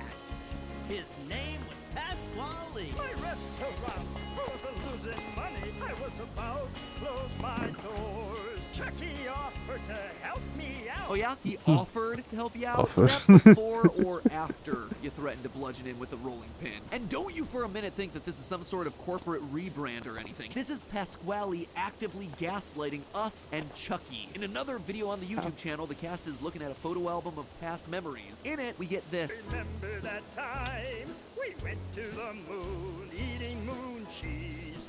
That was a really good time. Wait, we never... There we are, helping a Benjamin Franklin discover electricity. We never... It's all lies. The photo album is filled with lies. Pasquale is feeding them false memories. For now, at least. You see, I think Chucky's days are numbered. Pasquale now knows that his star mouse is becoming a liability, not only telling the dirty secrets of his backstory, but also drawing in fewer customers by the year with his singing. That's why in mid-2020, Pasquale decided to relaunch his own self-named brand, Pasquale's Pizza and Wings. It's the same food as Chuck E. Cheese, but delivered. A ghost kitchen that is owned and operated and starring him. Pasquale saw that Chucky's side of the story had the potential of bringing bad press. He knew that having his name linked to the attempted murder of everyone's favorite mouse wouldn't be so good. So Pasquale did the one thing that he could do. He used the company's platforms to release a version of the story which painted him in a better light, all while building his own personal brand on the side. And the true motive for all of it? Well, as we see on the website for Chuck E. Cheese in Jordan, the country of Jordan, Pasquale's a man who dreams of being the best pizza maker and entertainer the world has ever seen. But for years, he's played second fiddle to the rats. No more! Chucky served his purpose in the beginning. He was a way for Pasquale to get famous, but now that Chuck E. Cheese's brand is known the world over, it's time for Pasquale to make his move. He knows that he can't achieve his dreams if Chucky stays in the picture, but he also just can't get rid of him either without people noticing. He needs a way to get out of Chucky's shadow without drawing too much attention. Relaunching Pasquale's Pizza would be his only chance at branching out, a way that he could finally shake the Chuck E. Cheese moniker and make a name for himself before finally closing the curtain on the rat. I mean, let's be honest. Over the years, the Chuck E. Cheese brand has had a total of 32 different members go missing from the lineup. Where'd they all go? Pasquale sure seemed in a hurry to get rid of them. And isn't it weird that Helen, Jasper, and Mr. Munch didn't call out the fake memories when they were looking at that album earlier? It's because they know better. They know that they have to play along. That's how they've lasted so long. But Chuck, he's the one calling out the mistruths. He's the one out of the loop. And pretty soon, he's gonna be cut out of a lot more than that. But hey, do you like getting free stuff just for buying things? I mean, you're already spending money, so why not get even more out of that purchase? Well, our sponsor for today's episode, Fetch, is a totally free app that lets you earn rewards on literally anything and everything you buy. Here's what you do. Whenever you're out and you buy something, you can use Fetch to scan your receipt with your phone. As long as the receipt isn't older than 2 weeks, it'll be fine. It works. It's even easier with online shopping. You can just let the Fetch app scan your emails and automatically search for any and all eligible e-receipts. And then bam,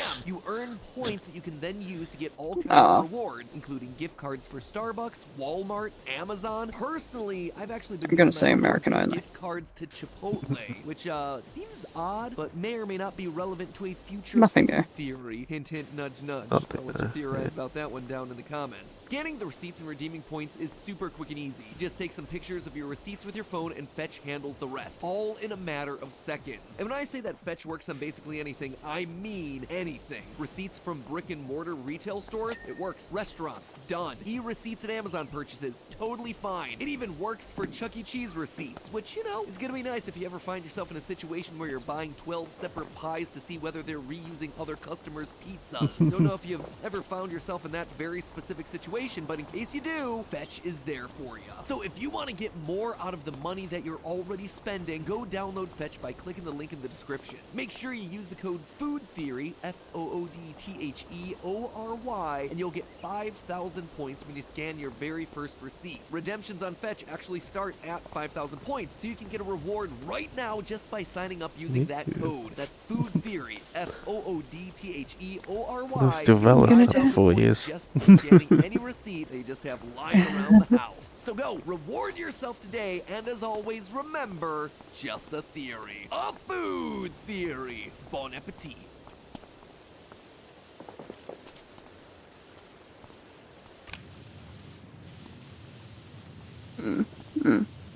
Yeah. Yeah. Yeah, what's up? What's up? Yeah. Yeah. Yeah. How's your? Pretty good, pretty good. Yeah. Pretty good. Yeah. It's good. It's good. I'm currently making a pool. Yeah. That's nice.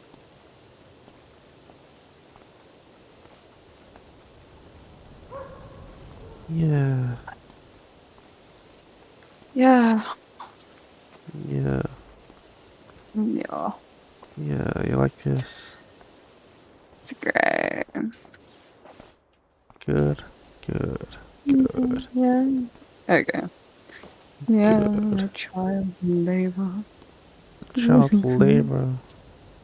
Child labor. I get paid nothing.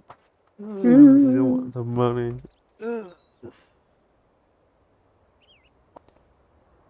You wouldn't dare.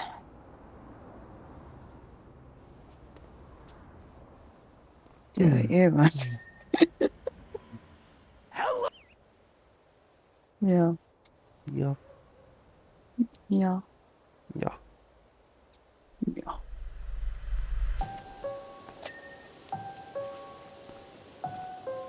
Three friends trapped in God. a house of dread. Lessons taught will fill their head.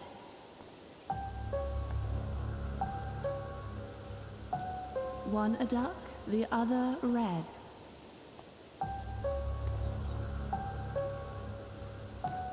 And the last, the yellow guy, is dead.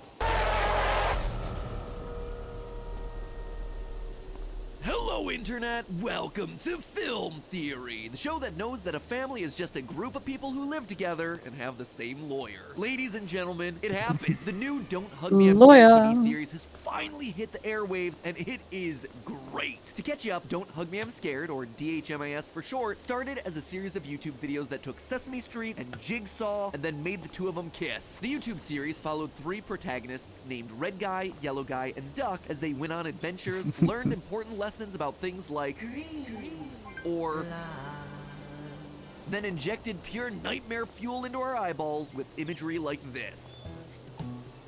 Mm.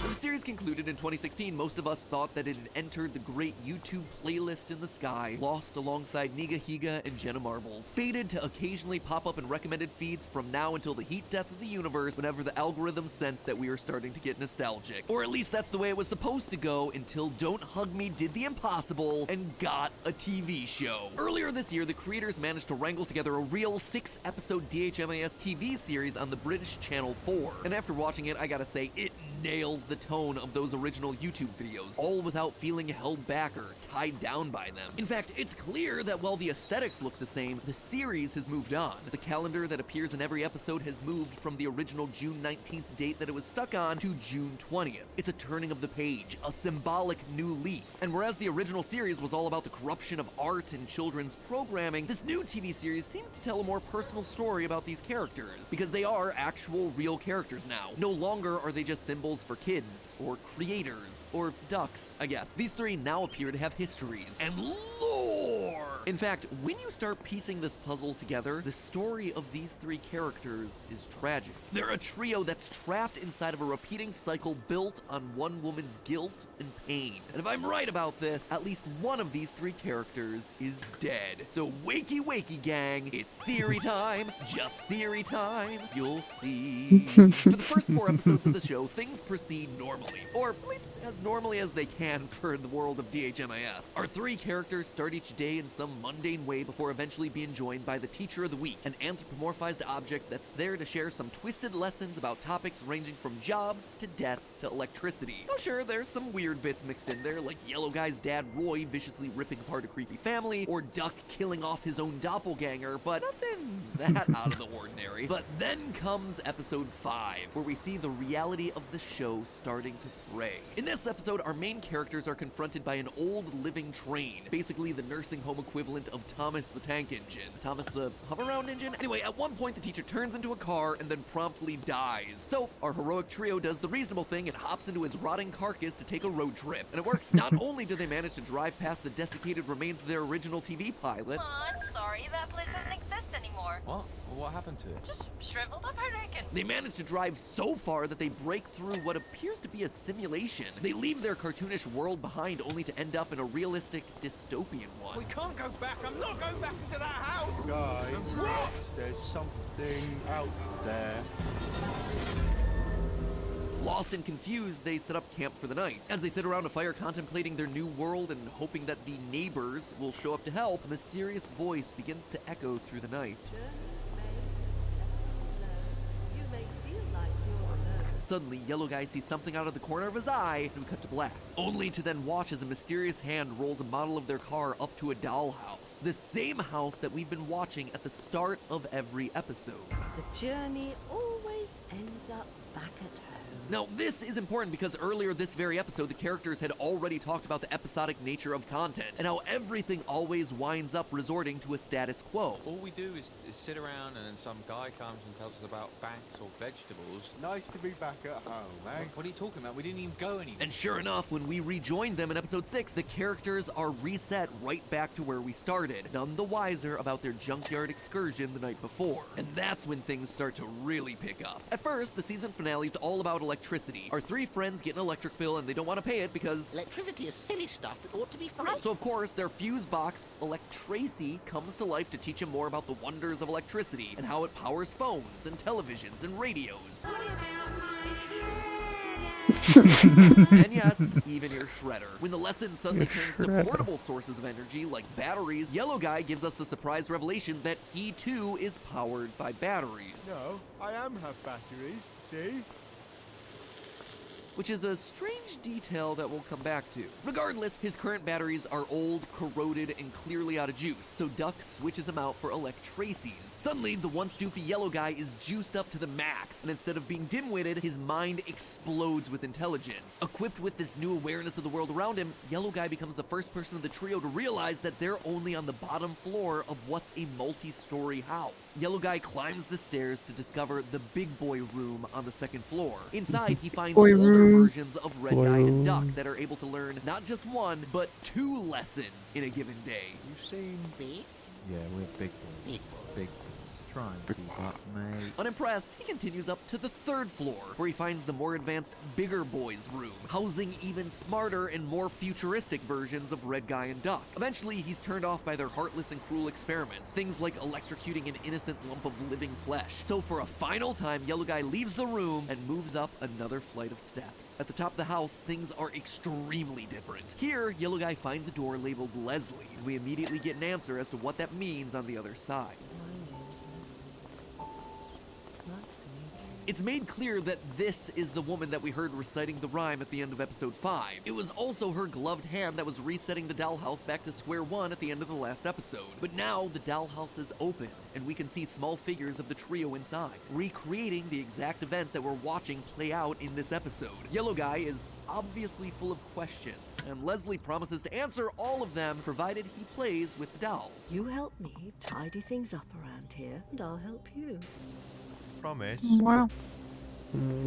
She then produces a large leather-bound book covered in a wacky-looking code before sending him back downstairs to his friends. Right as he's about to read it, Duck and Red Guy rip the batteries out of his chest in order to power the house. Yellow Guy forgets what the book was for in the first place and decides that it's something incredible. The season ends as the three friends cheer at the destruction of the book, so close to answers, or even an escape, but instead trapped inside their ceaseless prison once more. Making matters worse, Yellow Guy never realized that there was yet another level to the house that he never got to. It's an incredibly sad, surreal ending to the season, which leaves us on this unusual cliffhanger. Can Yellow Guy make the journey up the stairs again? Based on the pictures that we see behind him hanging on the wall as he goes up, we know that he's made this journey before. Hopefully there's a second season where he's able to do the whole thing again. In the meantime, though, we're left with a lot of questions. The first and foremost being, who or what is Leslie? She's the only human character that we meet throughout all of DHMIS, which in and of itself is odd. Her design is also noteworthy. She's a bizarre mix of puppet and flesh. She's clearly a human, but her coat makes her look like one giant Muppet that's covered in fur, and her face has been stitched and scarred like a creature that's been sewn together. More importantly than her design, though, she acts like the puppeteer for this world. She's the one that's turning the crank at the start of every episode. She also appears to be controlling the actions of all the others through her miniature figurines. And when one of the dolls breaks, she has a drawer full of replacements. Oh, sorry. Don't worry, I always make sure that I have plenty of backup. Well, I suspect that I know what's going on here, and it all begins with one key line. As Leslie sends Yellow Guy on his way, he asks whether he can stay on the top floor with her. She immediately rejects the idea by shouting, "You're not my real son!" Only joking. At first, this just seems like a random outburst, a combination punchline jump scare to keep us on our feet. But I think that this is actually the key to understanding everything about this new series. Taking Leslie at her word here, Yellow Guy isn't her real son, but he's close. You see, I suspect that Yellow Guy represents Leslie's real son. A real son named David. A son who died. In episode 2, Death, we see the name David etched onto the grave where Duck was buried. Why does it say David? Later, we see a large group of human mourners show up in the kitchen for David's funeral, where they again mistake Duck for David. We're just friends.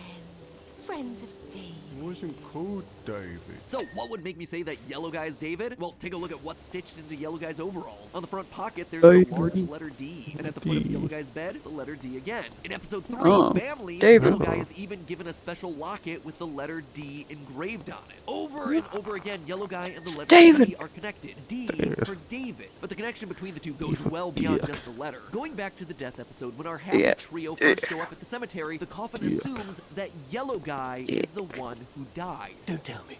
I'm good at this. It's you, isn't it? And throughout the rest of the series, we watch as both flies and worms are attracted to Yellow Guy and no one else. It's almost like he's a dead, decaying body. Plus, there's a strange moment in the intro of episode 5 where Yellow Guy seems to dissociate and remember something about his past. I'm the one who had a dream where there was stuff like there was another. He's clearly remembering a dream where he saw another version of himself. He's seeing David. The same thing happens again later in that same episode when he looks out the car window. When I look out through it, it looks back in through me. He's connecting with a past iteration of himself, with David. We're also explicitly told that David is not Duck's name. Why does it say David? Huh? That's his name. What? That's supposed to be your name. We also know that Red Guy isn't dead based on his ID. Don't be silly. You don't die for ages. So by process of elimination, if one of these characters is representative of David, it has to be Yellow Guy. This may also explain why Leslie says this to him when he first enters the room. Sounds almost motherly. But this is far from the full story. The tragic twist of the tale is that we know exactly what killed David. He died in a car crash. You got a lot over there. 5, when Red Guy tells Yellow Guy that they're going to be part of a community, Yeah, but I Yellow want to Guy do it fantasizes without about the living ladder. in a new city named Mulhoven. He imagines joining a neighborhood, befriending the people of the town. Yellow Guy then moves into a new home where Red Guy's his neighbor and Duck is his pet. Everything is great until a clergyman offers Yellow Guy a bird as a welcome present. The bird flies away and Yellow Guy gives chase into the street. From there, you can guess the rest. Yellow Guy is hit by a car. I suspect that that dream sequence may be more true to life than we initially expect. Listen to the narrator of that little story. It won't let me up. Here in Mulhoven, Newtown. It's Leslie's voice. You've got plenty of reading to do. In fact, it's Leslie screaming for Yellow Guy to get out of the street. Oh, careful. Careful now. And the reason she's screaming? Because she's the one in the car. Leslie killed her own son, David. Say? Yeah, you heard me. Leslie killed her own son in this accident. Why do I say that? Well, first of all, when we meet Leslie in episode 6, her face is covered in stitches, almost like she went through an awful accident herself. Secondly, take a look at the license plate of the car that the gang drives throughout this episode. It spells Leslie. And most importantly of all, we know that David wasn't the only person in the family involved in a car crash that day. At the end of episode 3, as they're wrapping up what they learned about families, Yellow Guy describes a family as a group and die on the same day in the same style of accident but in different locations. Unless his father Roy also died in a car accident that same day, which seems pretty unlikely, I suspect that this line's meant to describe Leslie, who metaphorically died that day. And you see, that gets to the core issue here. That's why I think she's created these characters, this dollhouse, this world. It's to escape from that trauma. The sad truth of Don't Hug Me, I'm Scared is that it isn't the story of 3 wacky puppets learning disturbing life lessons. In reality, it's the story of a mother grieving over her dead son. A woman that is stuck in a spiraling cycle of guilt, creating playthings that represent him so she can impart all the lessons that she would have taught him if he had lived. And she has dozens of backups to ensure that she never loses him again. And for as much as Yellow Guy reminds her of her lost son, he can never truly be the real David. You're not my son. Don't hug me, I'm scared. It's a weird name, right? We've never really stopped to question it, have we? It's always just kind of been there. So yeah, DHMAS, that's the name, duh. But really think about those words. Don't hug me, I'm scared. It's a reference to someone so damaged, so hurt, that they're afraid of something like a hug. They're scared of affection, of love, of opening themselves up to someone else. That right there, that's Leslie. Afraid to love again because she's afraid of being hurt again. But I suspect that in order to move forward, to get to that final level of the house, that's exactly what needs to happen. A hug. Leslie to forgive herself, and Yellow Guy to give her a hug. Then, and only then, will both of them be able to transcend, to move past their stagnant lives inside that house and climb to the final level, to finally be free. But hey, that's just a theory. A film.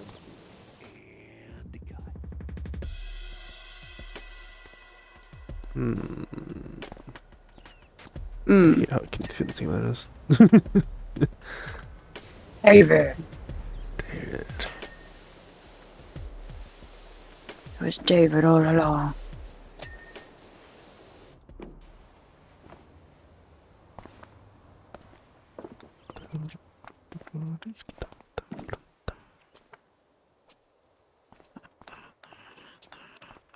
Got there.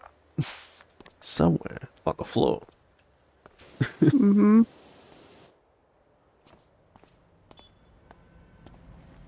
Somewhere is a mess. Somewhere. You're not my son. Not my son. You're not my real. Skate park floor. Mm-hmm.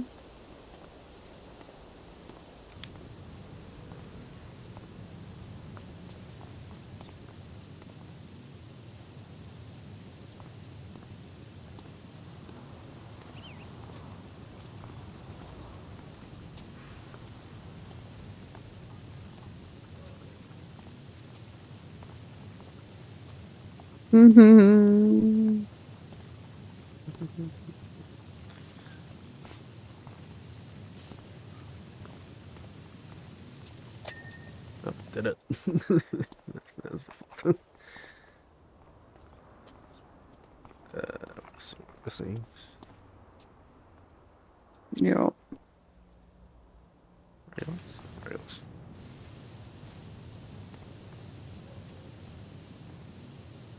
Mm-hmm. Bow, bow, bow, bow, bow, bow.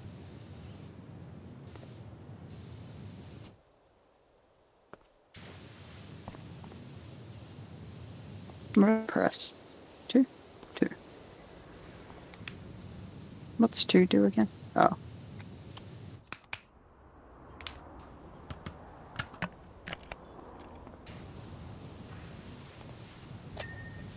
Ba, ba, ba, ba, ba, ba, ba. Bench. Bench. Kelly full. Whoa. It's this floor. Nice. Which wall? I did it. I did it. I did it. Which wall? This wall. Oh, this wall. Get up there. Nope. I will get the fucking thing.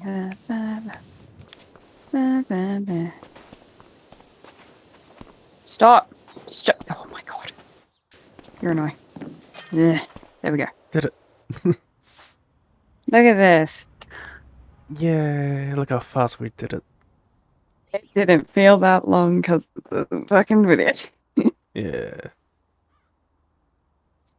Mm-hmm. I think I was also doing like double the distance you meant to do.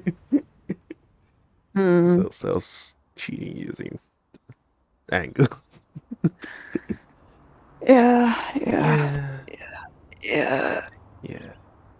Having fun. Why does this make me tired? I don't know. Playing this game.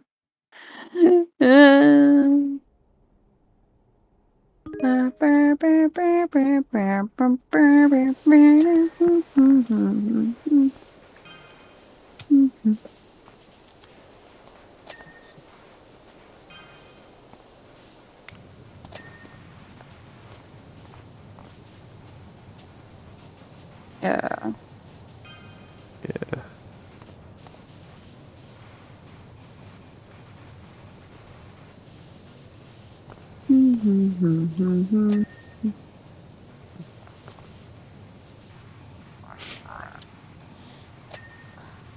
Yeah.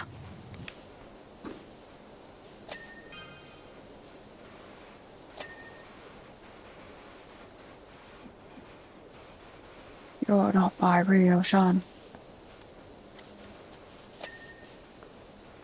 He's too good at convincing.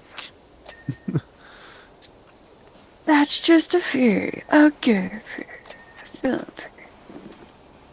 Real fair. No, he's just too good. He's just too good. He's just too good. You could be wrong, but it's just too good. Sounds too plausible. Oh no, he's got all the evidence. God, he might be right. Oh no. He could do it. Could be the one. That's gonna be stuck in my head now. The four of us, then. That's the four of us. It's you and me. What is it? Windshields? Windshields. Just the four of us. Just the four of us.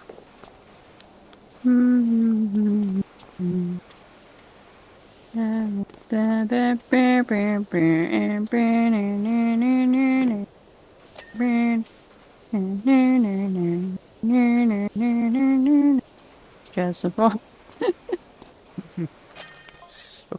Yeah. Yay. Yeah, how many levels are we? Too many. Too many. Just the Yeah. four. Yes. The next couple are just tiny things. Let's clean the SUV. Go. Put it on video. What do you want? I don't know. Just play a video. I don't care. I just want to film. Sure. Get a film up. Have you watched Kill Count at all?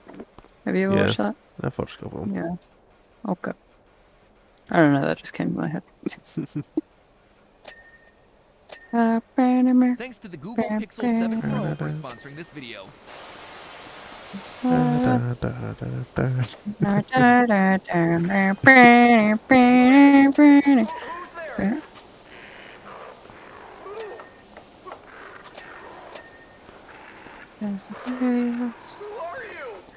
Just start singing that. What's nothing cool? Da, da, da. Da da da da da, and one of us has seen something, but he doesn't.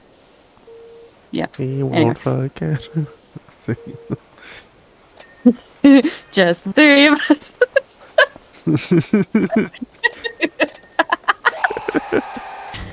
One of us is younger. Hello, Internet. Welcome One to of us Film, is no the show regular. that definitely isn't standing right behind you. One of us talks to another, the other talks to another of another. One of us is scarred by shit and won't get over it.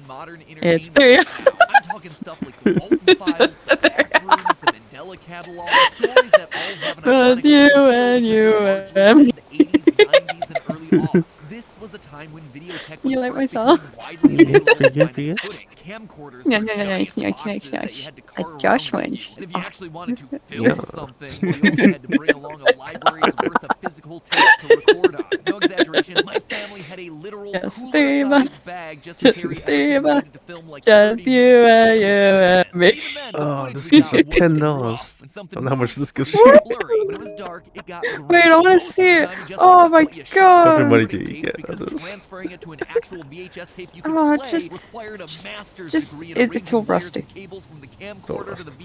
VCR. And then once you actually watched what you made, Oh. your mileage varied. Guessing no one watching right now has ever even heard of a tracking button on a remote control before, right? That ringing bells for anyone? Well, you know those blurry lines that go across the screen in pretty much all analog horror uploads? Those were most often caused by a misalignment of the tape inside the VHS and the playback head inside the VCR. And tracking was the button that you used to help sync those two things up. This is the awkward puberty era of tech that I'm talking about. And that's what I love about these analog horror series. They're videos that take the early limitations of tech from the era and use them to create genuine, authentic, This wasn't the bill memorable worth $10. scares. Now, at the top of the episode, you heard that this video is being sponsored by the $10 Google to make Pixel 7 $10. Pro. In fact, that whole opening was filmed on the phone's camera. Yeah. A camera that just has a ton of I get amazing 25 footage. They had cents. to work really hard to make the footage from this thing look old and scary like analog horror. Just take a look at this. This is the final shot, but watch as we remove one filter to get rid of the vignette. And a final effect, boom! This is the original footage that we were working with, and it looks fantastic, which got me thinking, what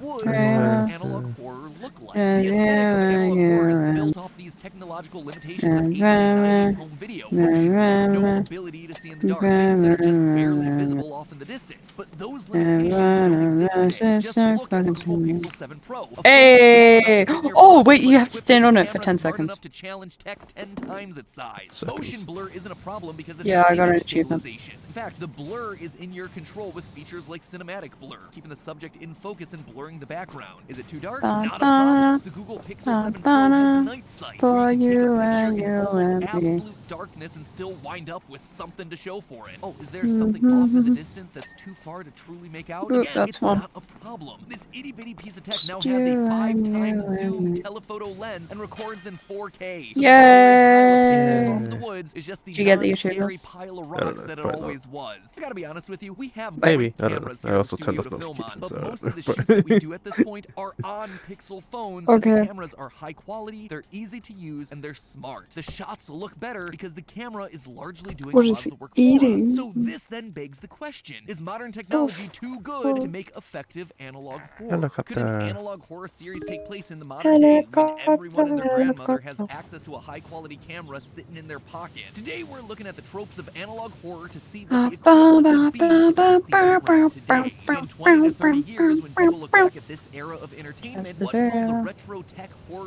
stories look and feel like? Yeah. Curl up and hide under the blankets, loyal theorists.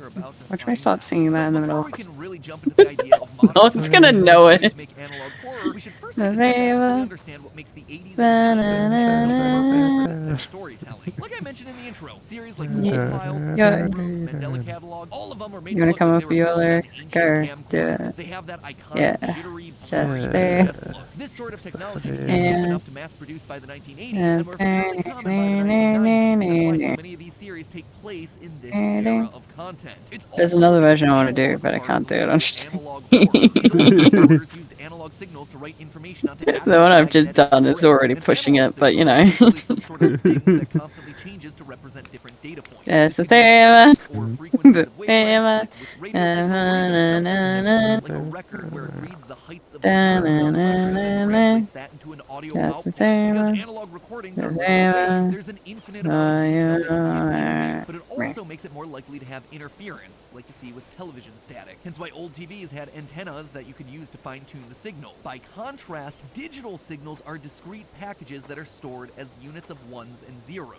A digital recording takes snapshots of the analog signal at a certain rate. The higher the rate, the closer to the original signal you're going to get. Instead of encoding information onto a physical tape like with analog, digital signals store it onto memory cards. Anyway, at that time, analog tapes had the potential to be decent quality, but it turns out that the tech wasn't exactly the ideal solution for long-term storage. See, magnetic tape begins to degrade after 10 to 20 years if it isn't stored properly, meaning the footage gets blurry, it gets glitchy, corrupted. Here's a friendly reminder to convert all your old home videos into digital if you haven't already here, folks. What's more, the footage from these old cameras and camcorders was often interlaced. Have you ever paused an old video and noticed that any motion blur seems to have this weird series of horizontal lines running through it? That means that the footage was interlaced. Each single frame of the video only had about half the information needed for the full image. The rest of the image used the previous frame, meaning that any motion would be slightly offset and thus the horizontal lines. This drastically cut the amount of data needed for the full video, making it easier to both store and broadcast, but it also resulted in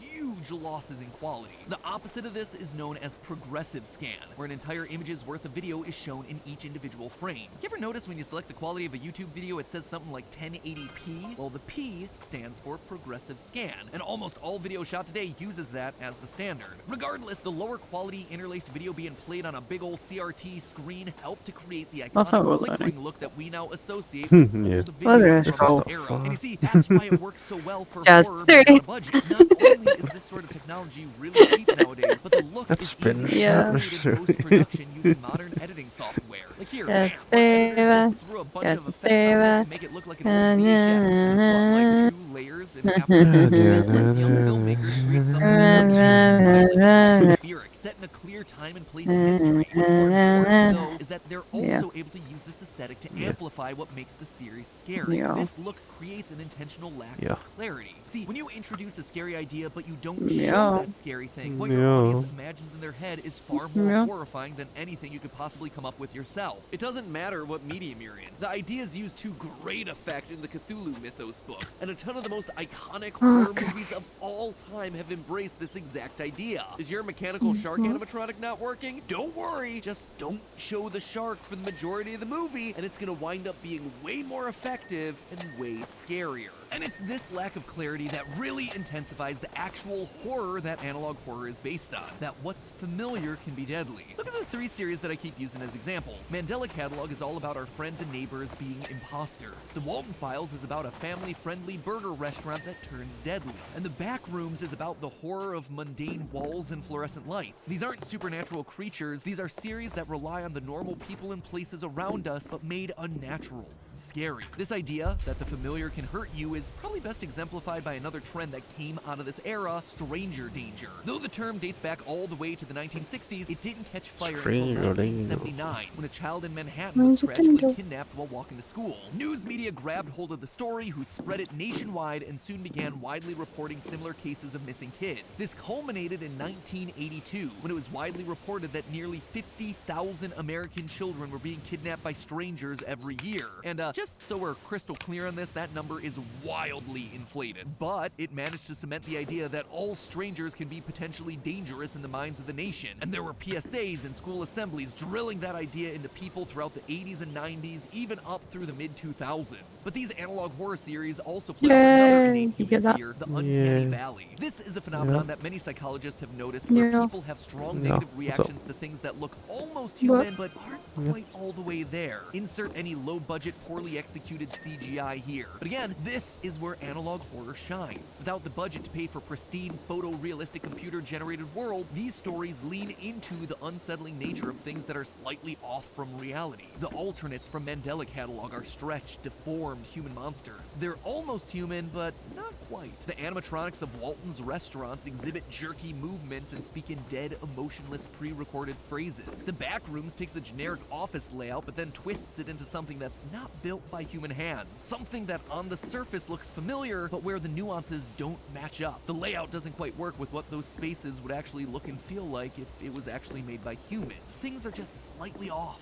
which keeps us off balance and nervous. But having laid all of that out, you can start to see the problem here, right? Modern technology just isn't super compatible with that flavor of classic analog horror. Our cameras are too good, and there's just a lot of them everywhere. And even if you are working with older, blurry footage today, there are upscaling programs that are able to use complex algorithms to increase the quality of footage near flawlessly. So if we were to sit here and think about what modern analog horror would be, what would it look like? If current analog horror thrives on the limitations of the technology from the past, what will the creators of the future be exploiting to scare us with stories about today? Since clarity of image isn't an issue anymore, we'd need to find something about contemporary technology that is scary. Honestly, I had to really think about this one. I mean, there are some obvious answers like social media and that everyone shares a ton of information about themselves online and not everyone is what they seem, but that's not super unique. Those stories are already being told by Hollywood. We all understand the scare potential there. It's also not a true parallel to analog horror. Again, the genre is about the limitations of filming equipment. Equipment that today seems to have no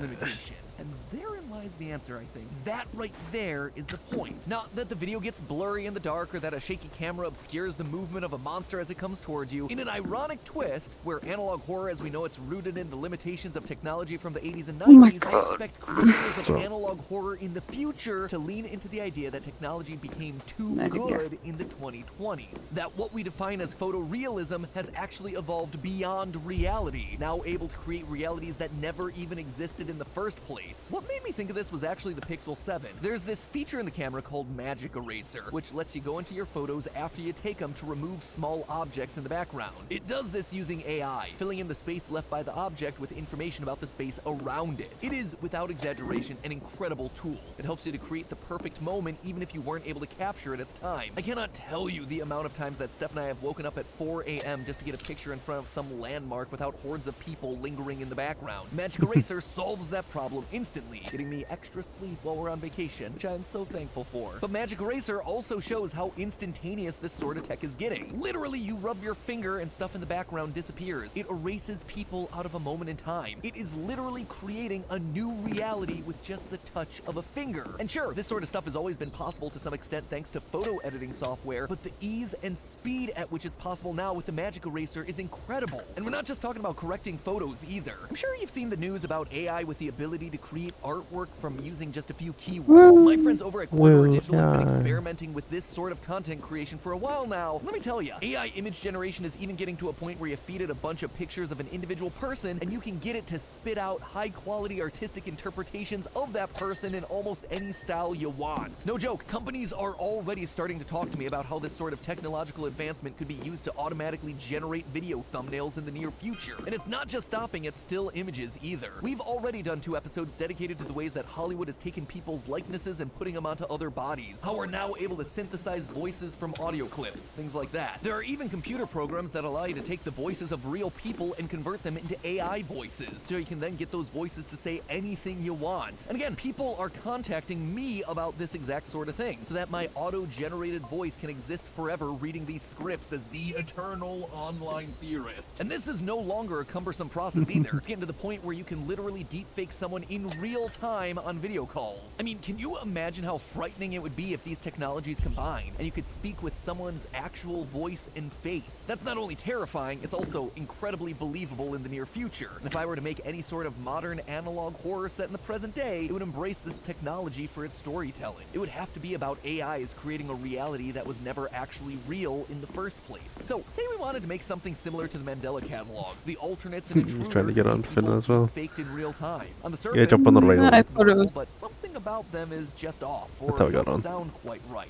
It could be about tricking you into false Mm. memories about your own life. An AI Or we could just sending move you the videos of entire things thing that you've later. said and done that you know We could that you do have that as never well. said or done before. Your I gotta memories being clean. gaslit and your Cleaning. physical body being erased from moments in time that you I gotta know you were clean. there for. I'm And just slowly, bit by bit, cleaning. evidence starts to stack up Cleaning. against you. Pics or it didn't happen, you know, and the Mhm. pics don't show you for whatever reason. The back rooms are even easier to work with here. Our running theory's been that the world of the back rooms is just one big simulated reality that's become glitched. Something that becomes a lot scarier if we imagine an AI overlord tweaking things and people in real time. Changing the face here, creating a neighborhood out of thin air there. When it detects a problem, it overcorrects its reality, perhaps leading people to glitch out in the first place. Instead of the intentional lack of clarity like with the 80s and 90s era tech, here we're leaning into the hyper reality of all of this. There's too much detail. There's too much precision. So much, in fact, that you begin to doubt yourself, your memories, your own identity. Humans are fallible. The computer's memory, meanwhile, is not. The big themes of this modern analog horror would come down to having your viewers question if what they're seeing is even real, and whether or not we're just seeing a reality through computers, or if we're seeing what's actually in front of our faces. Now that is terrifying. Someone should probably do a series like that someday, huh? But hey, you know what isn't scary? The brand spanking new Google Pixel 7 Pro. Real talk, I adore the Google Pixel series of phones. I've been using them since Gen 1, and like I said at the top of the video, a lot of Team Theorists is like me and have been using them for years. Lee, who's been on the team longer than almost anyone here, he's been using a Pixel 2 XL since it came out and loves it to pieces. And after getting some hands-on time with the Pixel 7 for this video, he can't wait to upgrade and get one for himself. The phone has a ton of other awesome new features that we didn't get a chance to touch on today, including a live translation feature that can interpret and translate 48 languages in real time. There's also a live caption feature that basically takes any speech audio running through the phone and captions it in real time. We use captions a lot during our research, so this one is a lifesaver. Plus, the phone itself looks gorgeous. There's this new metal bar running across the camera that not only offers protection, but also really pops against the color of the phone. Looks awesome. I don't like that. Thanks so much to Google and the Pixel 7 Pro Yeah. for sponsoring this So video weird and looking. letting us film this video. And as always, remember, it's just a theory. A film theory. And cuts. Stuff film theory. Film through. Film theory.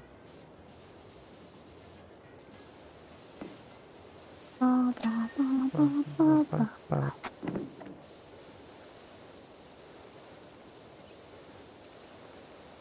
Mm. Yep. Yeah. Yeah.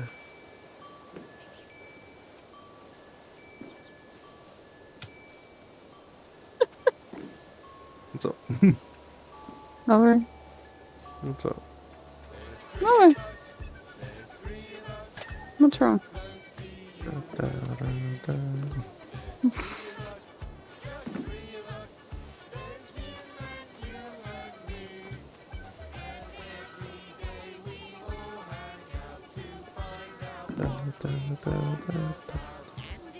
Audio's probably gonna get muted.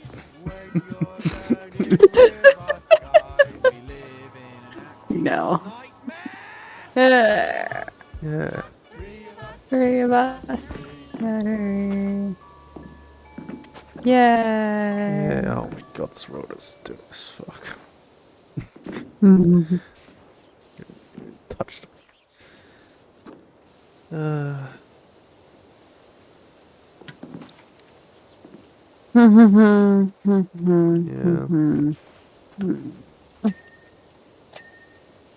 Oh, pity. It pities me. It pities you. It pities me. I just turned off my light. Nice. My lights aren't turned on. No, I just kicked a cord.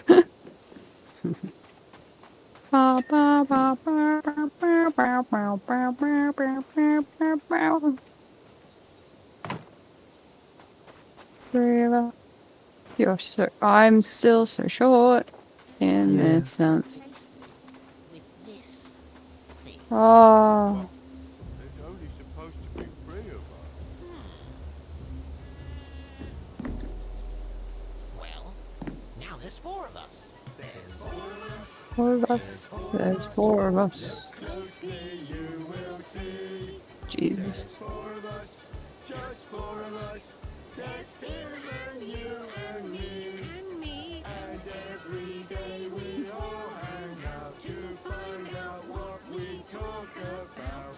Sometimes we have too much fun. We have to go to bed. Actually, no. Four doesn't work.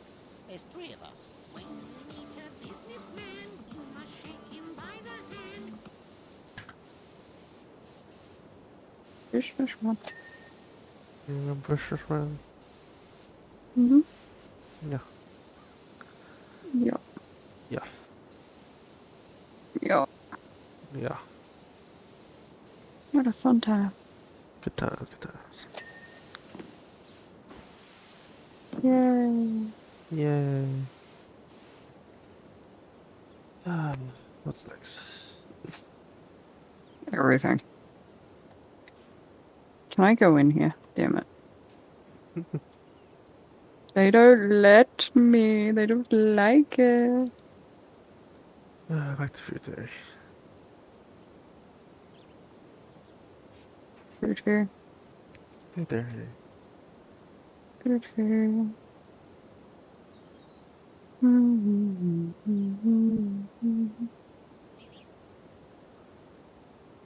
Where is it? No one You told us that don't. the lore is actually hidden in the Tell children's me. menu. In that dot to dot, it will reveal the secret code that unlocks the lore of the Rainforest Cafe. This is gonna be a video, isn't it? Yeah, it's gonna be a video. This is gonna be a wacky video. This is food theory in the jungle. Come to you live from the jungle. What jungle?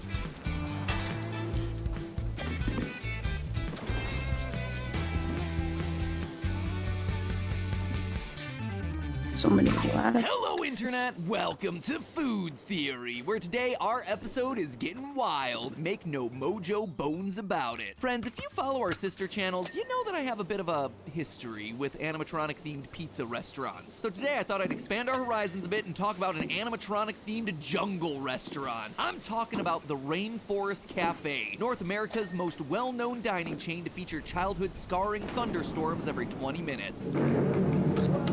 20 minutes. I'll pretend, but it's all just lights and sound. Ah, yes. The only restaurant that we requires should a have something parental like that in disclaimer to Melbourne. avoid traumatizing your And then kid. someone In burned case it you down. missed it, or in case you thought Oh, this was really? just something made up for the Wow, context of that's Hulk sad. Mall Cop. Hey you, Scuba Dooby Doo. The Rainforest Cafe is a chain Wow. of family restaurants with a wacky neon tropical jungle theme, a giant fish tank, and more animatronic creatures than you could shake a mozzarella stick at. But what's recently put this franchise back into the public consciousness is this man, Eddie Burback. If your watch history is anything like mine, over the last month you may have seen this video being shoved hard into every slot of the old suggested video feed. Is this guy actually gonna go to every Rainforest Cafe in the country? This is Ted. The title is a lie. I'm going to every Rainforest Cafe in the country and Canada.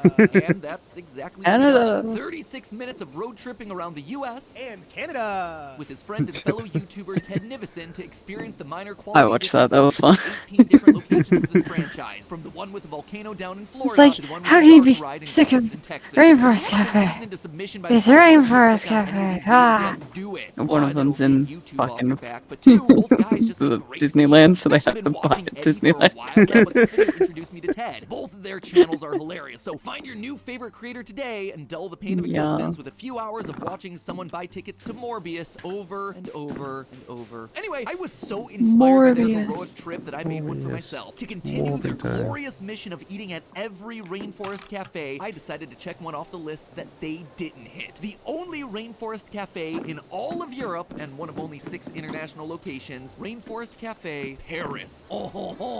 Disneyland Paris, to be specific. So our options are Rainforest Cafe or Billy Bob's Tex-Mex, because nothing says Disneyland Paris like Billy Bob's Tex-Mex. In honor of Eddie, Rainforest Cafe Paris. It says no step. Set. Been inspired. Also, let me be clear, it's not like I flew over there just for the Rainforest Cafe or anything. I was already in the neighborhood on another trip. It just made sense. Also, it'd been a hard morning. Parent stuff, trust me, it's not interesting. So we just decided to lean on in. This is where we fall into today. This is the peak of our morning at Disneyland Paris. In the jungle. And you know what? It was good, actually. They have fish in the tank. That's how you know it's a good rainforest cafe. The monkeys were in the bathrooms, the animatronics were going at full force. Matthew met Dumbo at the Rainforest Cafe. He doesn't fly. No, he's hanging out here now. He moonlights at the rainforest. I mean, he was a child actor. The non-alcoholic beverages were there. Even our server, Haruna, went in hard from moment one, growling at us to ensure that we were having ourselves a wild time. You know what? I did have a wild time. In fact, I had such a wild time, I decided to get a souvenir to commemorate the occasion. I'm gonna buy some underwear from the Rainforest Cafe. Just know, next time you see me. Then I immediately regretted the decision as soon as I got the bill. It was either pay rent for the month or go to Rainforest Cafe. Which is why this video exists. Gotta write the bill off as a business expense, baby! Oh yeah, and later this year I'm slated to travel to Dubai for a consulting thing, so considering that that's one of the final international locations, looks like I may have just found myself some dinner plans while I'm over there. So today, embark with me on a journey through the world of themed restaurants, because where there's a theme, there's lore! Do you want to go around and like peek into people's tables and like rustle through the bushes a little bit looking for lore? Yeah, I think You'd be like, don't worry, I'm a YouTuber. Oh, I'm sorry. You didn't know that these guys were more than just a random collection of jungle animals? That you were, in fact, looking at none other than Ozzy the orangutan, Rio the macaw, Nile the crocodile, Tuki the elephant, Bamba the gorilla, Iggy the iguana, Maya the jaguar, and Cha-Cha the red-eyed tree frog, aka the Wild Bunch? A carefully selected, diverse team of the tropical canopy's best and brightest. You're not done, Mary. You're not done. Backstories, hopes, dreams, ambitions. Well, names, at least, and that's about it. Okay, so the lore pool here is a bit shallow, but the history of this place isn't. So today, I aim to find out why no one has done a Five Nights in the Forest game. Why is Chuck E. Cheese mutated into a darkly ironic jump scare game while Ozzy and Tuki are just waiting for their turn to shine? Could the resurgence brought about by Eddie and Ted be enough to prevent this franchise from going extinct? When you really break it down, the Rainforest Cafe came about from the bizarre fusion of two different pop culture trends, returning veterans from World War II and the 1970s rise of ecology chic. You see, theme restaurants like Rainforest Cafe, Chuck E. Cheese, Planet Hollywood, and Johnny Rockets were huge in the economically booming 1990s, especially in the suburban world of shopping malls. And when I tell you that there was a theme restaurant for everything, I do mean there was a theme restaurant for everything. There was one that was called Bugaboo Creek, where the theme was Canada. Just Canada. And let's not forget the restaurant Twin Peaks, where one of the decor will tell you that the theme was not a classic David Lynch mystery series. But to understand why this was such a trend in the 90s, it's actually helpful to look at the beta version of the concept from the previous boom period in the 50s, specifically the post-World War II baby boom, aka the origin of the phrase boomers. Families with booming broods were entering a thriving post-war economy, an economy that actively encouraged America's expanding middle class to buy cars, move to the sprawling suburbs, and keep that economy chugging along by buying more stuff. And the most popular stuff to buy? Well, anything that seemed fancy or exotic, but now was fortunately within your See, the boomers' parents had not only just finished surviving a Second World War, many of them had also lived through the Great Depression, facing abject poverty, hunger, and struggle. Suddenly, being able to buy your own house and paint it whatever color you wanted, put whatever furniture you wanted in, use as many patterns as you wanted, that was a huge luxury. I mean, it certainly is that today, too, but I'm just saying it hadn't been available like that in anyone's lifetime. It's easy to look back on all these classics, here's what the 50s looked like, but color decorating photos and cringe how tacky everything was. But remember, this was kind of like the birth of retail therapy for a generation that had basically lived through the apocalypse. And food was obviously a huge part of all that. Why are old cookbooks full of unholy jelly desserts and dinners about bananas and pineapples get Frankenstein together? Because gelatin and tropical fruit that was available out of season were items used to represent things only rich people would have. Like because up until that point, it was. The process of rendering collagen from animal bones took a lot of time and skill. As the story goes, when Marie Antoinette was caught fleeing Paris, she was eating carrots aspic in her carriage. But now, fast forward to the 50s, and suddenly that's available to the everyman. Powdered gelatin was everywhere, so were refrigerators. This jello ring around the tuna garnished with radish roses may look disgusting to you, probably tasted disgusting too, but in 1962, this was somebody's equivalent of eating chicken wings that were battered in liquid gold. It said, in one day, I didn't just survive, I thrived. Into this cultural mix came Ernest Raymond Gant, an American businessman and World War II vet who introduced the world to his iconic restaurant restaurant Dom the Beachcomber, which we know today as a tiki bar, where the walls were covered in bamboo, Tiki bar. Polynesian masks, and driftwood, and they were serving fruity drinks with tropical sounding names. It was kitschy, it was far from authentic, and it was a smash hit, especially for World War II veterans who were nostalgic for their time abroad in the Pacific, as well as American diners who were looking for What? something a little exotic. What is Almost this? immediately, What's there were the hundreds of clean the copycats maze across the mansion? country, What and suddenly happened? the world I had need itself the 5,000 of them first next ever theme post. restaurants. And as you can probably guess, even if you've never been to a tiki bar for I yourself, the don't even Rainforest have Cafe is very that. much the more family-friendly two version of seconds. this concept. The same way that 1950s moms and dads filled their homes with quote-unquote tacky furniture, chowed down on fruity Extra jello, and long. trekked out to silly bars packed with tiki torches, 1990s families ventured into the Rainforest Cafe to munch on safari fries and take photos with Cha-Cha because they could. Because it felt like an indulgence. It was the replacement for a trip to the jungle or a trip to Disneyland. All of it without being too indulgent. Oh, you're kind of Alright, to be easy. fair, the second helping of Rasta pasta was a bit on the indulgent side. The other half of this story begins in the 1970s with the rise of the environmental movement. The late 50s and 60s constantly had environmental hazards in the headlines. Massive oil spills in Santa Barbara, nuclear testing at Bikini Atoll, radioactive fallout off the coast of Japan, rivers catching fire near my hometown in Ohio. Booyah, baby, that is Cleveland pride right there. Takes a special city to be able to set the water on fire. People were starting to have enough, and all this ecological devastation was contrasted with the first color photographs of the Earth taken from astronauts in space. The iconic blue marble photograph comes from this generation. Humanity realized en masse for the first time that the Earth was beautiful. It needed protecting. This was just a bit of what gave rise to the modern incarnation of Earth Day as we know it. Ecology chic suddenly became all the rage in 1970s family entertainment, from Sesame Street to Woodsy the Owl and Smokey the Bear. You can let some people know. Give a hoot, don't pollute.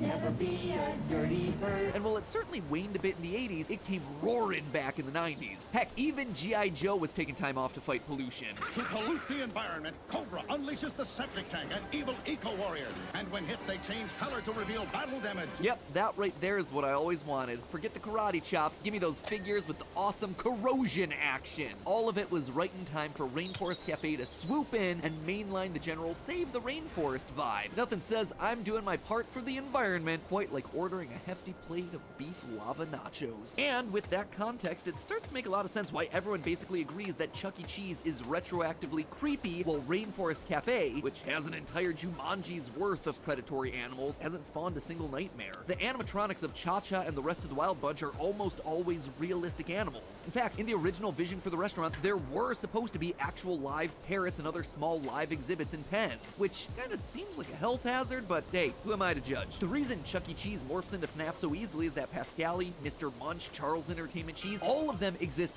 hard in that uncanny valley. And old arcades, they're just naturally sketchy. Ball pits that are basically petri dishes for the next global pandemic, sticky game buttons, aging animatronics that run on decades-old technology. It's like a carnival midway. If you didn't feel the need to take a shower afterwards, well, you probably didn't go to a good one. But the Rainforest Cafe, it's affordable escapism for the American middle class. It's a small sense of luxury packaged with the safety net of the familiar, all wrapped in a positive save the environment message. It's safe, bright, and colorful. It is chemically engineered to be as universally appealing as possible. Watching Eddie Burback's Rainforest Cafe video, the one word that keeps popping up is fine. It was fine.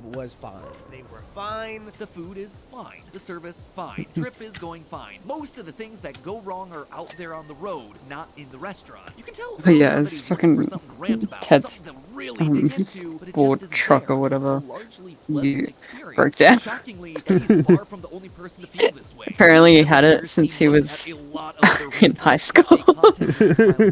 Other videos, fan pages, older Oh, yeah. articles, It and just what decided stands to out break is that down. The same narrative that emerged in Eddie's video kept playing out Yeah. whenever people talk about this place. Time and again, we read articles of people checking out Rainforest Cafe as Yeah. this silly, tacky nostalgia thing from their youth and expecting it to be super cringe. But Having instead, they come away with fun. a, oh, that was good. I mean, Like that was this my game. experience. Hot take.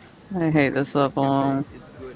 What do you In the comments mean? on both How have Ed you and cleaned Ted's so much? videos, you see people actively wishing that they could do a similar trip. One That's pretty article in easy. particular just knocked me right back in So my you chair. yellow This and deep, everything. sincere eulogy for the closing of the Rainforest Cafe near the author's childhood home. Yeah, it It's not takes just too segment, long. it's beautiful. Quote, as a kid, I Go commanded my slow family over to the outside, rainforest for each dude. birthday dinner. The trumpeting Okay, so, elephants, sparkling branches, and colorful You live crouch berries and walk, enchanted it's pretty me. much When I the was just right starting to speed. question my sexuality, Rainforest Take Cafe some, was the beautiful chaos that I craved in the orderly, homogeneous suburbs. I'm no longer that insecure, naive kid, but I'm still protecting him. If a 10-year-old who feels overwhelmingly different in Grays Lake, Illinois doesn't have Rainforest Cafe, what do they have? And why do uninspired, oppressively bland restaurants like Ruby Tuesday get to stay open in malls across America while my campy, disorderly, and attention-seeking Rainforest Cafe closes? There's something to be said for a suburban environment that takes up too much space and, instead of apologizing for its presence, embraces the exuberance. At 12, I just wanted to get through my days undetected. Rainforest Cafe let me hide under its larger-than-life mushroom cap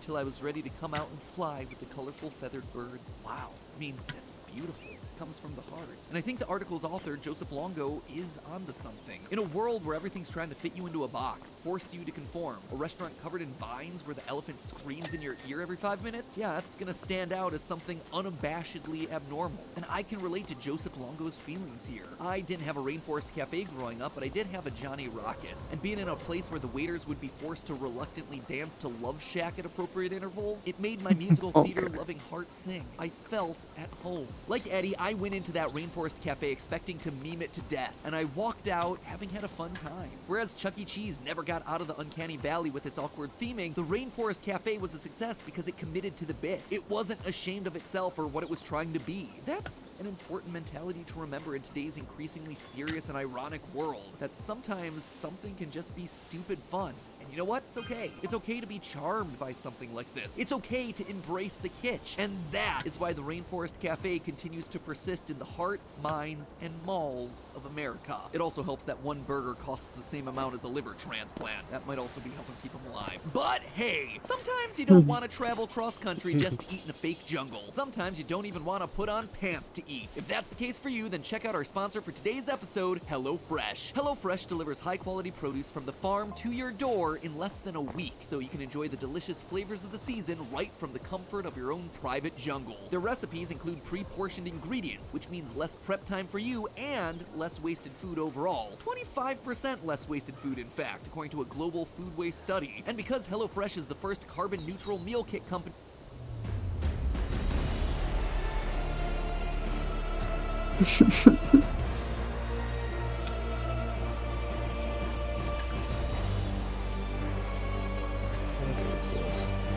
What's good? What's going on?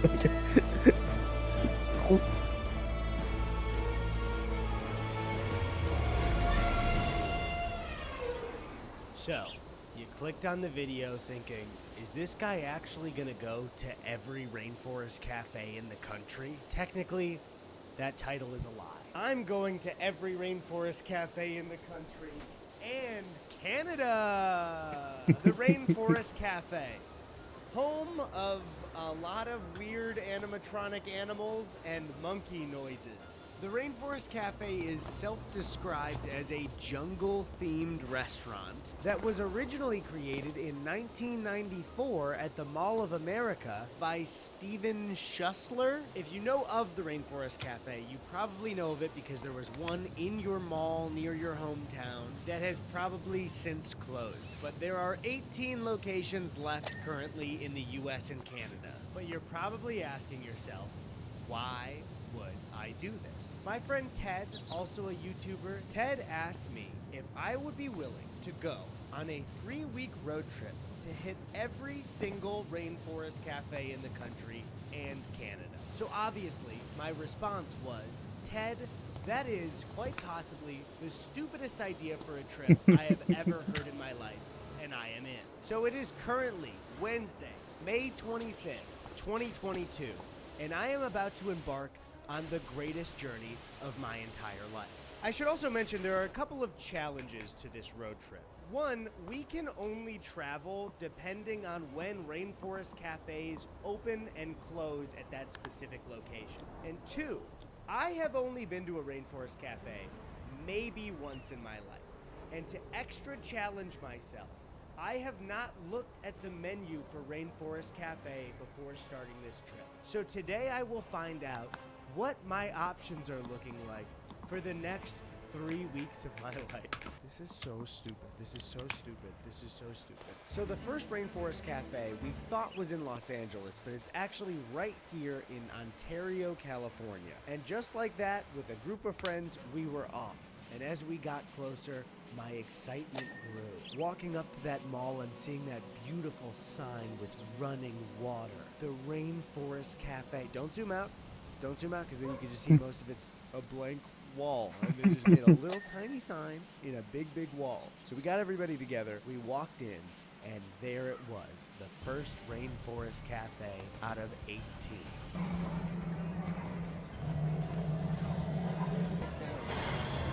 Oh boy, it was something. Monkeys everywhere. So many, I cannot stress how many vines there are in this restaurant. As we walked in, we noticed these large aquarium pillars that seem to be missing, it's an important aspect of an aquarium. I'm trying to remember what it's called. Oh, fish. Yeah, there's no fish. There's a bunch of bubbles. But as we were seated, there was only one thing on my mind, the menu. I still hadn't seen the menu, and I couldn't have guessed the things I would read next. We started easy with something like the Rainforest Burger.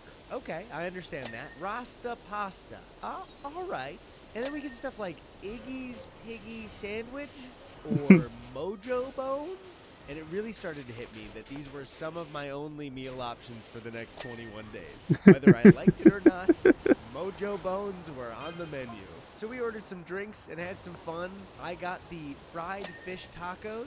Here they are. They were all right. And as we ate, I did not know that Rainforest Cafe has thunderstorms.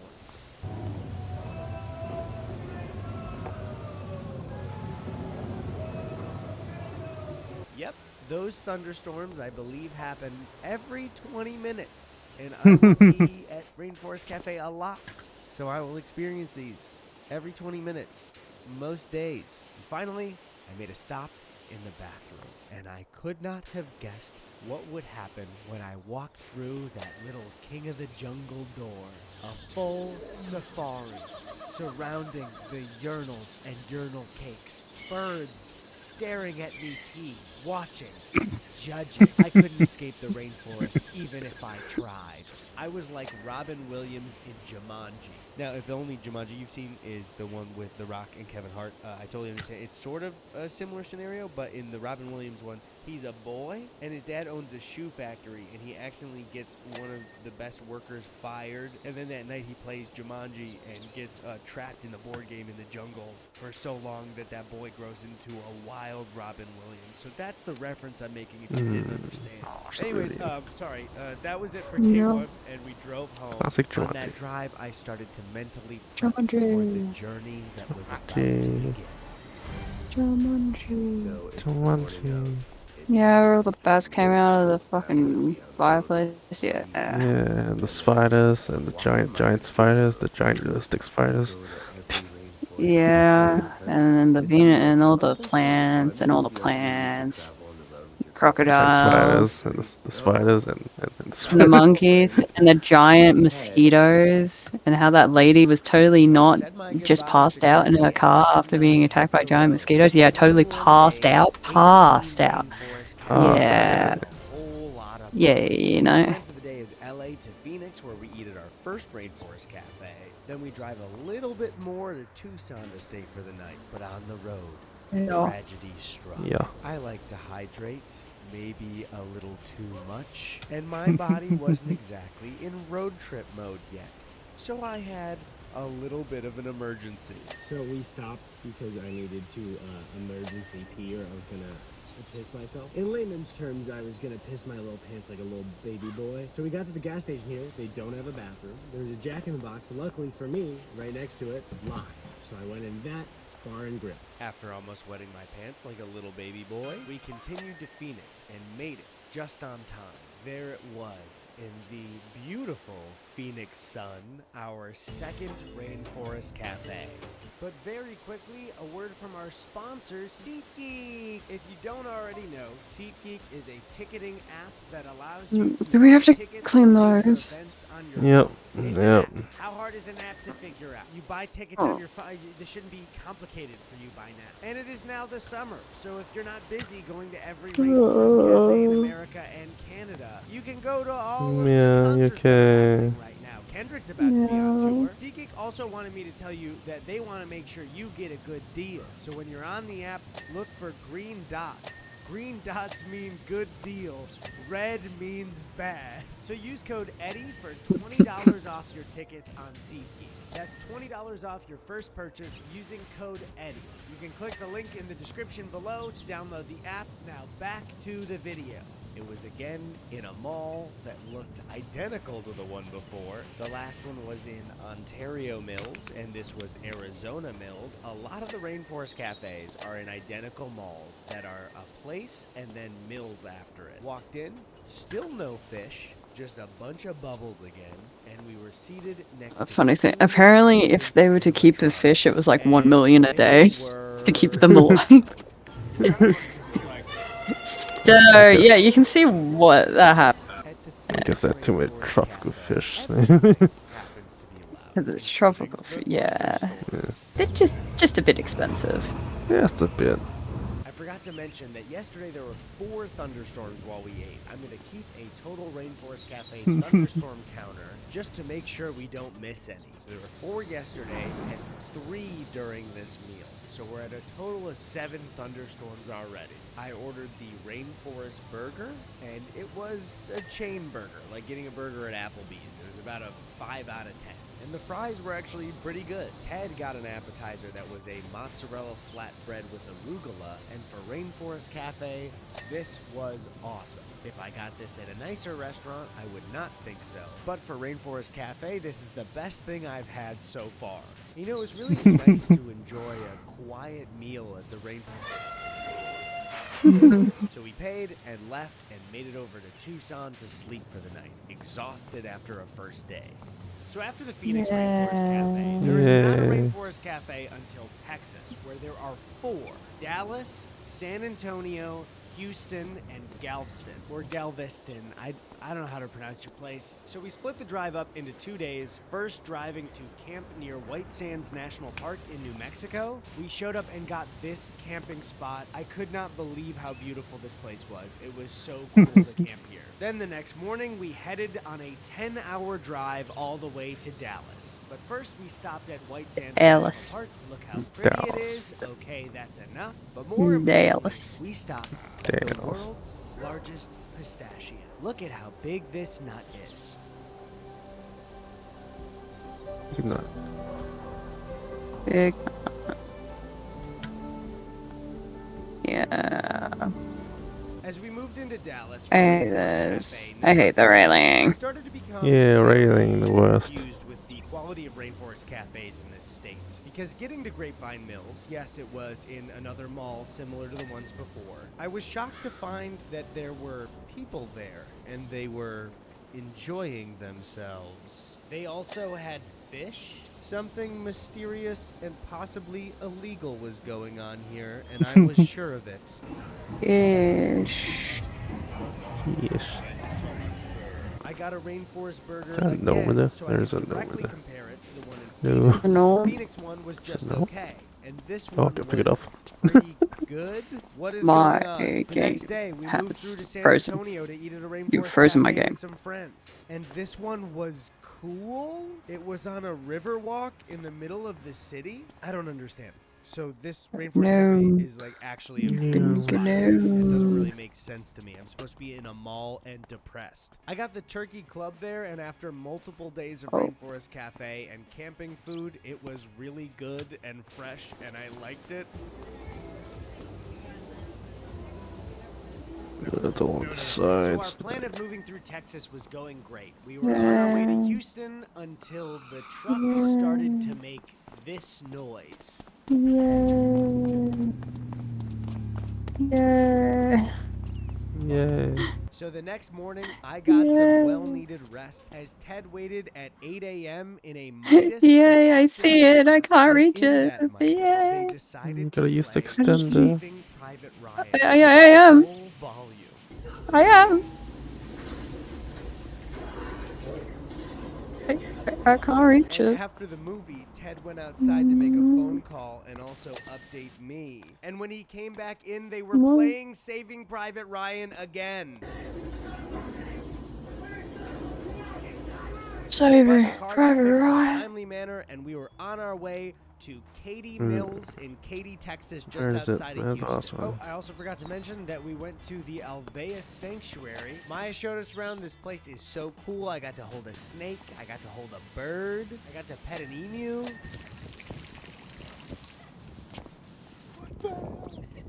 Thank you, Maya, for having us. This was so cool. If you guys want to donate to Alveus, I put the link in the description down below. All right, back to the trip. And after a stressful The day of platform worrying is about the trip, 67%. I will The be stairs. honest, The stairs ornament. The cafe broke me.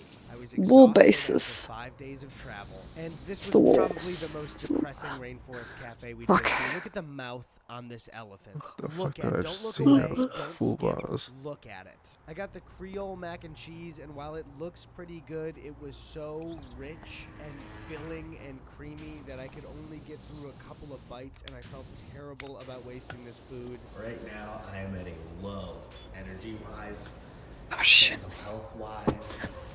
This guy's judging me for it. I'm gonna get $43 out of this. I don't even know what this I'm gonna get like So we headed 350. back to the hotel, and I I'm glad you're in the was game. just sad and panicking that I had only gotten 5 I spent days 800 just for the so many more to extender. go.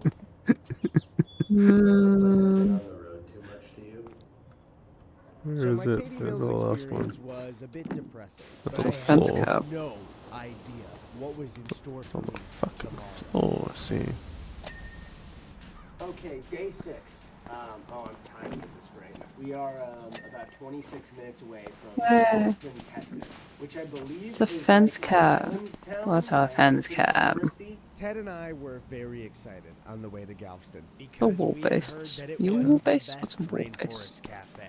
But nothing Are could you have a wall prepped me base? for the How's a absolute fence gold cap? standard this restaurant was. This rainforest cafe was a full I found the wall waterfall base. volcano I don't know what. directly on the beach, and it did in Can I fact hit it? have a separate building next to it for a Hit ride. it. Say goodbye to the boring It's a rainforest fence cap. cafe Are you a halls. fence cap? This Oh. palace stood on Fence its cap. own, not connected Oh, that. to a Wetzel's I pretzel did it. or a We lid did store it. where in 2011 they sold so many Yay. flapping How Captain much more Superhero we got? logos. And I unlike don't Katy know. Mills, I was My feeling background. amazing. So I ordered Why are you one of sitting their so ices in weirdly? souvenir cups so I could I'm get one not. cup I'm with really a not. tree frog on top. It just I got hurt. I got the carousel.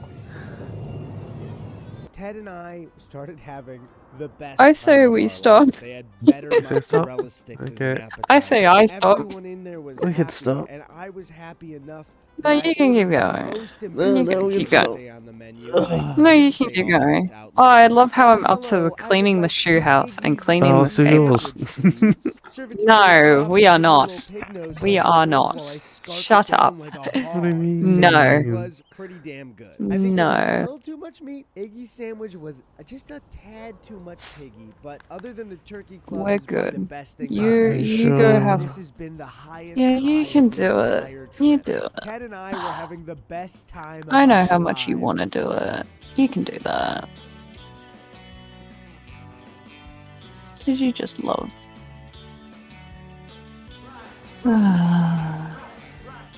Yeah. Yeah. Yeah. Oh my god, Snow. Yeah. He's doing It's doing it. Leaving Galveston was like saying goodbye to a childhood friend. Ted and I had surely been changed for the rest of our lives from this Look at experience. And after Look at that, we them. headed for the night to New Orleans and walked around Bourbon Street. We had a great time drinking.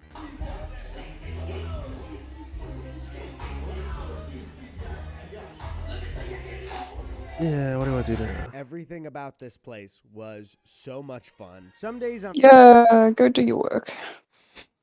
I'm not gonna do my work. Are you gonna do your work? No. Good. Great. You wanna do something? Are you too tired? I'm not too tired. My back just feels like a bitch. Just keep leaning forward.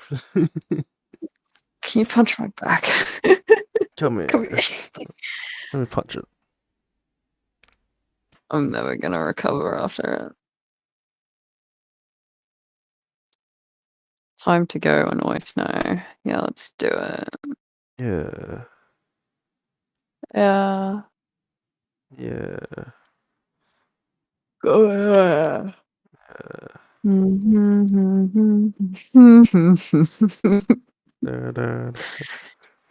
Make him do scribble. For the three of us. The three of us.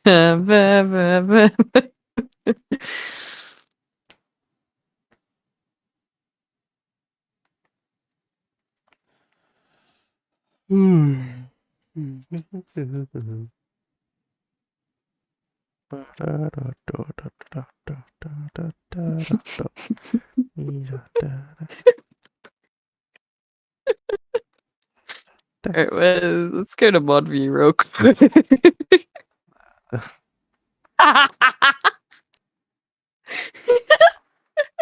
He's been narrated. He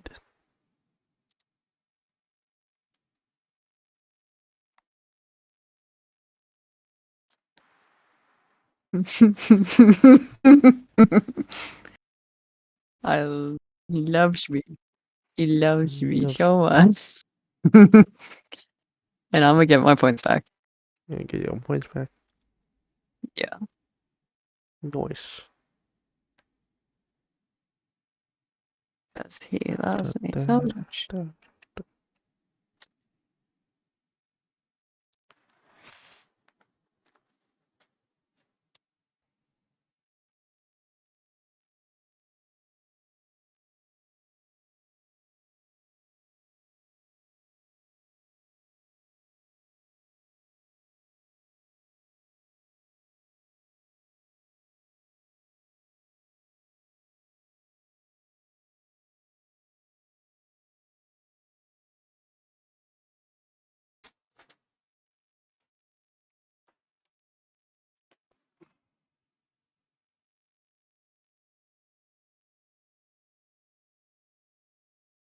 'Twas jerk. 'Twas jerk.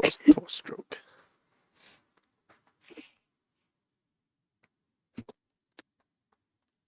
One step ahead of it.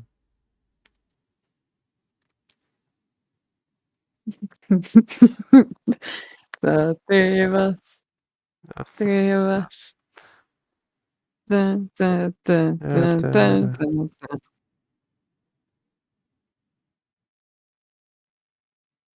Oh. 20,000? No one's gonna really spend that except for the usual people.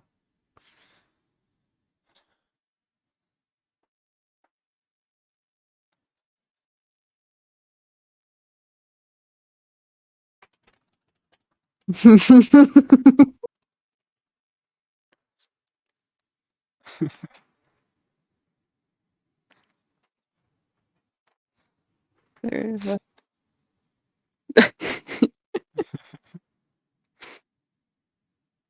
Three of us. Just three of us. Dun, dun, dun. I'm so tired. My back feels like a bitch. Mhm.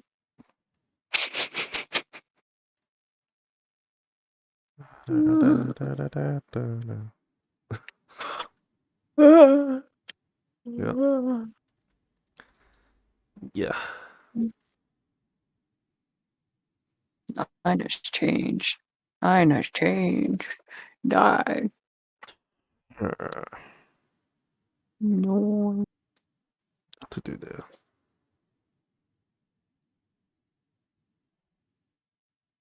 Imagine having an essay. Imagine having those the other than you.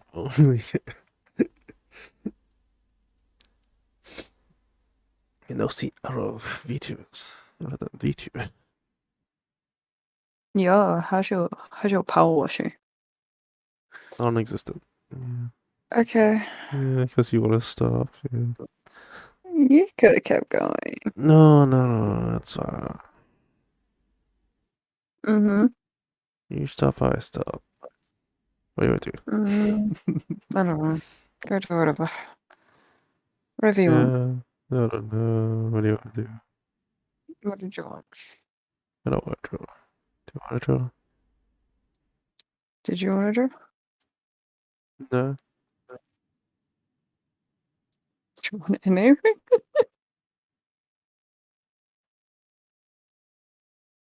No? Okay. Hmm? What do you want to do? Yeah. Whatever you want. I don't know. Oh. How do you play Vellum? Time. Yeah. Kill me. Brutal exploration, survival, Norse mythology. Oh. Go play. Go play. No, I can't play it. No. Not without you. Go play. No. Go play. No. No. Mm-hmm. No. Too bad. Go No. play. No. Too bad. No. Go. Go. No. Go. Go do it. Go do it. No. Go do it. No. Why? No. No. Why? I don't wanna. But you cool. Ah.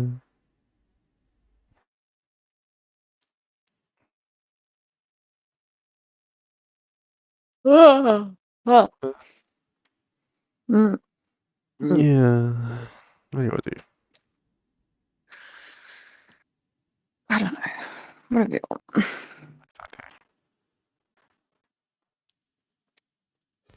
Mm-hmm. I'm gonna assume the stuff isn't gonna get done, which is great. Yeah, yeah.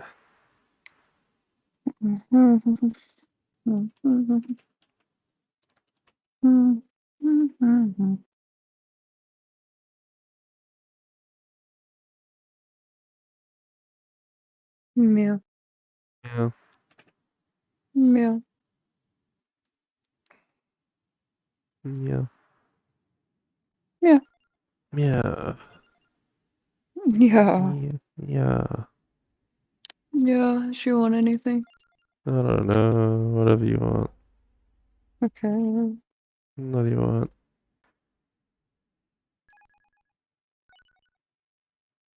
Yeah.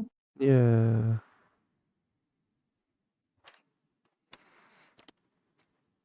Yeah. Yeah. Yeah. Yeah. See how much work I get tomorrow. Yeah. Yeah.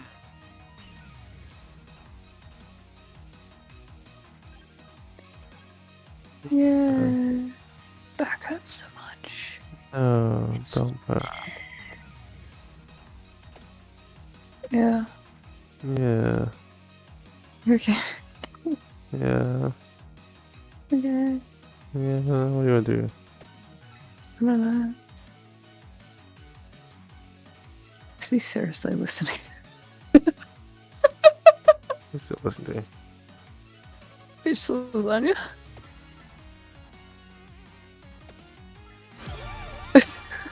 So long. Yeah. Yeah. Yeah. Go find Yeah. something. Go do something. No, you. Marty. You. Yeah. You. Mm-hmm. Yeah. Yeah. Yeah. Yeah. Yeah, yeah. Yeah. Meow. Yeah. Meow.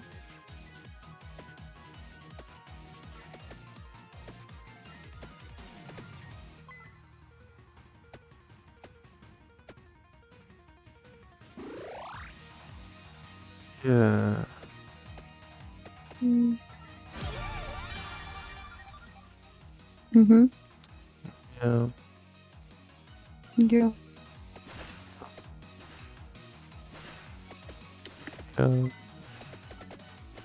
Yeah.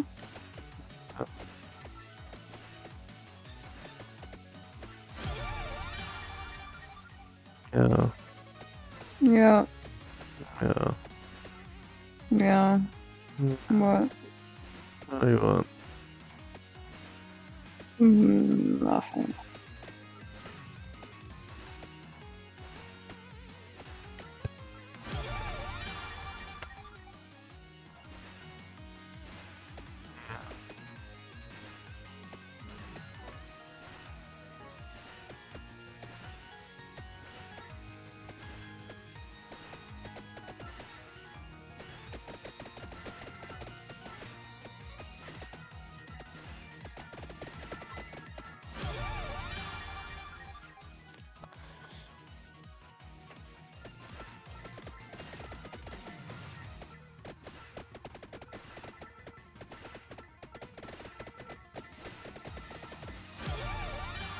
Yeah.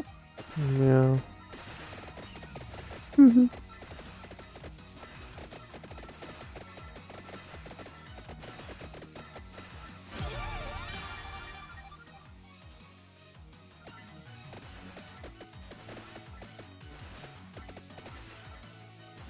Yeah.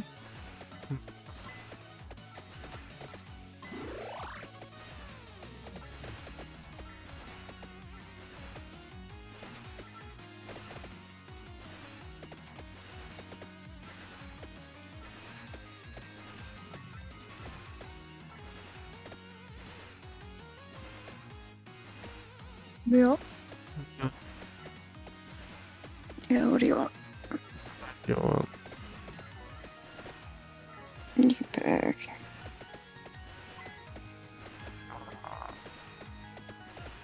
I got all these games to play.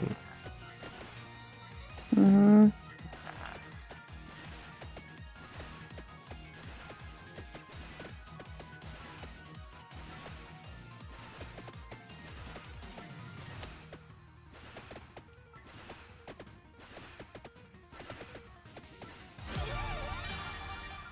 Yeah. We'll play a game. Cool. No, you play. No. Yeah, you can play a game. No. Yeah. No. Yeah. No. Yeah. No. Yeah. No. Yeah. Nope.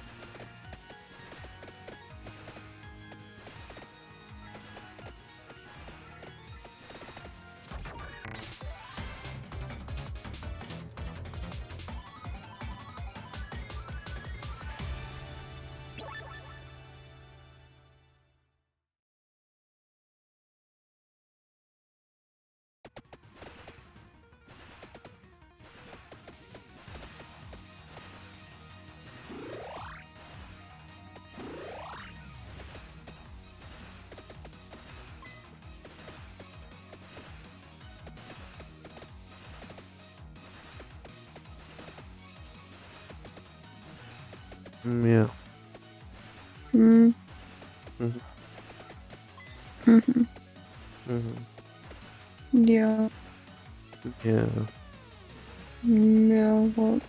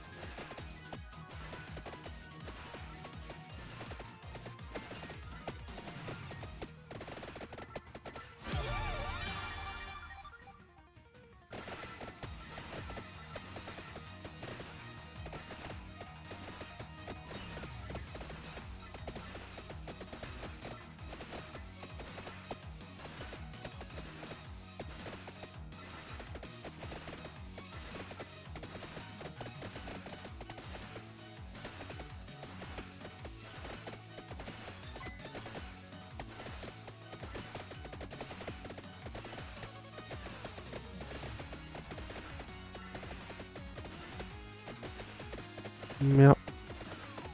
Yeah. Yeah. Yeah. Yeah. Okay. Yeah. Wonderful. You okay? Okay. Yeah. Yeah. Getting rid of all the energy by doing more. Yeah. Yeah.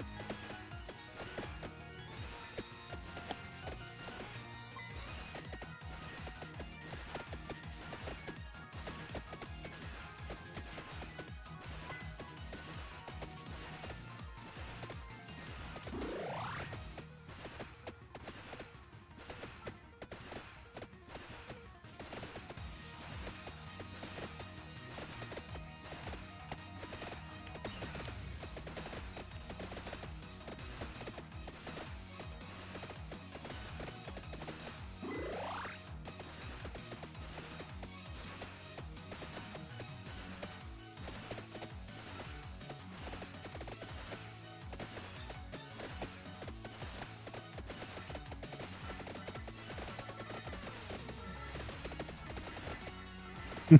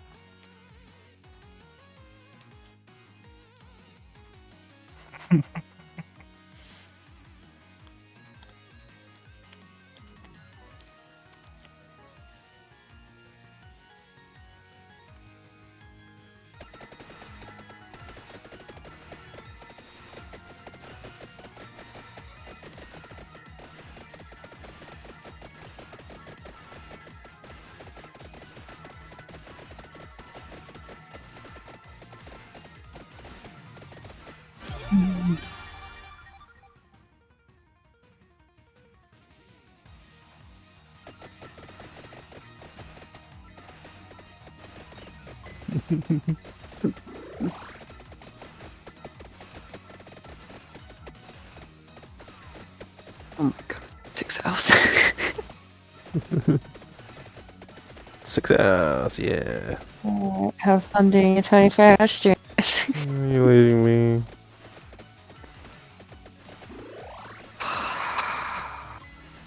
My bed? Are you leaving? Okay. Yes. It's a lie, I'm bed. I'm sorry. Do you want me to switch? Okay. No, it's fine. I'm sorry. Okay. Come on. Come on. Have fun. Okay.